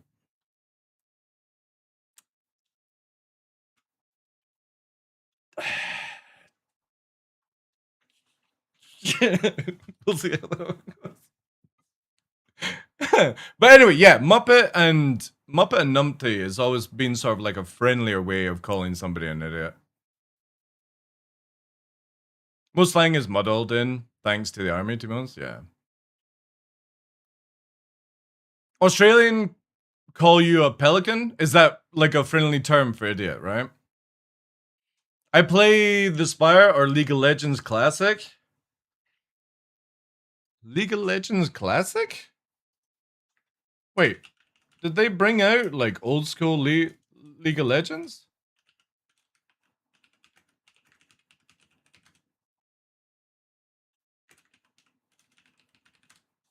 I know they were doing it with Dota. Oh yeah, they have. Shit. Ooh, I never played this. I was a Dota 2 player. Man, look at the fucking graphics compared to what you get now. Holy shit. Classic Gunplank? Who's that? Alright, I recognize that. Don't recognize that one. That one I recognize. That one there. I don't recognize that one. I played a little bit of League, but... Oh my god, look how fucking old that is. Holy shit. Man, I tried Dota after 14 years. Dude, I like, a lot of people are like that. They're like, oh, League is better, Dota is better. Dota is clearly better because I played Dota, so I'm just biased on that. But I did, when I was playing with like Fresh as Ice and stuff for League, I did enjoy it. I just couldn't get into it, and this is my reasoning for League versus Dota.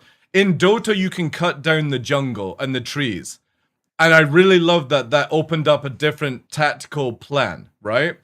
Because instead of just the lanes and the jungle that you got in League, the Dota experiences, you could actually make a different path by cutting down trees using skills and stuff like that. And they actually had like an NPC that could cut trees, or a character that could do that. Chainsaw or Buzzsaw or something like that. I can't remember that one. Yeah, Dota is definitely a lot more slower and methodical. Yeah. And that's the only reasons I prefer Dota over League. Still fantastic game. I played Smite, Paragon, what other sort of MOBA games have I played over the years? I would definitely say Dota has been my favorite. Slark was my main, and oh my god, I was fucking good at Slark. I think I've got like some images here on... where do you find your content?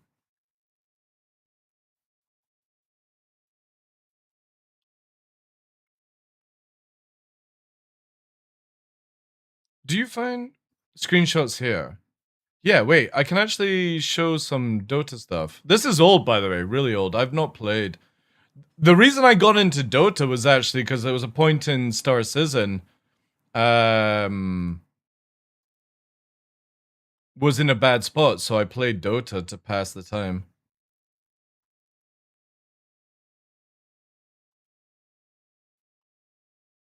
Oh wait, maybe it says I've got 199, but how do I find all my screenshots? Oh, select by game. Here we go. Dota 2. Yeah, here we go. So it's like here, for example. Law Weaver 136018. Lishrek, plain Lishrek. Law here 805. So no deaths. Playing as support. 13.6 on that one. These are old, man. 808. In the words of Miley Cyrus, I came in like a wrecking ball. When was this? This has gotta be like fucking 5-6 years ago with all this stuff. Spanking a 5-man pre-made, I mentioned here. Who spoke no English? 5-1-6. Yeah, 42-minute match. Yeah, that's a long time. Yeah, 5-man pre-made got absolutely fucking decimated by me just being part. Look at that. A fucking Thundercats logo at the time. Yeah, I enjoyed Dota. It was really good fun. Good game.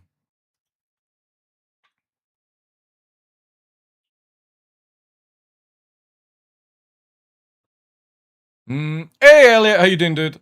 Elliot, you come and play War Dogs as well?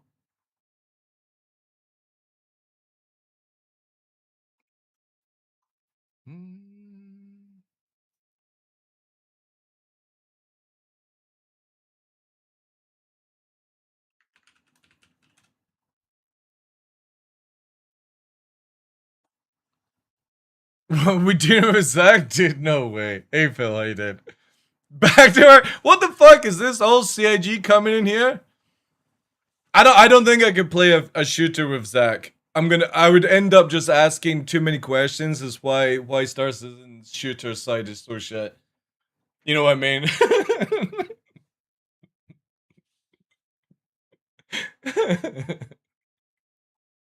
I'd be like, Zach, this would be so much better if this was in Star Citizen. Zach, why is this gun so shit? Zach, why is the animation so bad? You know what I mean? I don't think it would be fair if I play with Zach.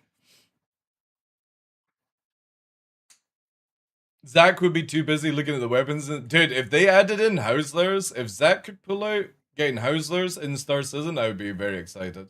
That'd be cool. I'm off skate. Take care, Max. Take care, dude.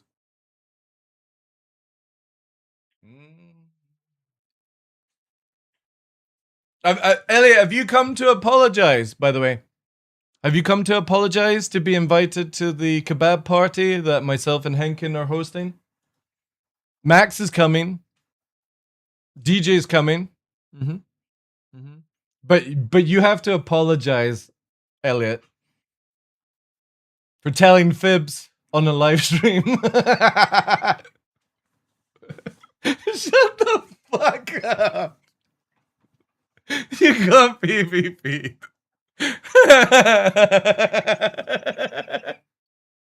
Fucking hell, chat. Let's just remind this short king the height difference in real life. Alright. We'll see who PvP'd. I will make you drink chili sauce. Oh, chance up. Anyway, are you coming for kebabs in Manchester? Elliot needs to create a mission to get the kebab place. I'm the only person. You're the only person taller than me is your son. You got no chance.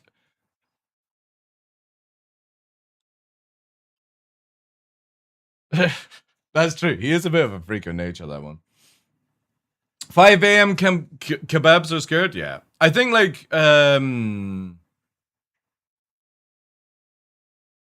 wait, you have local knowledge of the best kebabs? We're just going to Top Capi. That's where me and Henkin went when we were drunk in 24.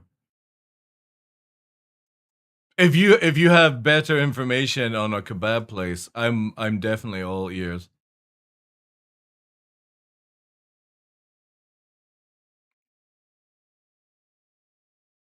Korean barbecue first. Yeah, Korean barbecue, then we go for drinks, then we go for kebab in one night. That's the best take.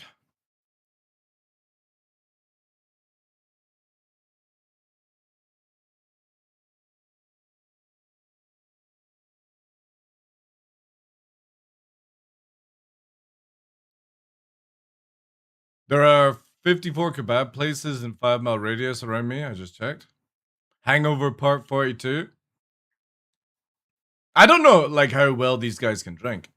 I would imagine Elliot could probably drink, being a sovereign there, you know? I'm pretty sure. I mean, he's close to the north. He might be able to drink.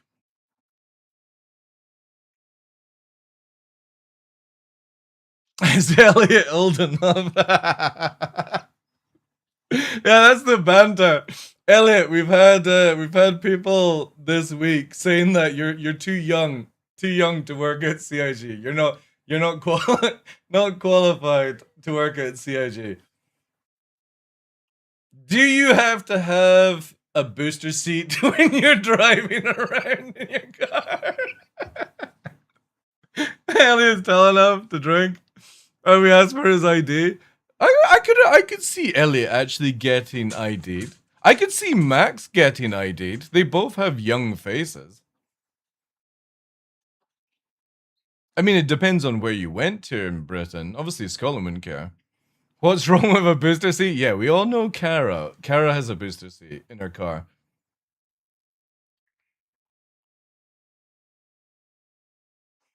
Oh boy, I was gone for a week and then I come back and see the stream they made with Ollie.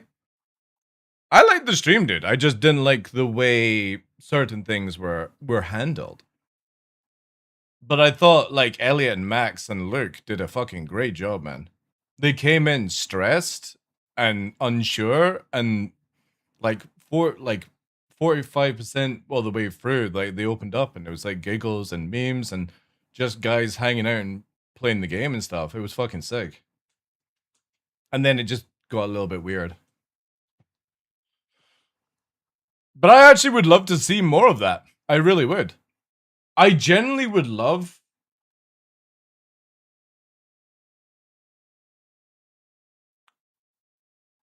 I would love for CIG to have like a, I don't know, like a dev channel. Maybe not using the main channel, but like a secondary channel for devs to like at work go live. Obviously like pre-set up kind of stuff, you know?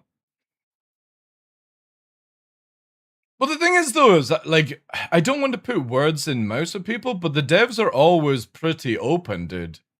It's how you take the information on that and then try to, like, you know, and I'm butchering this up, but you know what I mean? Like, the devs are open. It's the sort of marketing front house basically is the thing that's not open these days, and that's what I think people just wish it was, because whenever I speak to developers, you get a valid response. Like, it's when it's like the yes person from South Park kind of talking, right? Like, nobody wants that. The corporate side of CIG, nobody wants that anymore. We don't need it. So I appreciate when the devs are doing that shit and having fun. A lot of people on Reddit were like, "Oh, Elliot's a fucking troll and stuff." It's like, yeah, Elliot's a troll. It's like, oh, he's not PR trained. What the fuck would Elliot want to get PR trained? He's a developer in a game company. He's not a fucking sales pitch person.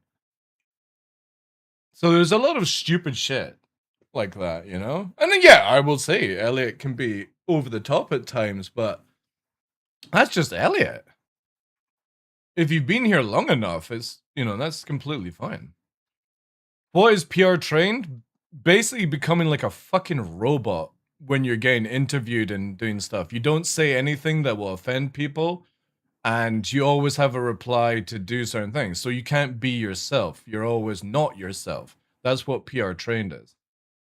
It's public relations or something like that. I can't remember what PR actually stands for. Elliot is no different from some of my mates I play with. Exactly, and that's what I enjoy about Elliot's memes. Even in the ones where he's like, we showed it, where he's talking about me for Frontline Frontiers or whatever it was called. No. You know? He's like, memeing Darklaw is somebody for Darklaw because I'm a psychotic killer, you know? But people took it way too, like, serious on that side. It's just some dudes, some dev dudes, I'm just gonna put it as that class, having fun, chilling out. No more than going to a pub and playing some pool and having some banter after work, you know what I mean? That's all I saw it as. It was just the ickiness around like Ollie and Jared. That just didn't sit right with me. Everything else was absolutely fine. And I want to see more of that. Like shit. Yeah. The thing is though is, and I hate to keep repeating this, but I've been repeating it for nearly 2 years now. Ever since CIG added in meshing, they are working to build the system, and obviously in the monthly report talked about it, to a system that allows CIG to save money, not only on money spent, but resources used, to make it where more people can play in a stable thing. And if anybody knows anything about multiplayer online games, it's not just done in like a couple of months. It takes so much data to correct these things.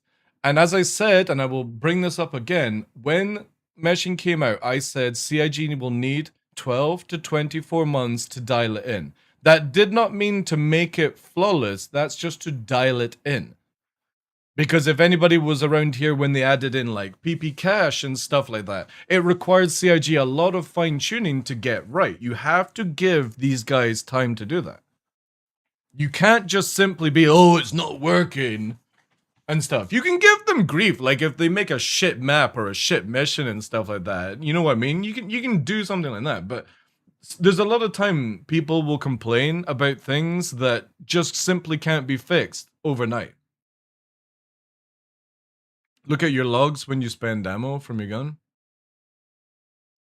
Yeah, dude, it's bonkers. It's bonkers. And CIG will have to try and figure out a way to condense that down. Because if it does not work, and this is the biggest thing that everyone has to take, okay? It's not me trying to white knight CIG. You know I'm not about that. CIG will have to massively overhaul a lot of stuff within the game, because if it doesn't work with the amount of people that are playing right now, imagine what happens if this game went viral. For whatever reason, bad or good, it would completely shit the bed.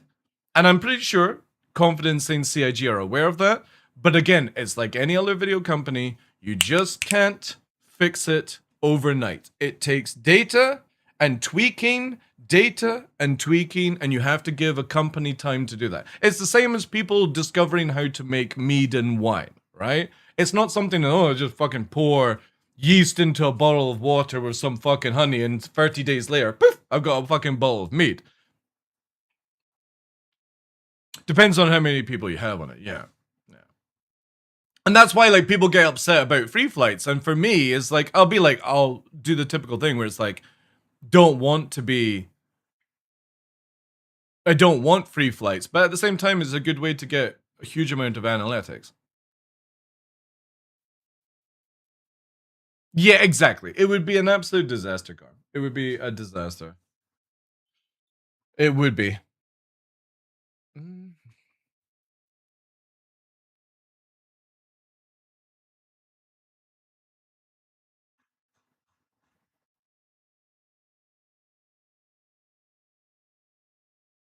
Yeah, the bitch anime. Yeah.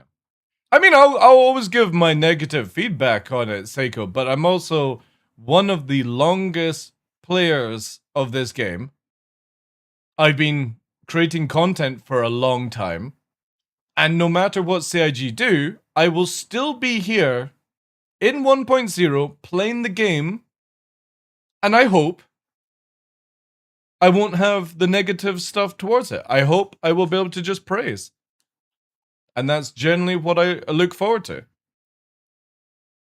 And for me, the money spent now on Star Citizen isn't so much for the end game, it's more the journey that I'm part of. And everyone sees their money completely different. I know, I'm trying to finish up. I get it. He's like, fucking time to go for snacks and training. I'm sick and tired of you waiting around. Look at you. We gotta get your legs working again. Yeah, I know. That judging look, yeah. It is time for us to go, chat. It is done.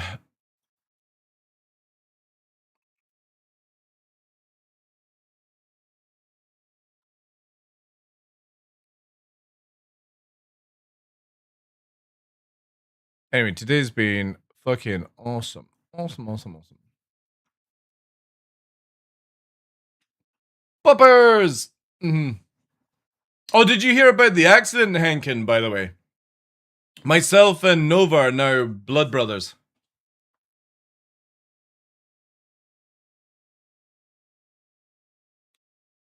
I took him to the vet on Monday to get his blood test and urine tested. As I'm holding his arm and the vein to one side, because you have to hold the main vein on the arm to one side, the vet, the lovely nurse, absolutely gorgeous, by the way, Hankin, like drop dead gorgeous. She injected into Nova. He yelped. She pulled out of his vein, and instead of just pulling away, she rammed the needle into my finger here and went up the way with the needle, and my finger just went like in a movie, like that. And she went from like absolutely rosy cheeks to fucking like ghostly white. Like her whole job career was flashing past her. And I said to her calmly, just get another needle, take the blood from Nova, because obviously Nova's bleeding, but my blood, or his blood, is now in my blood. You've been vaccinated. Yeah. So I am now actually, I do have a percentage of wolf now inside. So we are blood brothers. The first ever dog, I can say that. I actually have shared blood with Mr. Nova. You get her number? No, dude, she fucking lacerated me. Have you not seen that Sharon Stone movie where the dude gets ice picked? That's all that went through my fucking head. It'll be kinky sex and I'll get ice picked. She's been inside you? She stabbed me with 6 inches. It's not funny. I'm the one that got fucking lacerated. A0 stay, how you doing, dude?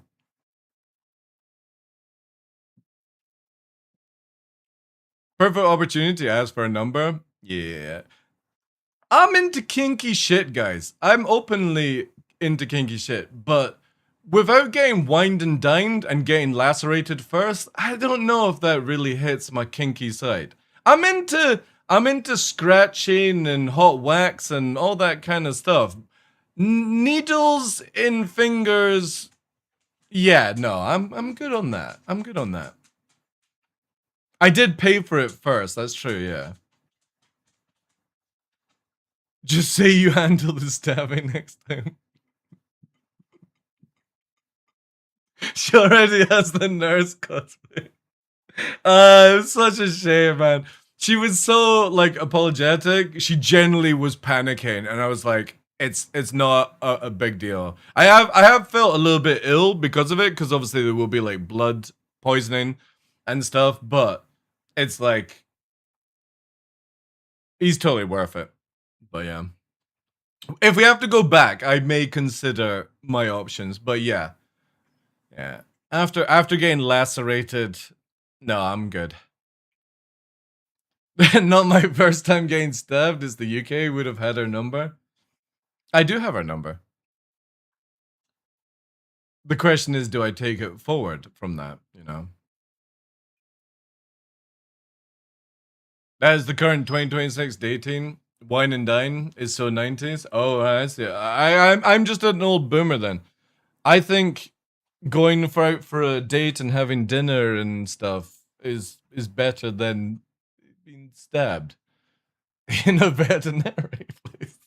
You guys get into the kinky shit you want to get into. I'm not gonna judge, but yeah, I'm maybe gonna avoid that one. I know what's gonna happen, chat. She's going to be lovely. It's going to be a great date. I'm gonna get ice picked. I just know it. My gut instinct says to run, and it's never wrong. I sense a nice picking happening, and I'm good. I'm good, chat. I'm good.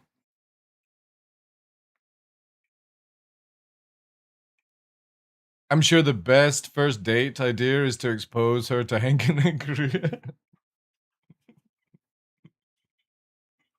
I should do that. Yeah.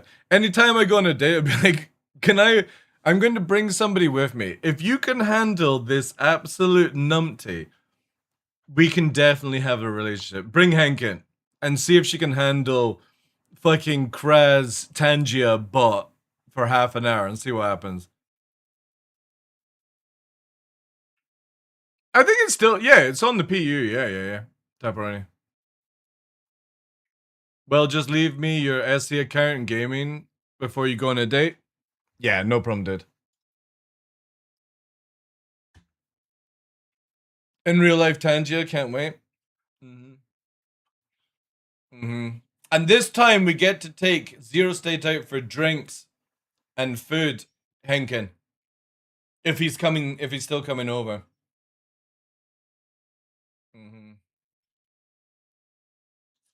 He can get to see the fucking memes. Zero can hang confirmed. Good.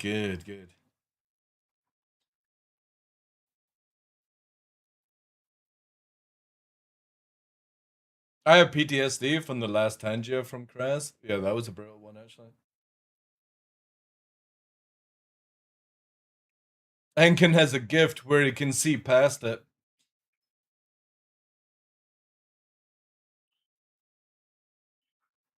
A birthday cake for TV Liquid. I need to try and figure out how I'm gonna get down to Manchester.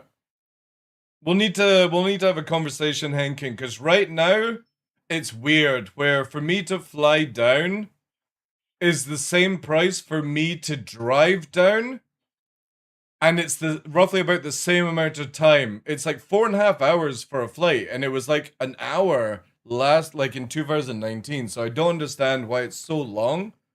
So it's like, and train is more expensive than any of that. So I may, if depending on hotel and stuff, if they've got the ability for a car park, I may just rent a car, because then we can use it to go back to Scotland. You know what I mean? Because the plane is just I don't even know how I'm gonna do it really. It's so expensive for some weird ass reason. I guess because I like booking it so late.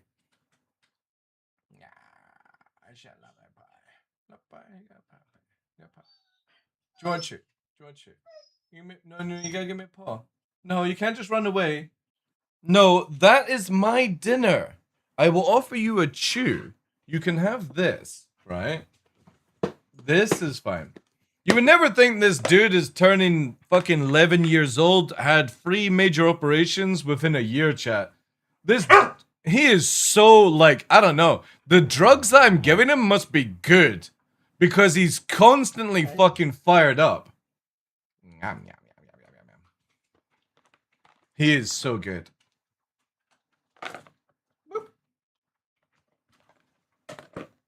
He has your blood? No, he didn't. He didn't. Luckily, my blood was not mixed with his blood. It's his blood was mixed with my blood. Like, for me, basically. With the accident. Hey, BDSM, how you doing, dude? But yeah, I'll figure out, like, if I'm gonna just drive down. But I'll need to try and find a car park, I guess. Or what I could probably do is just drive. No, that should be easier that way. I don't know. Kara! You've got a car. Do you want to come and pick me up from Scotland?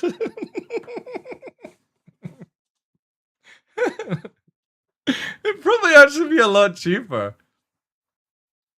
I can if you wish. How good are you at long distance driving?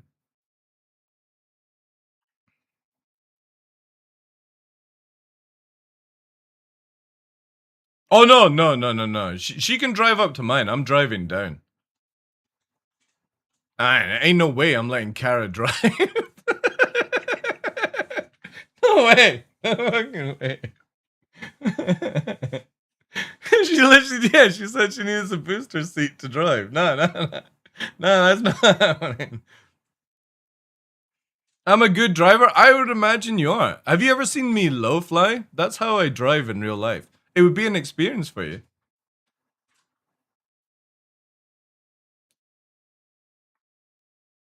If he's on steroids, like, person that get him out.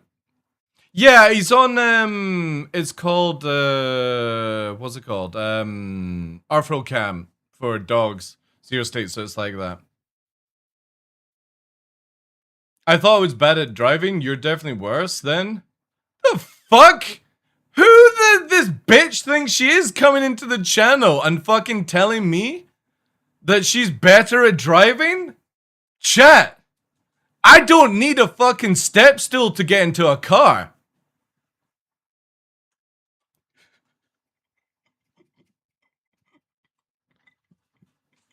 How fucking dare you come into my channel and mouth off, you little shit. Cyborg Angel, everyone. Twitch ambassador. And an absolute numpty. But we love her to bits. That's why I have a low sports car. She's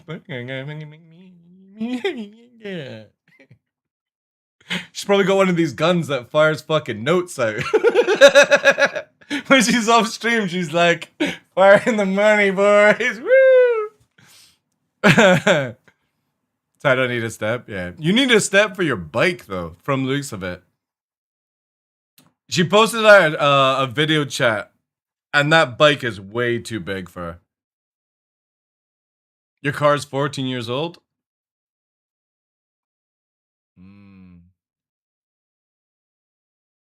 The wolf pack grows, exactly, yeah. I heard TDL rides at Trex and a kill. Look at them all fucking coming in, chat. What the fuck is this? Look at all these guys. Rides at Trex and a kill, no cars for him. True, very true. Welcome in, Mr. Photog. Look at this chat. We've got Kara, we've got Cyborg Angel, we have Hankin, we have Zero State. Any other content creator wants to jump in and have a go? I'll take you all on.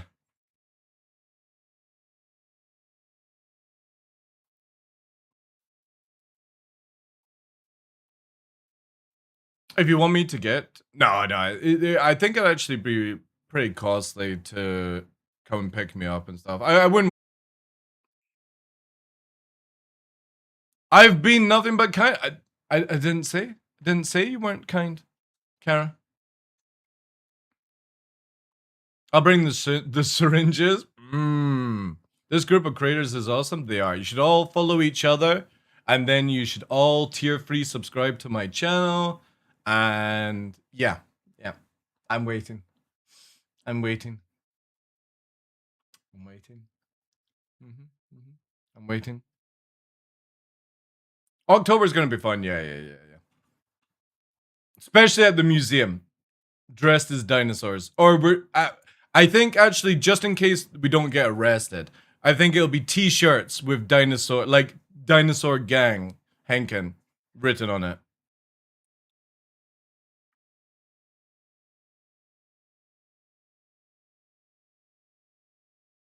Should you? Oh, by the way, have you also seen whilst Mr. Photog and Kara here and Henken? Obviously, me and Henken have a history of this game. Have you guys seen the Honey I Shrunk the Kids 2 expansion coming out, where she's underwater and stuff? That could be quite a good 12-hour stream session. Plus, especially if you're playing with me and Henken, 40 hours minimum. Got Knockout Grounded 2 again. So, dude, they've got like the content dropping for it, where we could easily get like 60 hours of streaming out of it. So I need 2 Rain energy drinks. I don't know what Rain is. I would imagine yes, I suppose.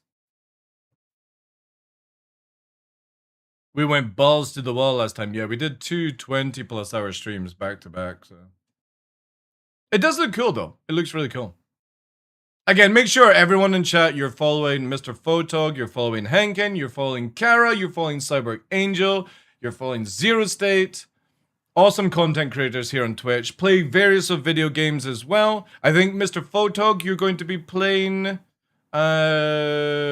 Vietnam tonight, right?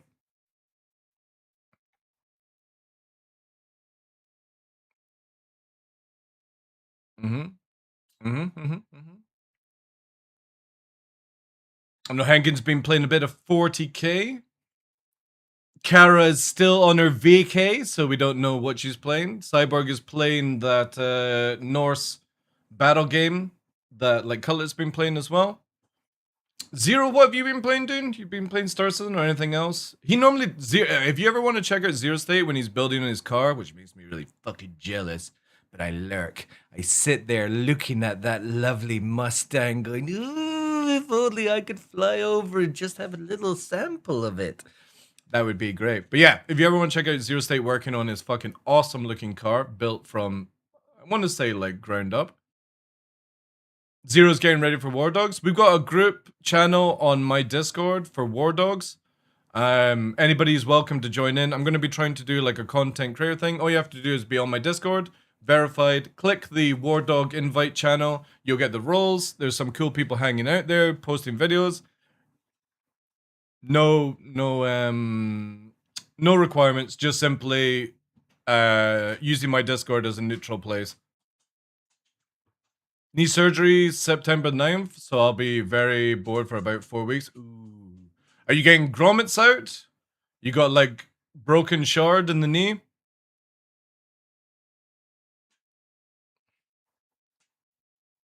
Need a nurse? Yeah, Hank can come in with nurse. Oh, fuck it. It's only a knee surgery. He can sit on his ass.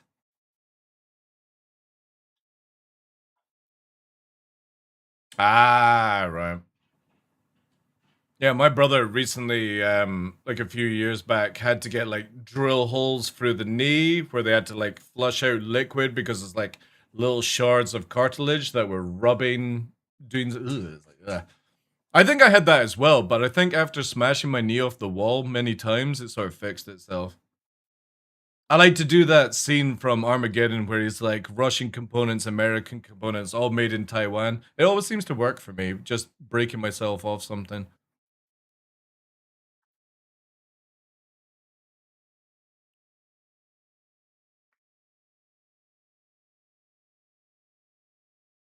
Clean up and repair, yeah. That's not bad, 4 weeks. Again, best to do it now before like older age. That on top with arthritis. Ugh. And you know about arthritis, don't you, Nova? Yeah. You're the king of arthritis right now.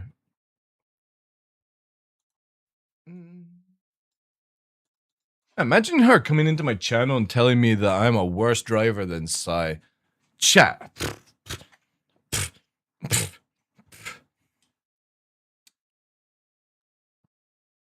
I got Hankin as witness to my driving. Fair enough, he was like half asleep. He didn't get to witness all the shenanigans I got up to whilst driving down to Manchester, but well, we don't tell anyone, won't hurt them. Yeah. We were just slightly an hour early to Manchester. I wonder how that could have happened. Hey, Sabbath, how you doing? Nothing like driving from Inverness Way to Manchester in under an hour that it's recommended to be there. Clearly, there's no possible way I could describe how we ended up like that.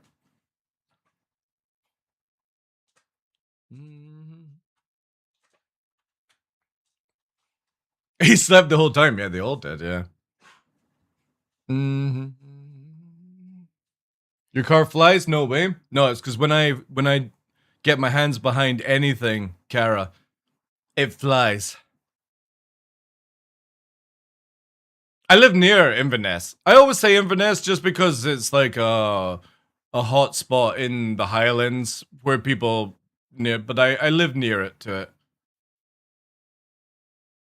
Inverness is a really good city, yeah. You've always wanted to visit there? Dude, if you come to the Highlands, I will take you on a journey. I'm taking Hankin on a journey in October. We'll probably have to try and do some live streaming though, because it'd be kind of cool to show us some locations. That's a wild comment out of context. How do you mean, Dragon Reborn? How do you mean? If I get behind anything, it flies? What were you suggesting there? That one, yeah. Maybe not my car then. Yeah, that's probably a good idea. Probably a good idea. You probably wouldn't, if I was to drive your car, you probably would never realize your car could do what it could do. It's like me, I say in Orlando because nobody knows where I'm from, Florida. Yeah, it's an easier one, yeah. Or like Ness or something like that, you know? I'll have the unlimited international data and that GoPro setup for be good for streams. I've got like microphones and stuff we can work on as well. We could try and do something.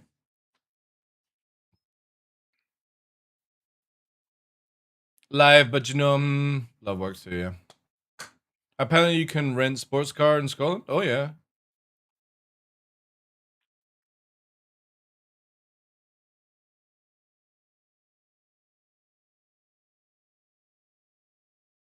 Have enough money, you can rent a sports car anywhere. That's very true, yeah.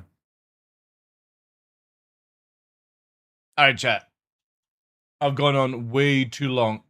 It is coming up for 6 o'clock. I have training to do with Nova, so I am gonna love ya and leave ya in the fastest portable fashion whatsoever, which is good night. Good fucking night. However, before we leave, we have to have this absolute banger. Where is it? Yeah. Because every warrior needs this song in their life. Again, thank you very much for the bits today, guys. Thank you very much for the trolls, the memes, the follows, the interactions, all that good stuff. I will see you tomorrow. I'm off on Saturday because I have something. I have something on. I think maybe I've got a hike planned. Something like that. But yeah. I have. Anyway, let's play the song and head out. Thanks for being here, guys. Pilgrim, Trinity, Hankin, Mr. Photog, Dragon Reborn, Danny, Old Gamer. Oh my god, there's so many people. Kara, Zeman. Appreciate it, really. Have a good night, guys. I won't be raiding anyone because, well, dinner is fucking cold and I'm starving. Thank you so much, guys. GG's! Make sure to check out Mr. Photog in Vietnam.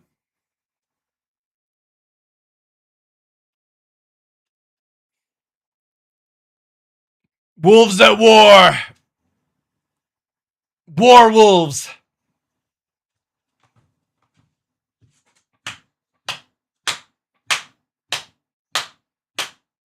Sex on the battlefield, chat. Nothing better than sex on the battlefield. Where real men have sex.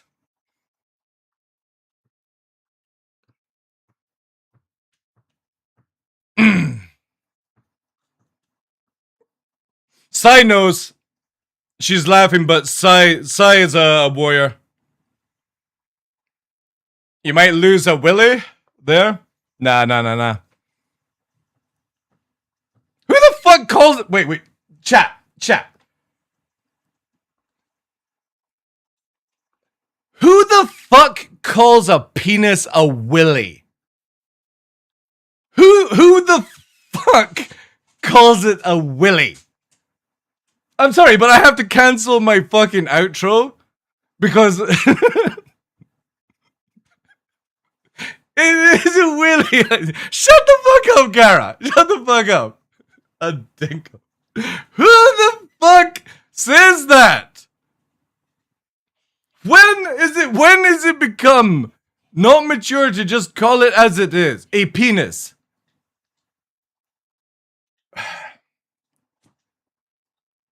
I need to get off this planet, chat. Somebody find my fucking spaceship, please. I've lost it. It's like 900 years old now. God damn it.